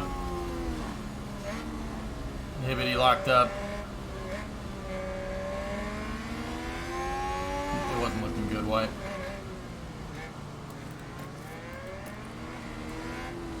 Blue Shift Aerospace is doing an engine test soon. Cool!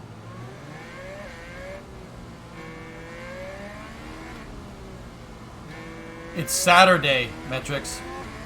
Preferably GMT. 1917 GMT, I think.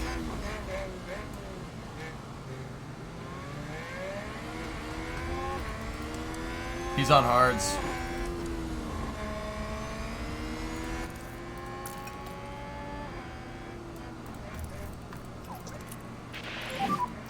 More lifting coast, please. Copy. Oh yeah, September started today. Twitch just popped up on the dashboard with that.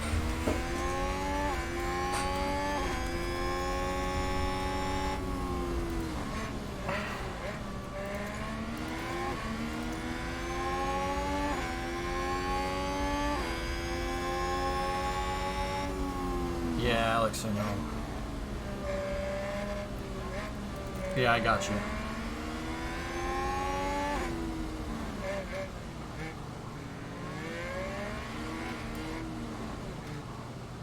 Is it 18?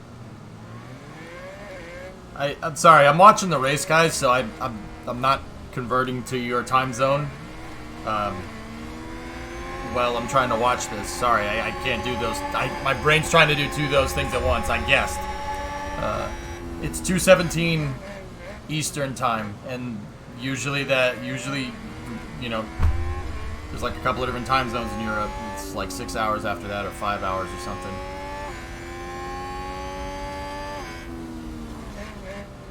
Yeah, well, blue-faced people like asking me.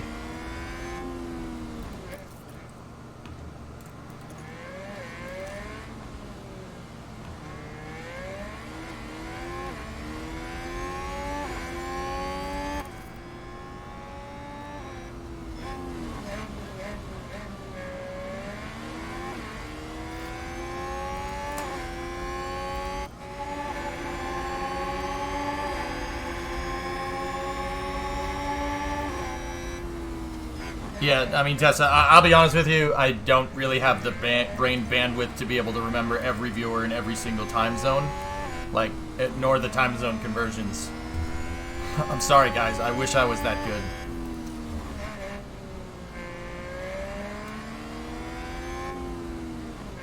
I wish I was that good, man.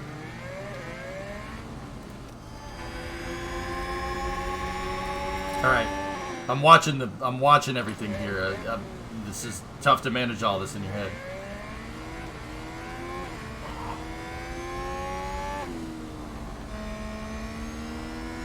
He's holding us up, White.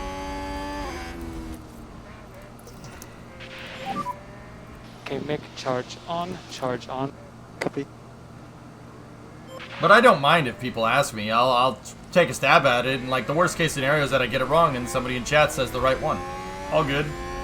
What I'm trying to tell you is that it's just it might not be right because I freaking oh, weather changed. It might not be right because I'm trying to do this right now. You really got to pay attention here. I mean, I may not be driving, but I'm watching all this. I'm trying to take in all this data all at once. It's kind of difficult.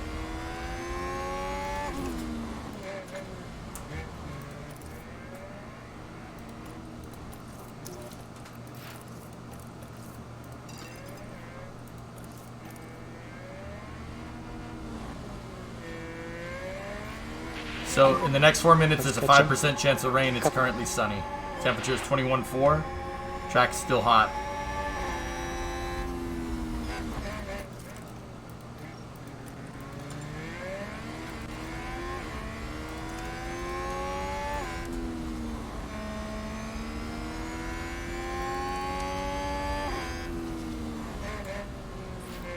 Discovery, go and throttle up. Hey, Burbs, 41 month resub.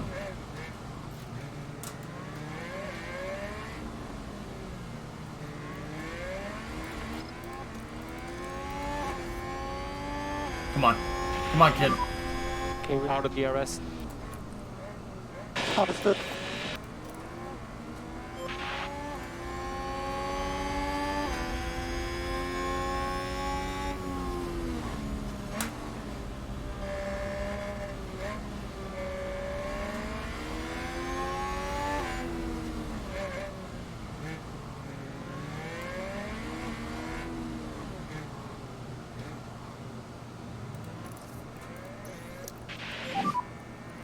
Okay, charge on, charge on.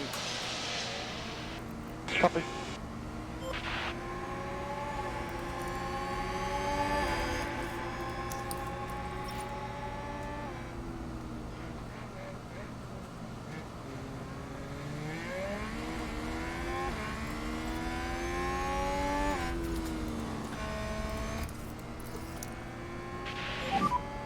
Charge on, charge on. Copy.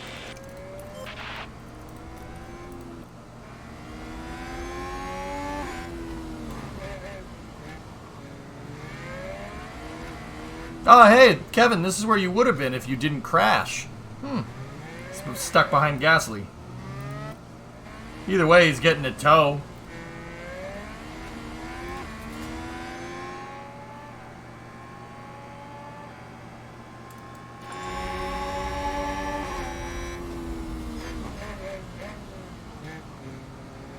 Oh, there you go, Sevy. Neat.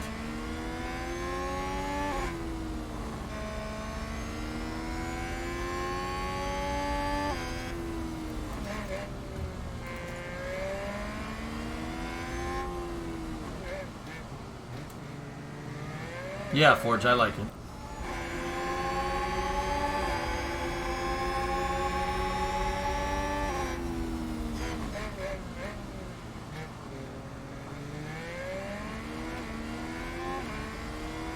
It's a fun game, dude. I like managing all this stuff. That's fun for me.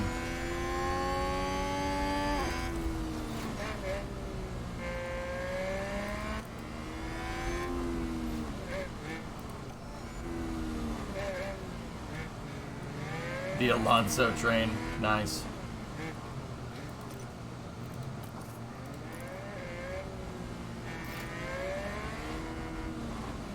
I'm not seeing any scuff starts, one lap crashes yet. Is that possible? I haven't seen it, probably, but I would assume, yeah, probably. Yeah, stakeholder up.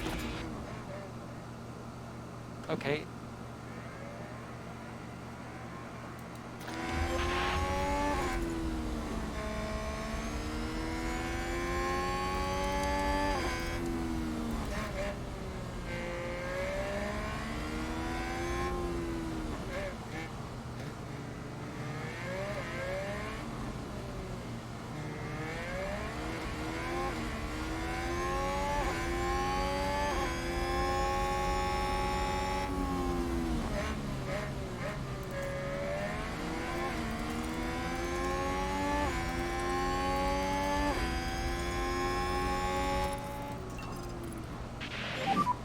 Just keep pushing now. Yeah, copy.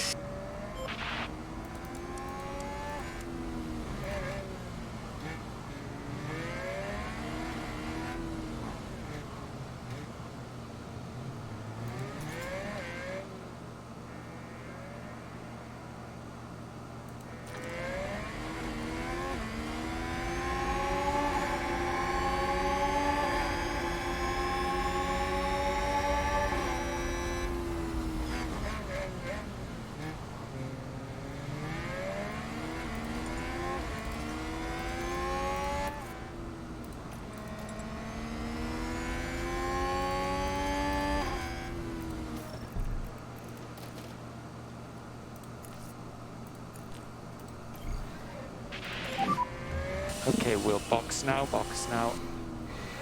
Copy for box.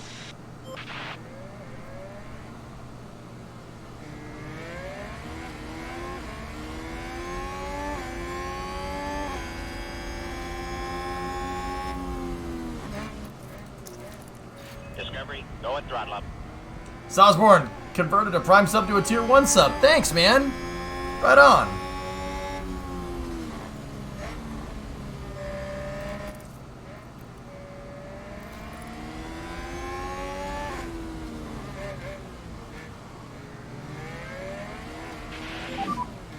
Copy, pit entry. Okay, understood. And white line, white line.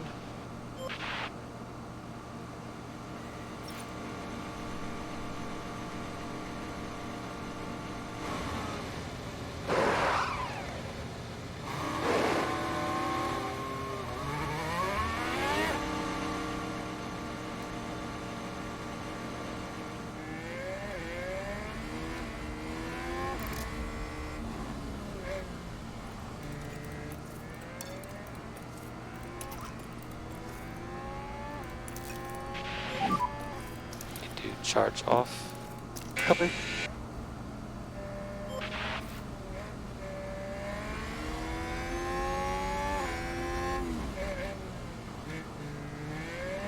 How do we lose that much time to Zhao? I set Mick to harvest so he could push on fresh tires.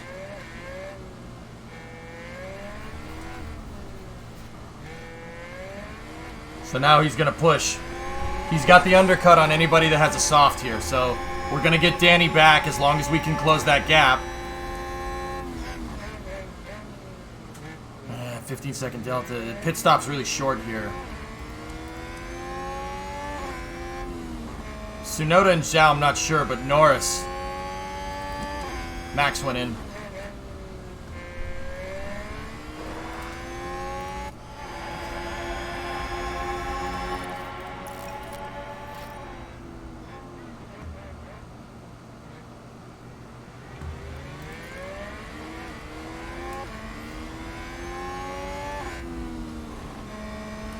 They're stopping in Sainz in the pit. Perez stayed out. And Leclerc stayed out too. Alonso's in the pit. They're in the window for softs now. Anybody with softs is going to go. Those mediums, they're going to do medium hard if I'm going to guess. Alonso went in.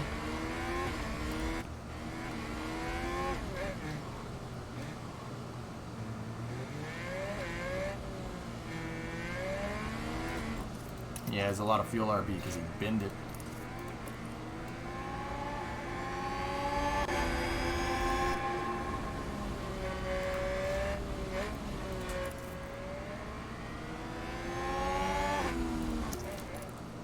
Actually, how many laps do most Formula One races have? Really depends on the distance of the track metrics. It goes I think the lowest amount of laps is Spa. Spa does like 48 laps or something, but Spa is like double the length of most. Monaco is a shorter track, so it's 78. It's up there. They stretch anywhere from 40 to 70 laps. Once again, depending on length. They try to make it so it all kind of they all take the same amount of time.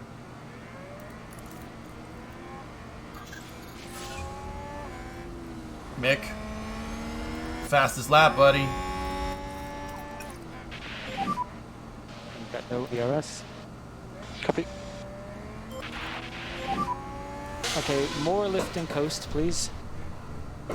Copy. Charge on. Copy.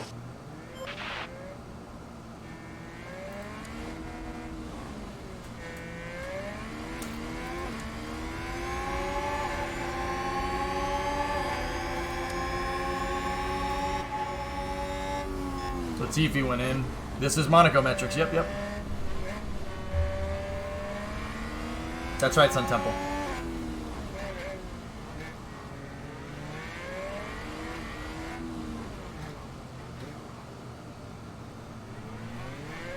Dutra, when is Space News? We'll do Space News at the end of this race, I think. I think that'd be a good idea.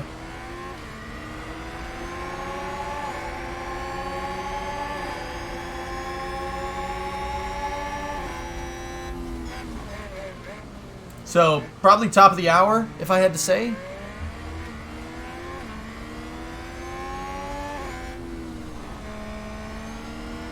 No problem, dude. How long do the races last? There's a nominal window metrics for a Formula One race to happen. It usually takes about 2 hours, but it can't go more than 3. Yeah, you'll never see a Formula One race delayed for another day. That's pretty damn rare.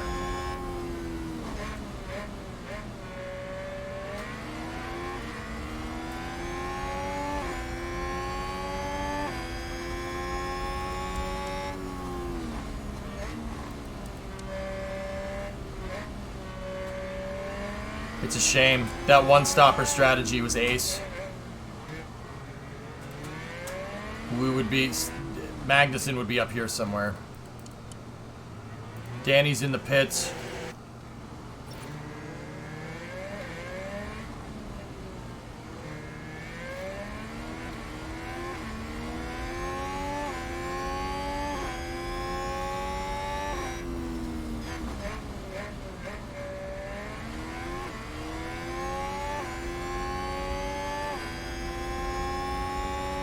Yeah, W, something like that.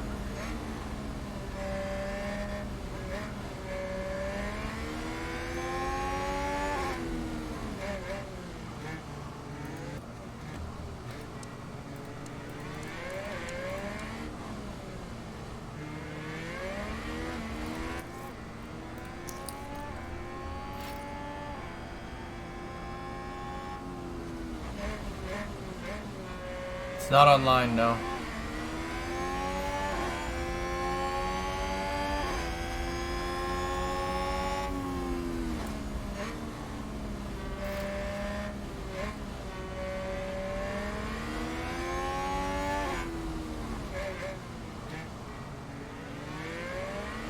Yeah, Tooth. Some of these guys are on two-stoppers, I think.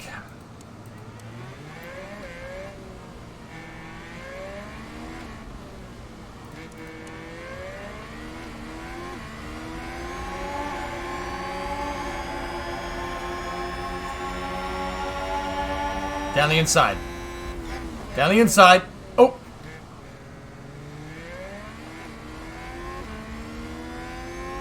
Call that one a pathing glitch. Nice work, Kev.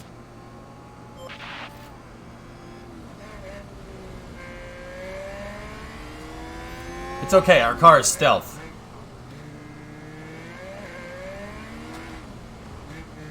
Bottas, Hamilton, and Gasly went in the pits. They're no doubt gonna go on hards. No! What are you doing? Oh, stop yielding to a car and...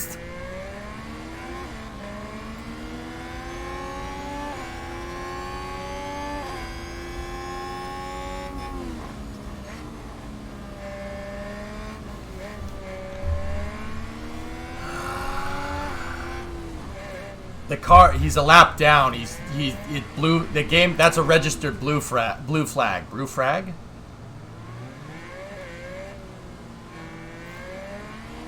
He yielded to a car in the pits and lost like 5 seconds. You don't need to yield to a blue flag. You don't need to yield to a car coming out of the pits ever. Ever. Even under a blue flag circumstance, if they cross the white line at the end of the pits, that's when the blue flag matters. You pass them, it's not it's not your problem. You can get blue flagged later. But you can't get blue flagged from a car coming out of the pits.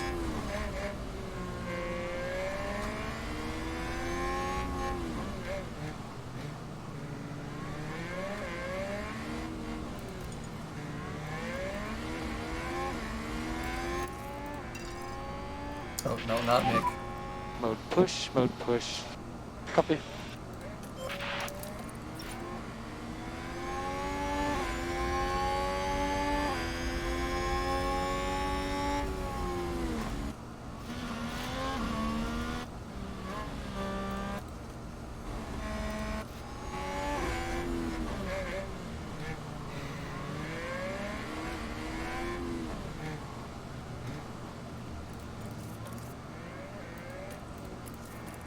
Blue flag means you need to get out of the way because you're a lap down. You need to yield to the people that are ahead of you.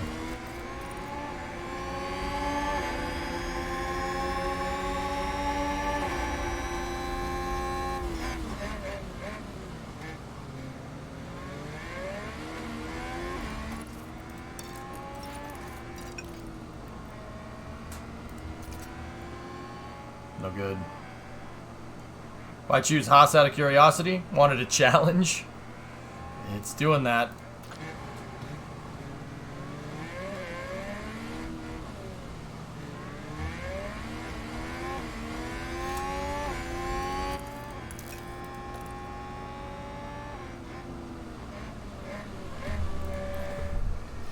He can't...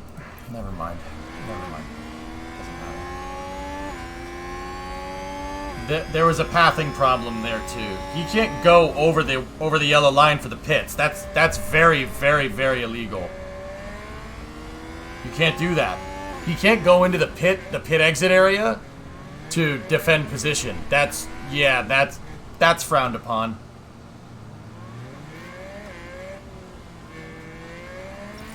If you did that in real life, they'd be like, you park the car. I think you're the only streamer I've seen playing Haas that hasn't immediately ditched Mick. Damn, dude. Bro. He's just inexperienced. He can drive. Look. He finished 6th for me last race. Hell, he finished 6th in Austria this year and 8th in Silverstone. But you just scored points. You know how hard that. Why would you get rid of him?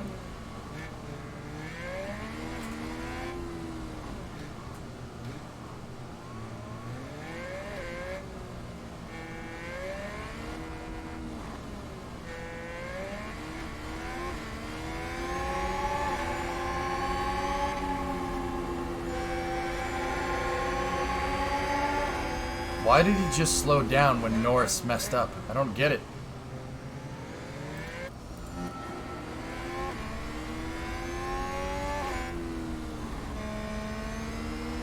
Kim says he has average growth potential and a couple of bad stats.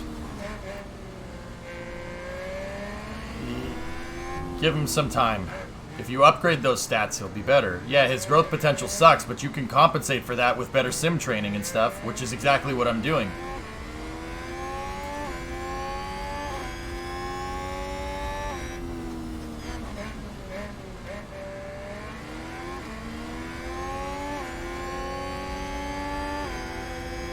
Magnussen spun.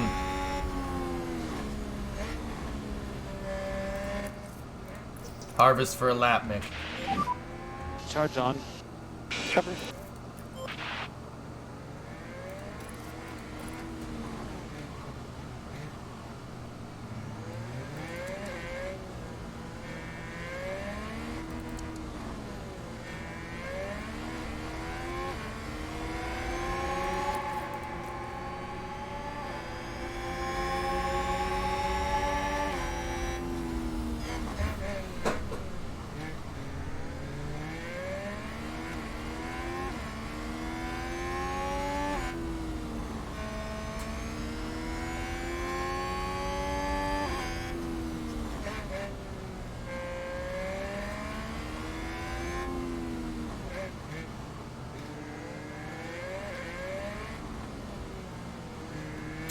That's not JDG. You're saying driver XP growth in general seems to be an issue. It would take many seasons, it seems, to get an unknown driver up to the level of a good driver that's already established in the game. Yeah, that's not a glitch. That's real life, man. That's what I mean. Some people have the gift, some people don't. Anybody that's here, with the exception of some pay drivers, are good enough to race here. Discovery, go at throttle up. I'm heavily biased towards signing Piastri against any driver. I'll tell you what, Kevin does that a couple more races, I'll get rid of him and I'll sign Piastri. Or I'll put him as my third driver.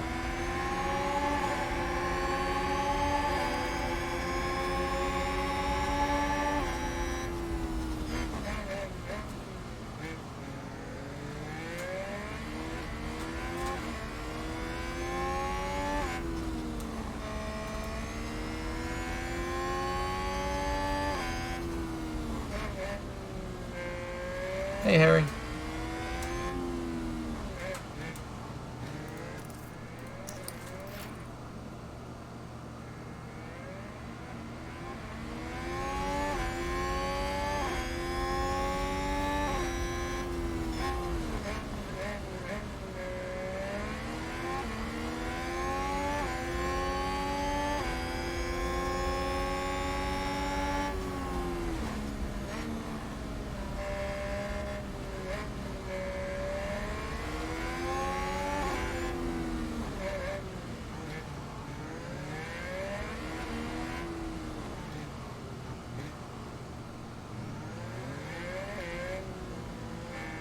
You're not doing stuff that has to do with space. Formula One's aerospace engineering at this point, Harry, yeah.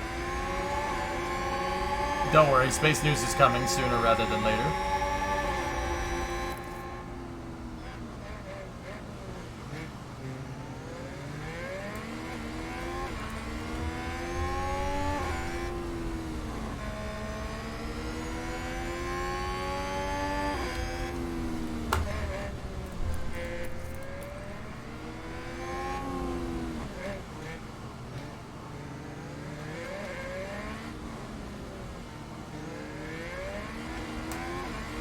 Got it, Thomas.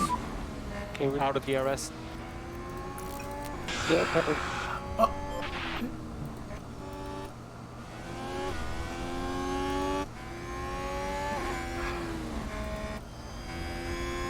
Saints immediately yielded blue flag to... Schumi immediately yielded a blue flag to Saints and frickin' lost, like... It lost a frickin' second, dude.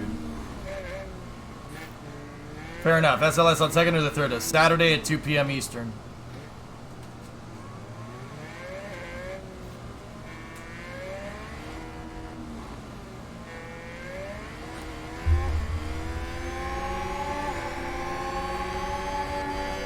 Come on, capitalize.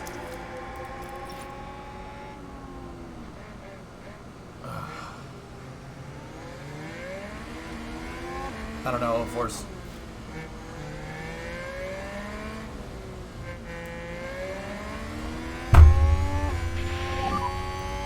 Got no ERS. Cover.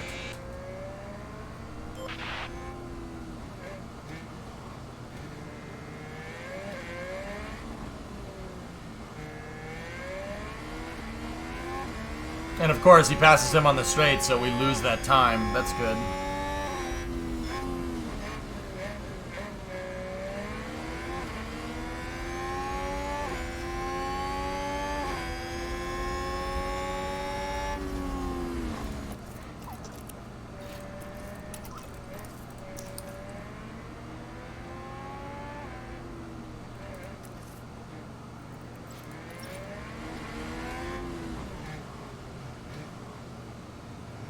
Yeah, JDG.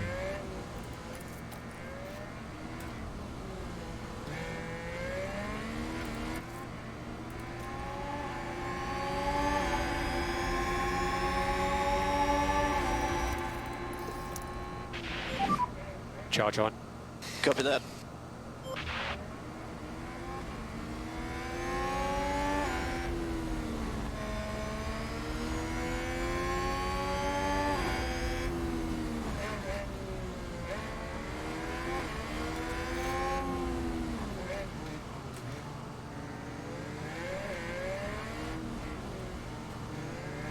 It's Monaco, Wolfric, yeah.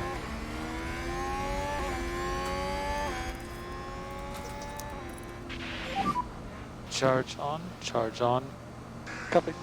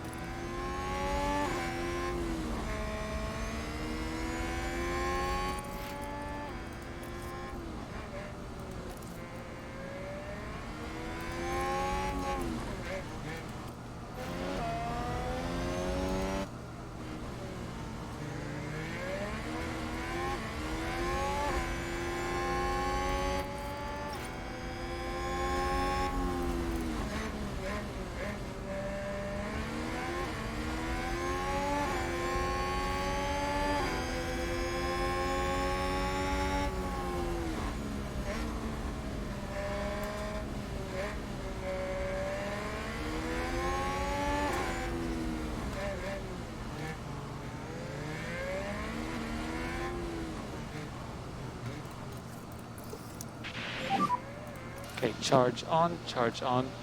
Copy.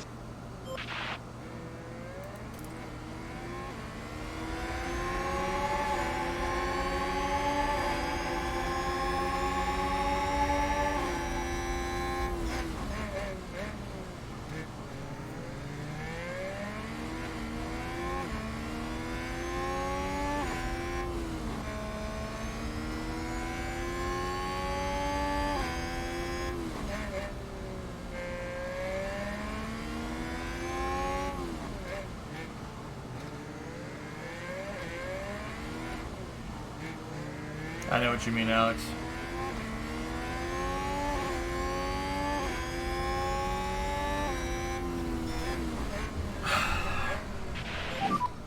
I'm sorry about the spin. Yeah, I'm good. Yep, understood. I don't know what to say. I'm very sorry about that. Are you okay, Mick? I don't know what just happened. Understood. Stop the car, Mick. Let's have a look. Right, watch this. There's Schumacher. Thank goodness nobody else was involved. That was a big crash.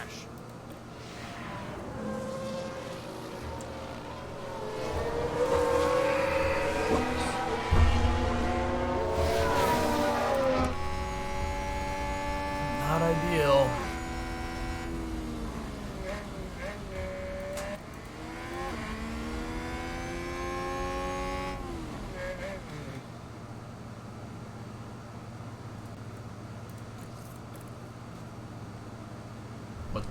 What's going on here?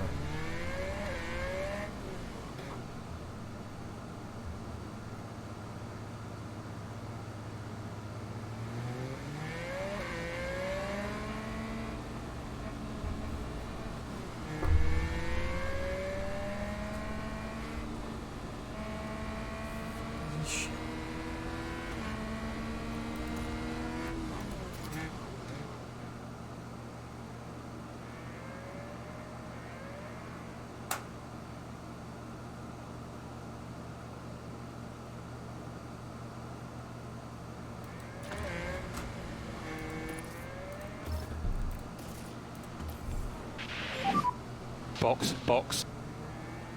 Copy box.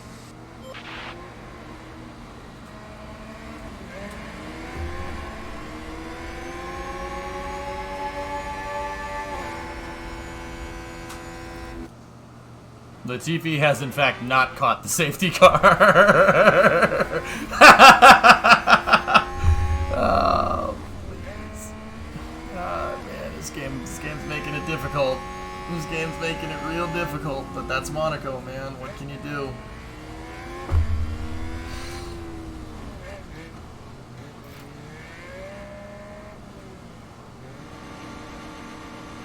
Kevin's car is broken, so it's not we're not getting the tire wear that we're used to. It's worse than worst case scenario. So he was gonna have to pit anyway. So if anything, Mick crashing actually helped Kevin. Now the real only thing is that I have to get him above 14th. That's gonna be huge. It does let the unlapped cars, or the lapped cars unlap themselves. Yes.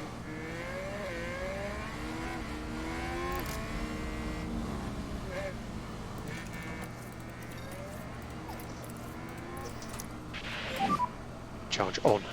Copy that.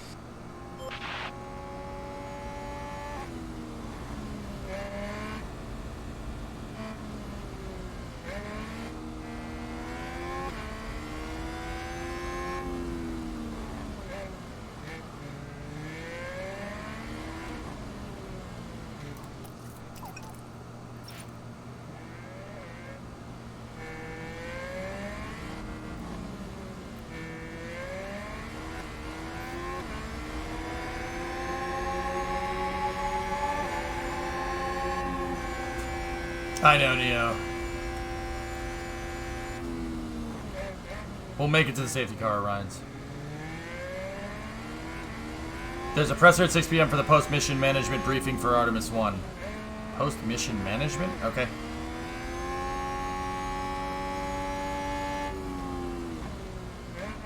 Any reason you picked Haas other than a challenge? They're an American team, Podway. It's an American team.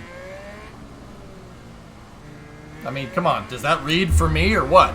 EJ picking the American team? Is that a surprise to people, or? I like a challenge, and I like my country. That shouldn't be anything new. You know what I'm saying? It shouldn't be anything new from you, boy. Like that. Like I feel like that reads pretty well for me.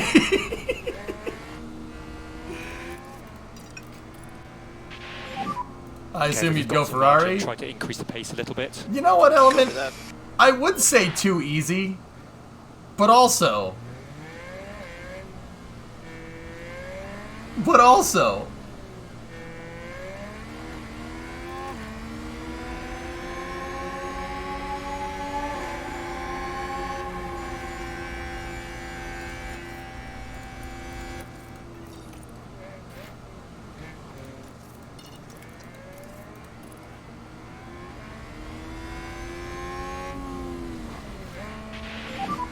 If you've got some margin, try to increase the pace a little bit. Got it.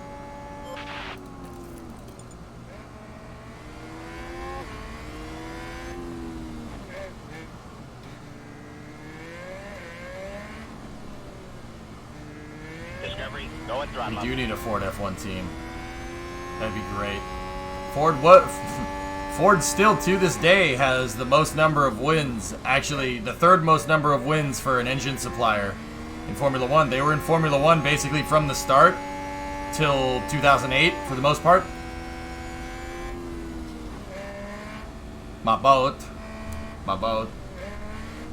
Today we kind of look like wankers that are, you know, we kind of look like rock stars that are wankers. So what I'm trying to tell you is that we look like a glam band today. Seems like in this lap. We are rock stars, Copy. but we look like a bunch of wankers.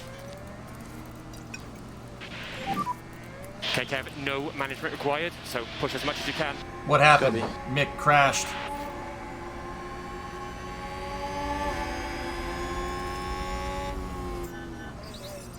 Pretty much, Max. Yep. The safety car has left the pack now. Yeah. Copy. I probably should have hit Kevin to conserve, or pass conserve. I thought we would make it, but no, that was me. I set Kevin to conserve. That was my fault.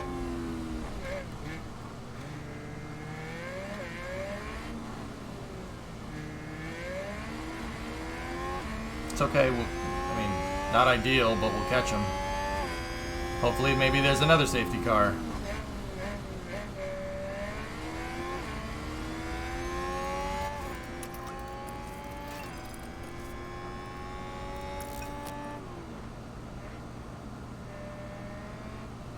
I'd rather Andretti get a slot than Audi. Yeah, I'm with you. Charge off. Copy.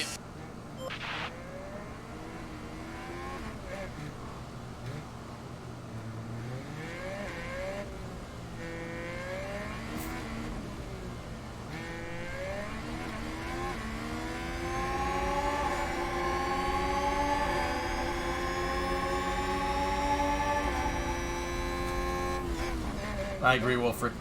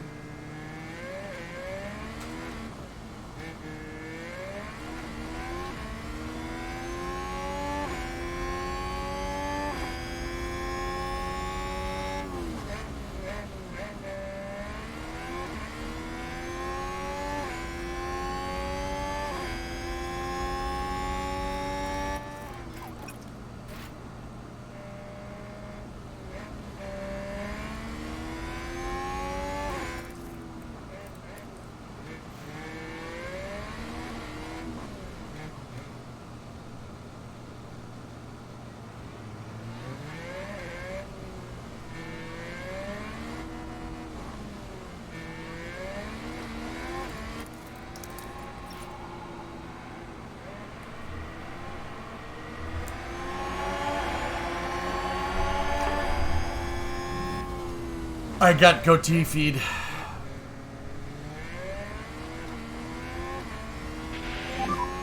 DRS enabled.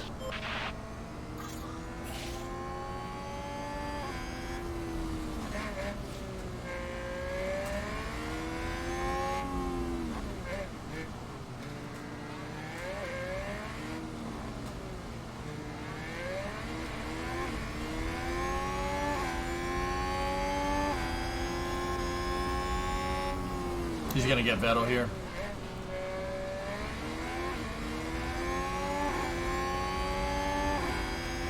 Come on, Kev. Yeah, bro, Haver. Magnussen was up in the top 10, crashed. That got Mick up near the top 10. Then Mick crashed, and that allowed Kevin to catch back up. So, right now my objective is to get above 14th to keep our sponsorship obligations. We got 28 laps to do it.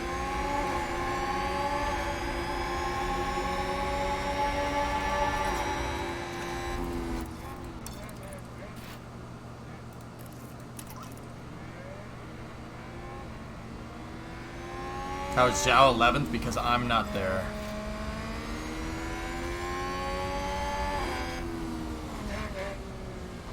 Yeah, Paramus, I got it. My boat. Can you overtake anybody at this hallway of the track? Once upon a time, F1 cars weren't as big as my 69 Coronet. These cars are freaking boats, dude. That's what I'm trying to tell you. Seb.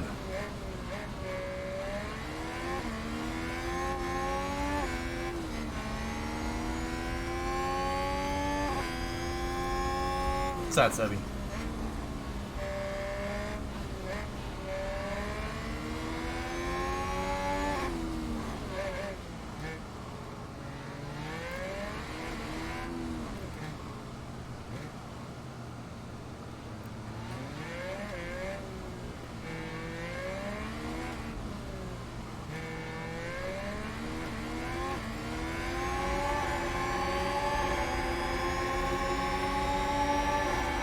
Monaco used to race good when the cars were half the size, fellas.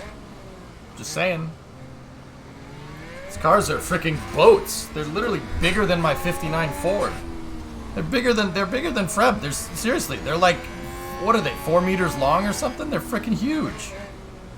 Engine test is about to happen. Cool. Cool. They're 5.5 meters, Max? No.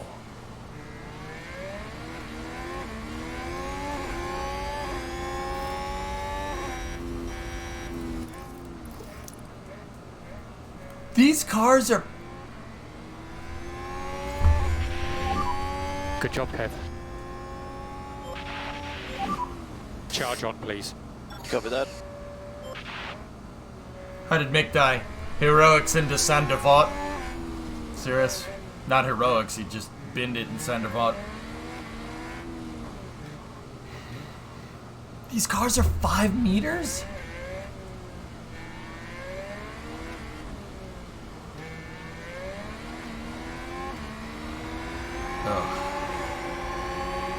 Yeah, Sebi, that's the size of my Coronet. That's the size of the Dodge. You believe that?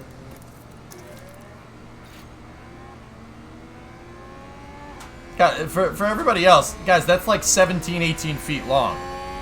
Actually, it's closer to 6, yeah, about 17 feet. That's 17 feet long. That's a land yacht. It's the wheelbase of an F-150. Yeah, my long bed single cab pickup truck is freaking shorter than these things. And that's got an 8-foot box. Alright. 6 feet wide. Yeah, they're a boat.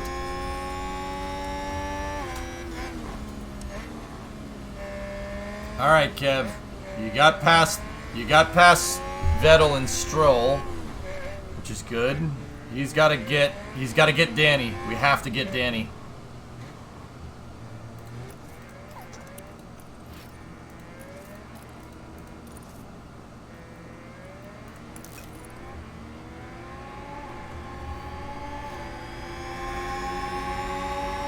Any chance of more pits up front? Zhao is gonna pit with those softs. What's the delta to him? We might. It's gonna be close. He's gonna come out right in front of us. Kev's got to close this gap to Danny here, but I'm worried. Because, yeah, okay. His tire deg's alright. That's from the 80s. Cuba, that turbo era of Formula 1 is from 1984? 1985, or 1984, 85 to 1988. They got rid of turbos in 1989. Too dangerous. But, see, there's the thing. Them saying Formula 1 is too dangerous in the 80s probably means it's too dangerous. A lot of drivers died in the 80s. Those cars were really, really fast.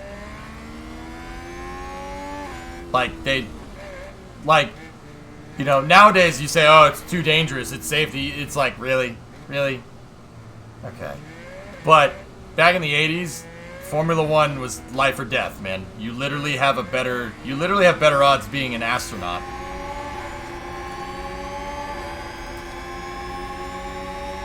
How fast are the F1 cars today? Well, they can hit about 200 miles an hour, 320 kph. They could go about that fast. They got about 800 horse, which is pretty good. 800 horsepower doesn't sound like the most, but you gotta remember the car weighs like 600-700 kilos. It's not very heavy. That's 1,500 pounds for everybody else.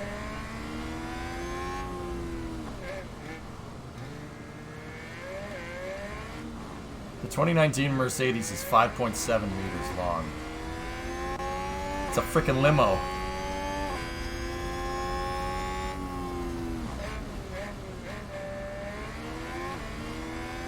Kevin's closing the gap to Danny, knocked a second off. How's his tire deg looking? Tire deg is pretty much right on the nominal.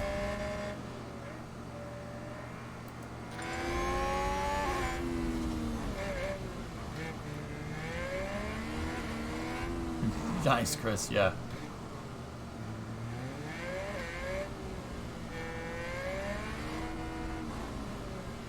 Yes, Hawks, it was, dude. NASCAR was... They were driving around in stock cars, man. Going like 150 miles an hour, 160 miles an hour. Stock cars. Like, I'm talking like no cage. Like NASCAR in the 50s was nuts. No cage, bone stock car, bias ply tires. You best know how to drive the car, because if you don't, you will die.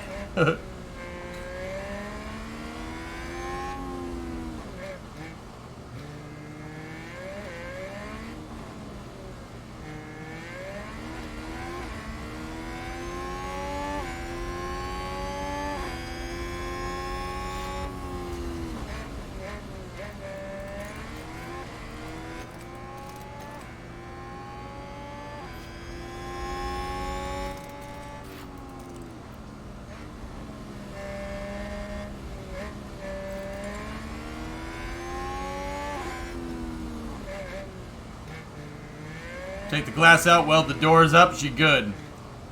Like, that's just... Alright, okay. Is that Danny right there? Yes, it is. Alright, Kevin. Let's see what you got, kid. Well, mix the kid, not you. How's our tire deg? Yeah, I can't really afford to set the driving style any higher than what we got right now.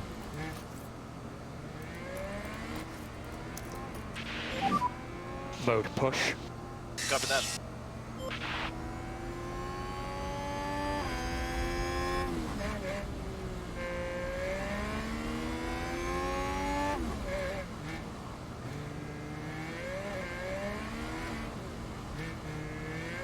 Yeah, Bandit, I think that's what it should be now.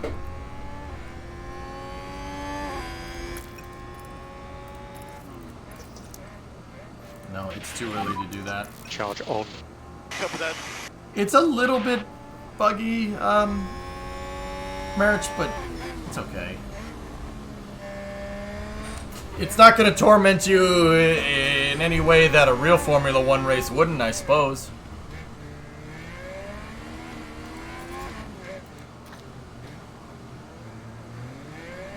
Isn't that what the Cleater Crown Vic race was? Yeah. Cletus's Crown Vic series is basically what NASCAR used to be, and that's why people like it, and that's why it's fun. What happened to Mick? center vaught happened to Mick. Locked the rears up in center vaught over that little hump, went straight into the wall. But the safety car came out and Kevin basically got right back to where Mick was, so it's not the worst thing to happen, but kids got to stop binning it, man. But it's Monaco and he's inexperienced, like I get it, it's fine. Yeah, BBK, I put a lot of money into Sim, so his driving modifiers are quite high. He'll get better faster. Just trust me, give him time to develop. He'll be okay.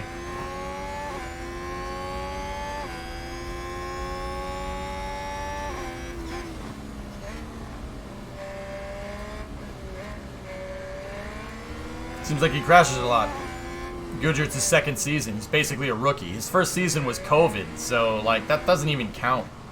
I mean, it does, but I'm gonna keep Mick. Yes. Dude, he drove the car into 6th for me in Barcelona. Sure. He gets in the points. You just gotta can't tell him to push all the time. But once again, Chief, one of the first things that I did was I really put a lot of money into the driving simulator, so his experience modifiers go up quicker. 20% chance of rain in a minute. He's gotten better.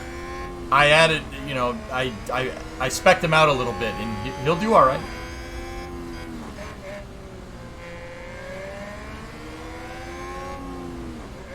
Driving sims don't feel like it helps much. He has a, what are you talking about, Late Heel? I have a level 2 driving simulator that's a 40% modifier to driver experience per race. That's ridiculous. That means every 2 races, my drivers get the experience of 3, even if they crash. Kevin's in the tow. Charge on. We need to get these 2 cars before the end of the race. We got about 20 laps to do it.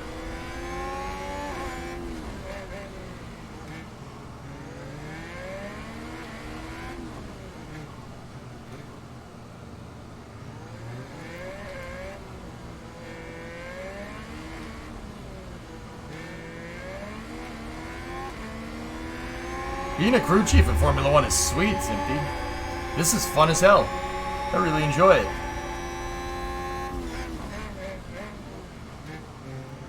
And you guys apparently seem to like to watch it. I enjoy it. This is as close as I'm going to get to watching a Formula 1 race with you guys. But it's a Formula 1 race where, you know, we don't need to watch Ferrari bin the strategy and not be able to do anything about it. If I bin the strategy, it's my fault. I mean, if you're not a Ferrari fan, then I guess that makes no sense, but... Said we watch my drivers crash. Hey, not the strategist's fault. Not the strategist's fault.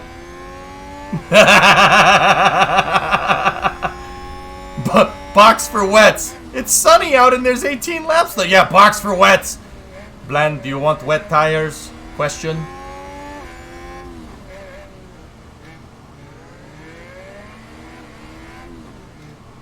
I didn't hire the Melios.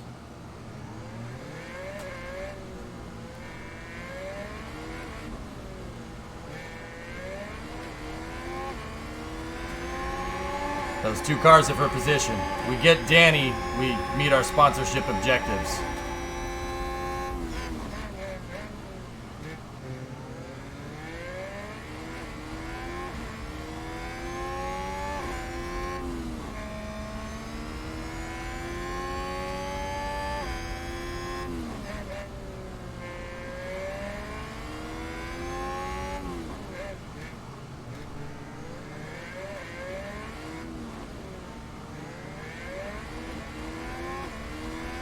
Track do you like the best? Imola. Alright, that's good enough. Hey Ren, gifted a sub! I remember you also started at Wet Australia on Inters. Yeah, you know, when you don't know how to when you don't know how to play the game, you know, that probably has something to do with it, Sebi.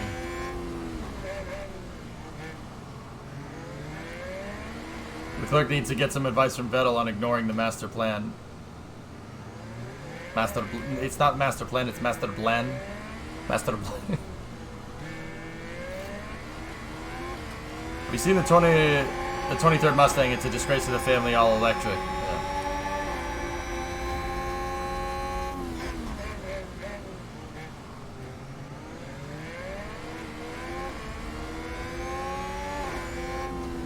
Yeah.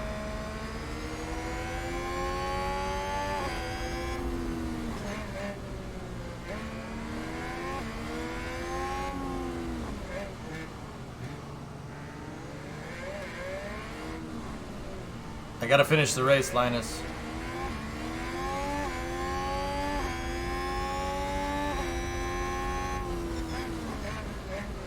Come on, Kevin.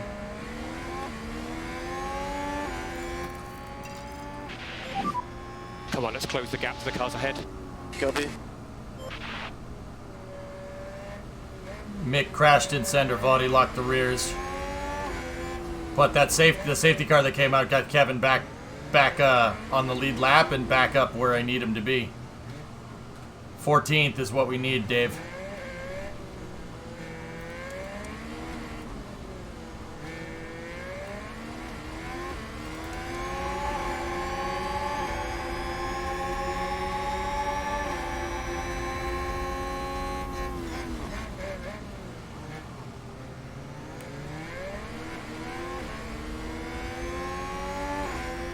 Don't try it in the swimming pool.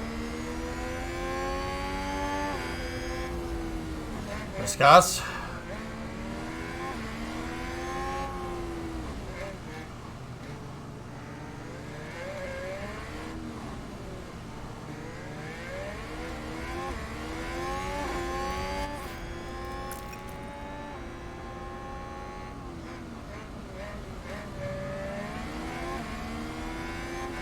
No, no! Didn't Mick crash in Monaco this year? Yeah, he split the car in half.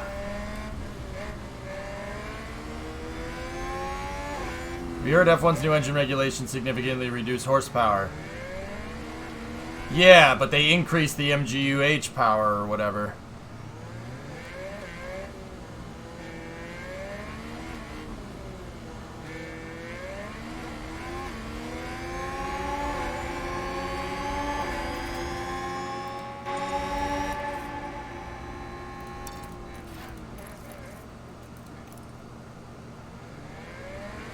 Or MGUK or whatever, FUCK or whatever, I don't know.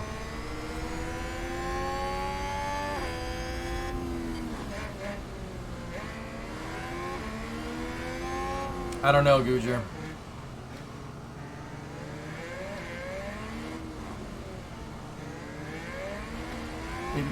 Tessa, it stands for unlawful carnal knowledge, okay?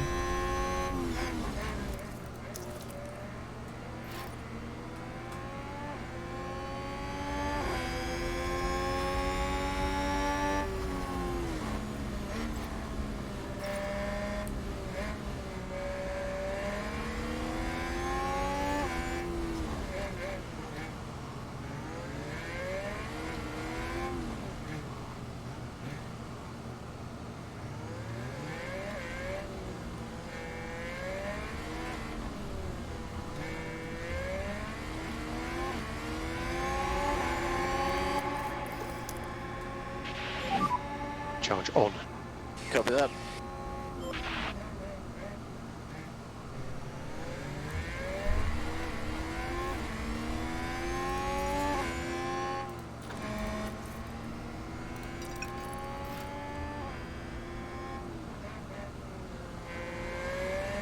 French connection to UK is better, yeah, okay.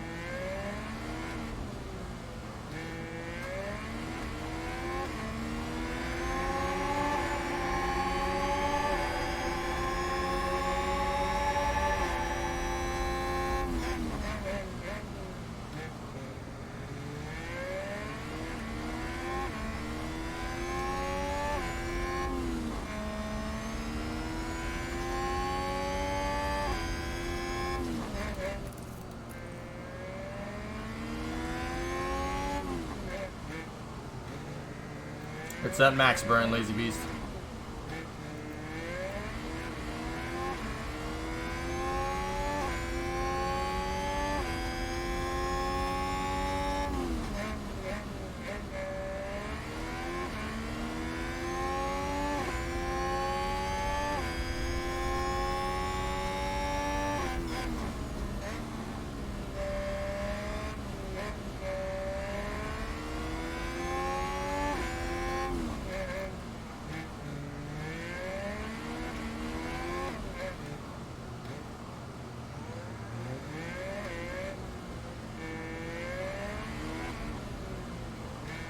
I need to get him into 14th, Sam.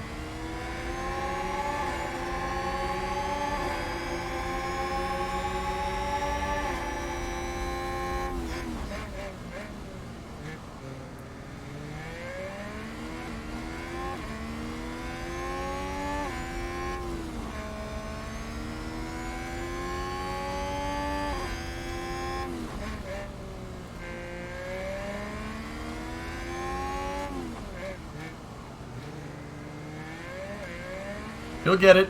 Wolfric, I'm conserving because of the tire deg. He went a little bit into nightmare scenario. If the white line goes into the green too far, we're screwed. Any passes that I'll make, you won't be able to get it because his tires will go. So what I'm having him do is just harvest ERS, and we'll make a concerted push at the end. As long as he stays in the toe, we should be fine. Basically, as long as he stays in Danny's slipstream, we won't have to work as hard. That's why we're gaining so much fuel, because we're just stuck in the slipstream. Yeah, Podwe, this game got driver characteristics down pretty damn well. Whatever back-end system they're running here is actually pretty good. Like, Mick does screw up. He does screw up. He needs more time. That's right. That's correct. Verstappen on top with the Ferraris right behind him, and then Perez, right? Bottas, Alonso, Hamilton, Gasly, Russell. Those are the exact kind of areas where those guys would be.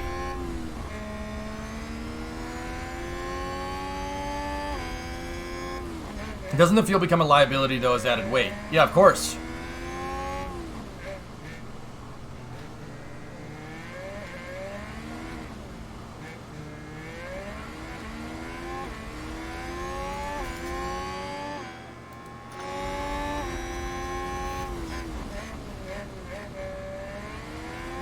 Kev says the tires are getting warm.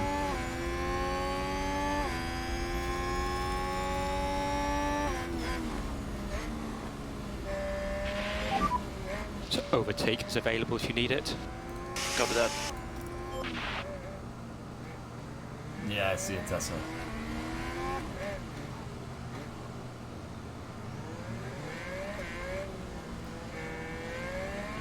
Leahy, you know what I thought was funny? Lewis was whining to the press about how bad the car is. Oh, the car is so bad. I'm getting micro concussions. Blah, blah, blah, blah, blah, blah, blah. Total Wolf, you to put Lewis, I'm sorry. This car's not worthy of a champion. Meanwhile, George is putting it into the top 5 every race. Man, does that look bad. Man, does that look bad.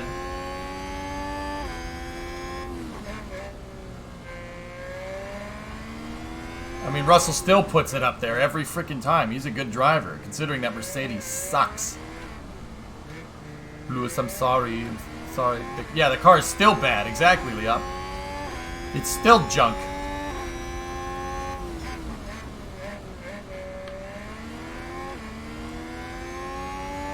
Lewis has been driving well recently, except for last weekend. Yeah, they're introducing changes to the car. Chief, I said at the beginning of the season, they went with that radical of a side pod design. That's a really, really big change. That's a real radical design. It's going to take more time to dial it in. It's going to take more time to hone that and get it better. And Mercedes, yeah, it definitely has. But the idea is that, dude, I'm pretty sure once Mercedes gets that side pod stuff figured out, they'll be back up there, but that might take a little bit of time. It might take a season or two to get that. I mean, it's such a radical change.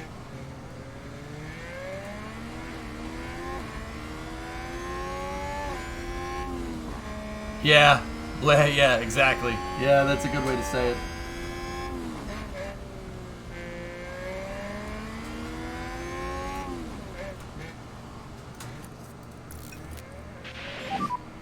charge off. Copy that.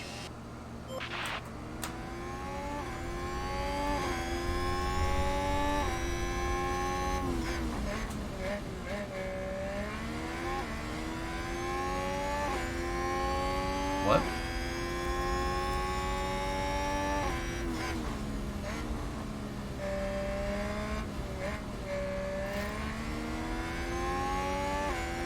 I just tweeted engineering? No, I didn't.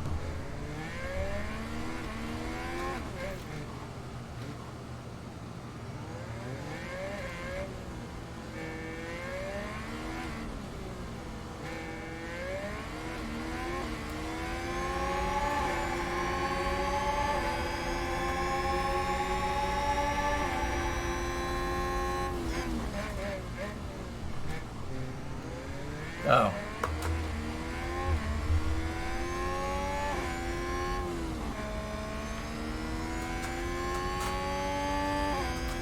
Scared the crap out of me, Bree.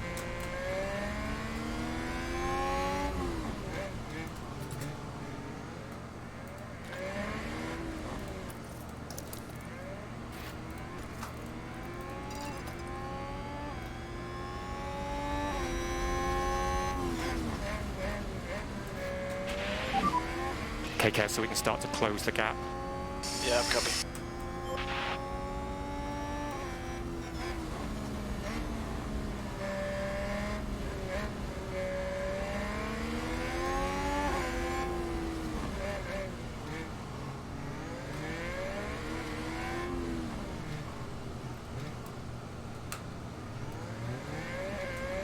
Yeah, knew he's an aerospace engineer. Yeah, he's a damn good one at that. Guy should be designing airplanes.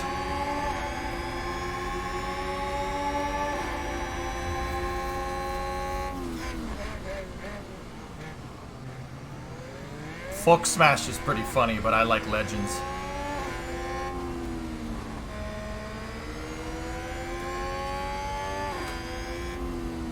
Yeah, Tessa, maybe.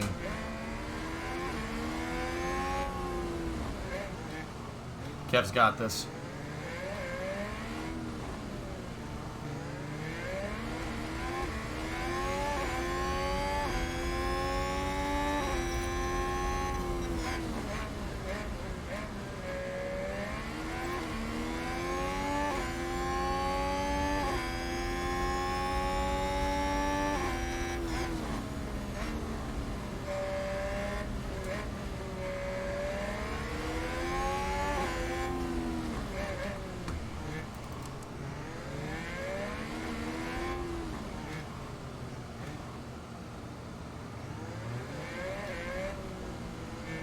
Are Zhao's softs ever gonna fall off? He's been on those softs for how many freaking laps? Yeah, Zhao did a one-stopper.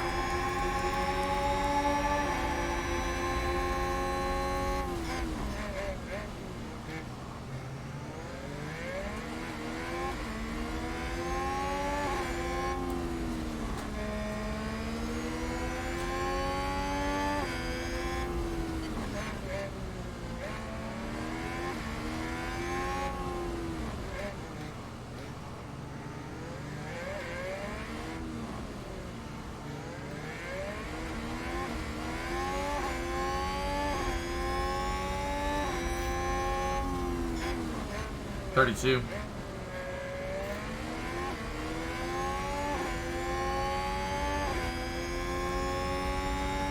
I know, 7 stars, it's a gamble. It always is.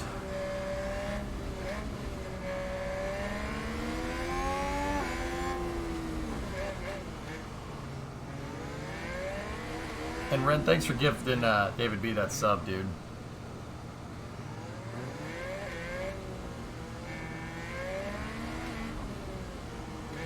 Nice, Thomas.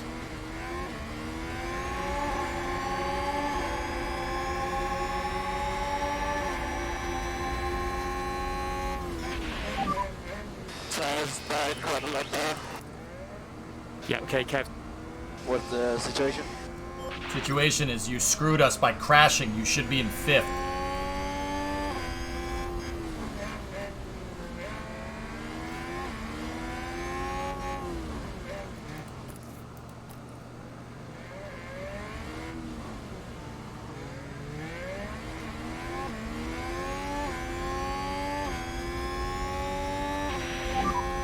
6 laps remaining.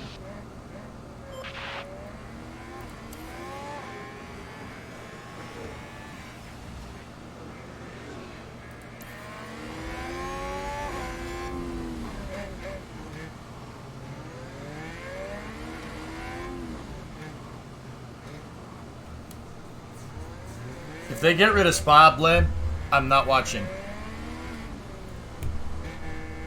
I'm serious. You're gonna keep this track on it, but not Spa.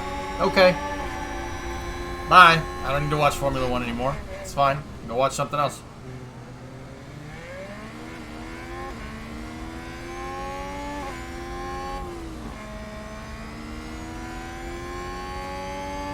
Spa's the best track. It's one of the best tracks on the calendar. You'd be idiotic to get rid of it.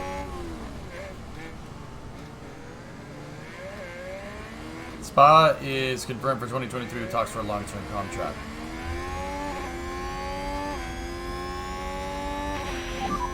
Five laps remaining. Well, it's very clear that Kevin is not going to do it. The car's too damaged, so it's just... If he gets it, he gets it. If he doesn't, he doesn't. He's probably going to crash.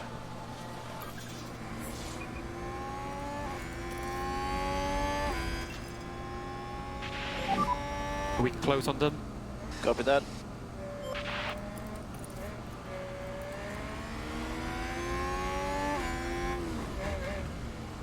No.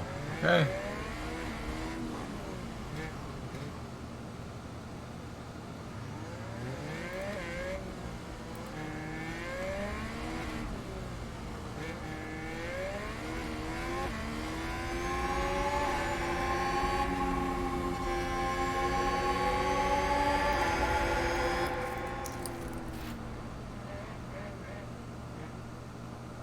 Up.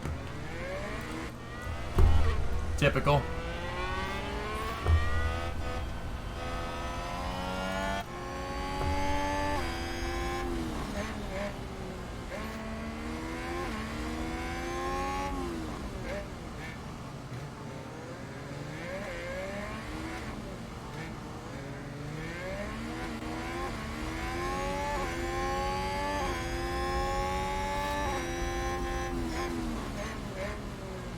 Oh, we got another lap.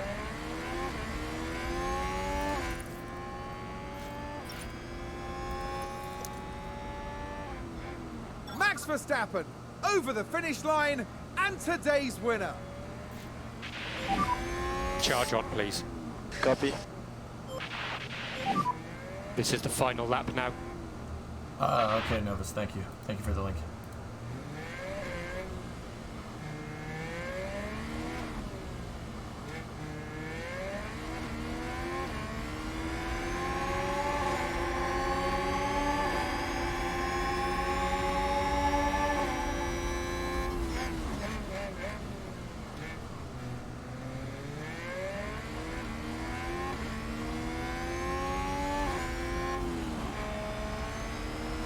You know what would fix Monaco? Doing sprint races. Sprint races on Monaco would fix things. You just do qualifying, award the points for the race for qualifying, and then Sunday do some damn sprint races that are worth some good points. Do like 3 heats of sprint races or something.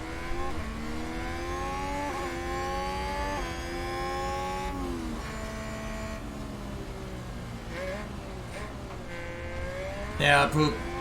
Or not making the cars the size of my 1960s American land yacht. Yep, we don't need to see that. That was terrible.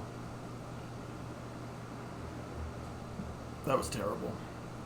Just terrible. Terrible. Terrible. Kevin could have finished up here, but both my drivers frickin' crashed. You may have fuck smashed the door, but you better not fuck smash the car again. It might be one of the worst ideas I've ever heard.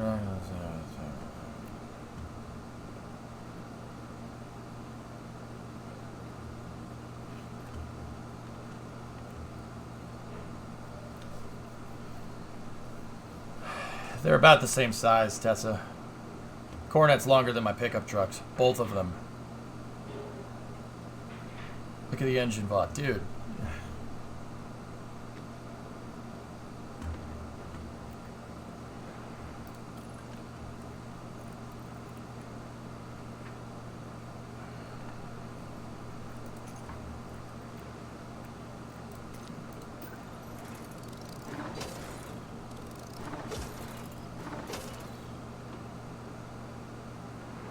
You guys sucked. Both of them would be hearing from me. I'd be, what are you doing? What are you doing? You told me you were 99% confident in the car and you frickin' bin it? What are you doing? Don't do that shit again.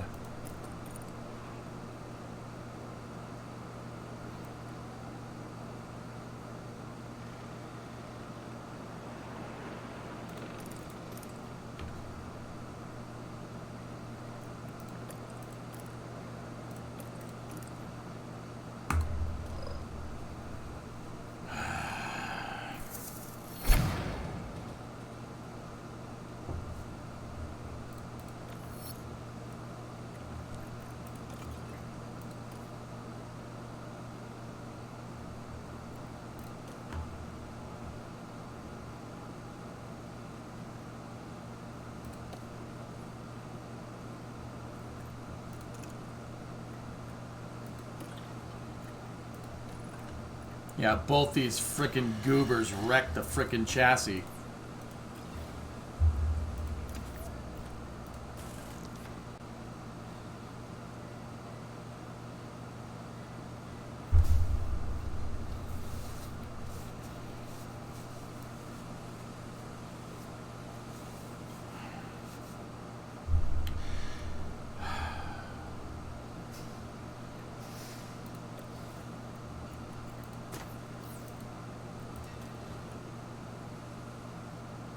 We're not getting all this done in time. We literally can't race. I don't have this we're not making a chassis in that quickly.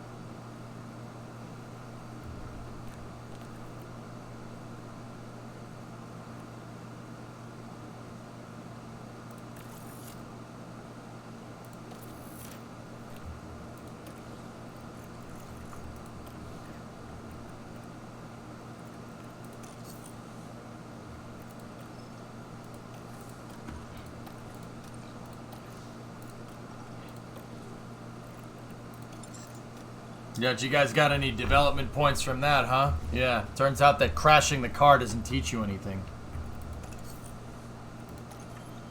Funny story.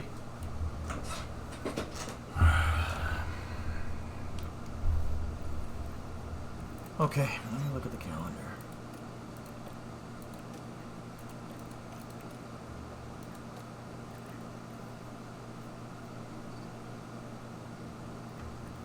That was a terrible race, man. Terrible freaking race.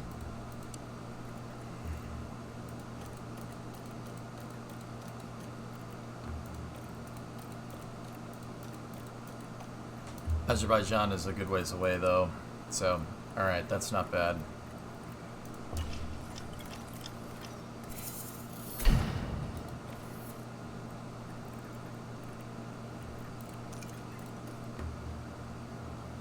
Oh, my underfloor's in low stock? Oh, please. Oh, thanks, Simon. That's why I pay you the big bucks.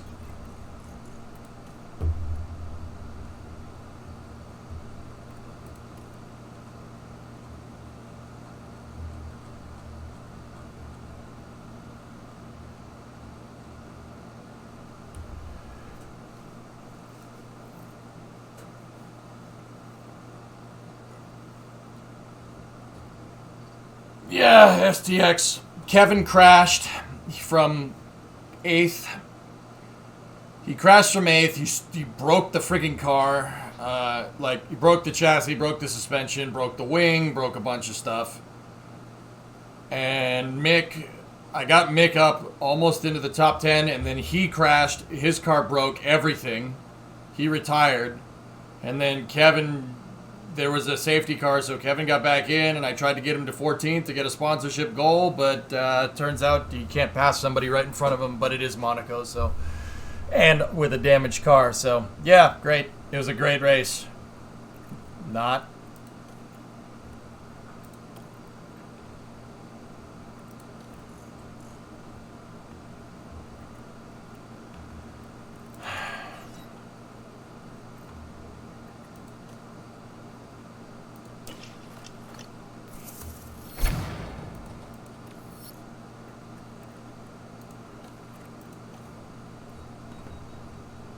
Do you have enough parts? Well, if the next race was a week out, SDX, no. But we're gonna have to spend some cash here that we should have spent somewhere else. But yeah, both the cars are missing a ton of parts because Twinkle Toes and what's his face both freaking binned it.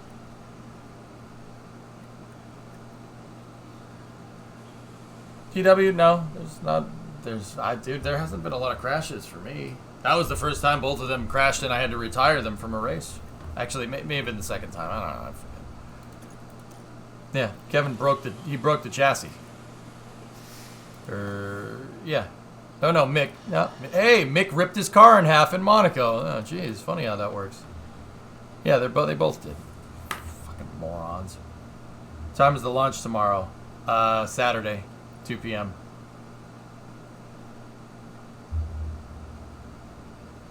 At least they didn't crash into each other, Platinum, right? What happened to the cars? They both crashed, Sparrow. Yeah, both crashed. About as close to a double DNF as you can get. I still beat Williams, though, with the car that did survive. Alright. We gotta go...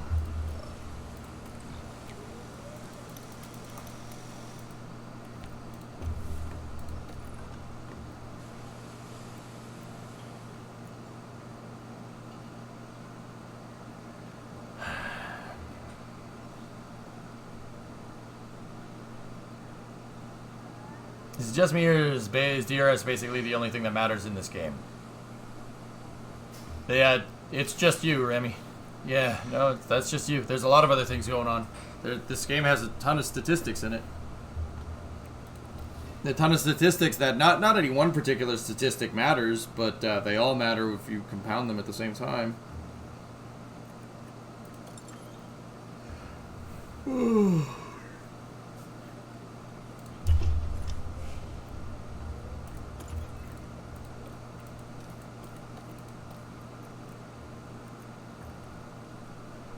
He never caught the safety car.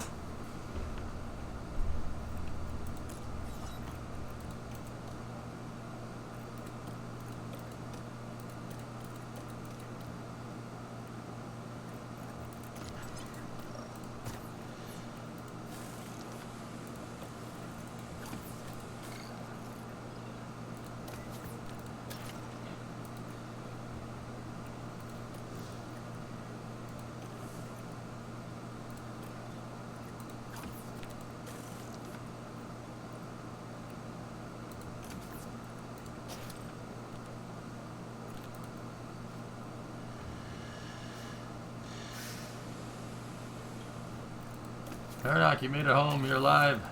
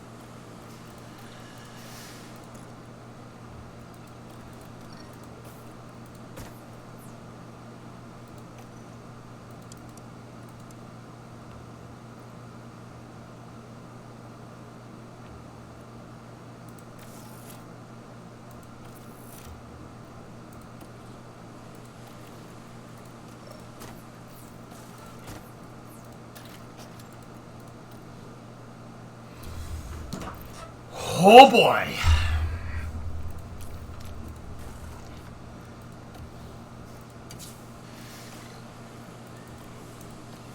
All right. What are we? What are our other current projects? They're working on a rear wing, and then I got another set of side pods here.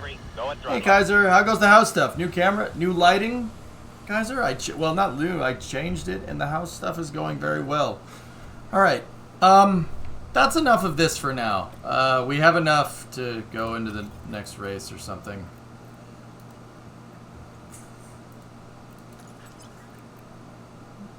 And emergency funds to build the thing doesn't really...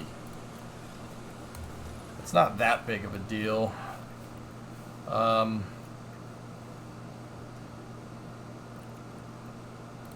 am going to need a couple of those, though. Let's just make 2 for now. It's going to cost $1 million. That's okay. We got to start doing research on the underfloor suspension. Artemis updates at the top of the hour. Yeah, I know. I know. You guys keep telling me that. Alright. I'm just going to go use the restroom and take a pee-pee real quick, and I just saved it, right? I did hit the right button. New save. Okay, cool. Alright. I'll be back for the Artemis presser, okay?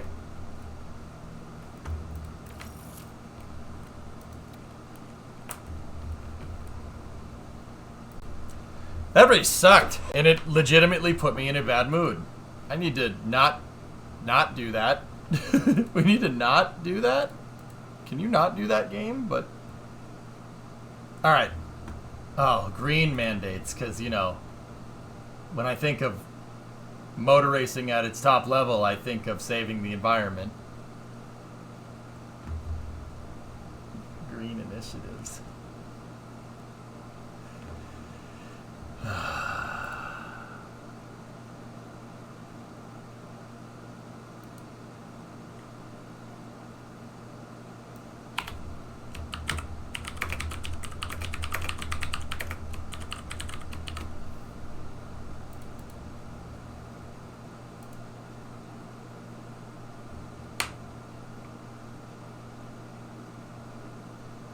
I want old school V10s. Yeah, I know. We all do. Gotta do some disassociation, my man.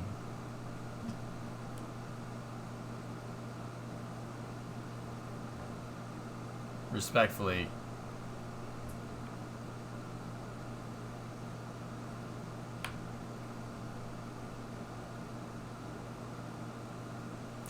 Alex, I'm going to be candid just this one time, all right? Look, I get it. Save the environment. I understand the climate. I understand everything. All right? Seriously, can we just have one thing? One freaking thing that actually is fun? Like, that's not going green? Can we just have one goddamn thing? Please? Please? Everything has to be watered down because got to save the environment. You know what? You know what's going to screw up the environment either way? We are. You don't add 7 billion people to this damn planet and and hope the environment's going to be the same. There it is. There it is. Can we just have one thing that's at least fun? Like,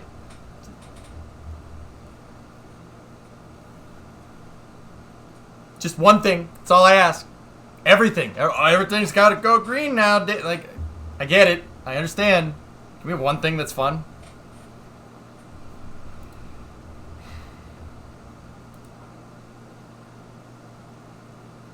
You weren't talking about F1. You were talking about the game. Oh, okay. Okay. Cool. Yeah, I know. That's why I'm going to go on break. All right. I'll see you guys in 15 minutes. Rockets are fun. Yeah, I know, Astro. Yet everybody that has no idea what they're talking about. Like, oh, rockets pollute. Yeah, okay. Okay.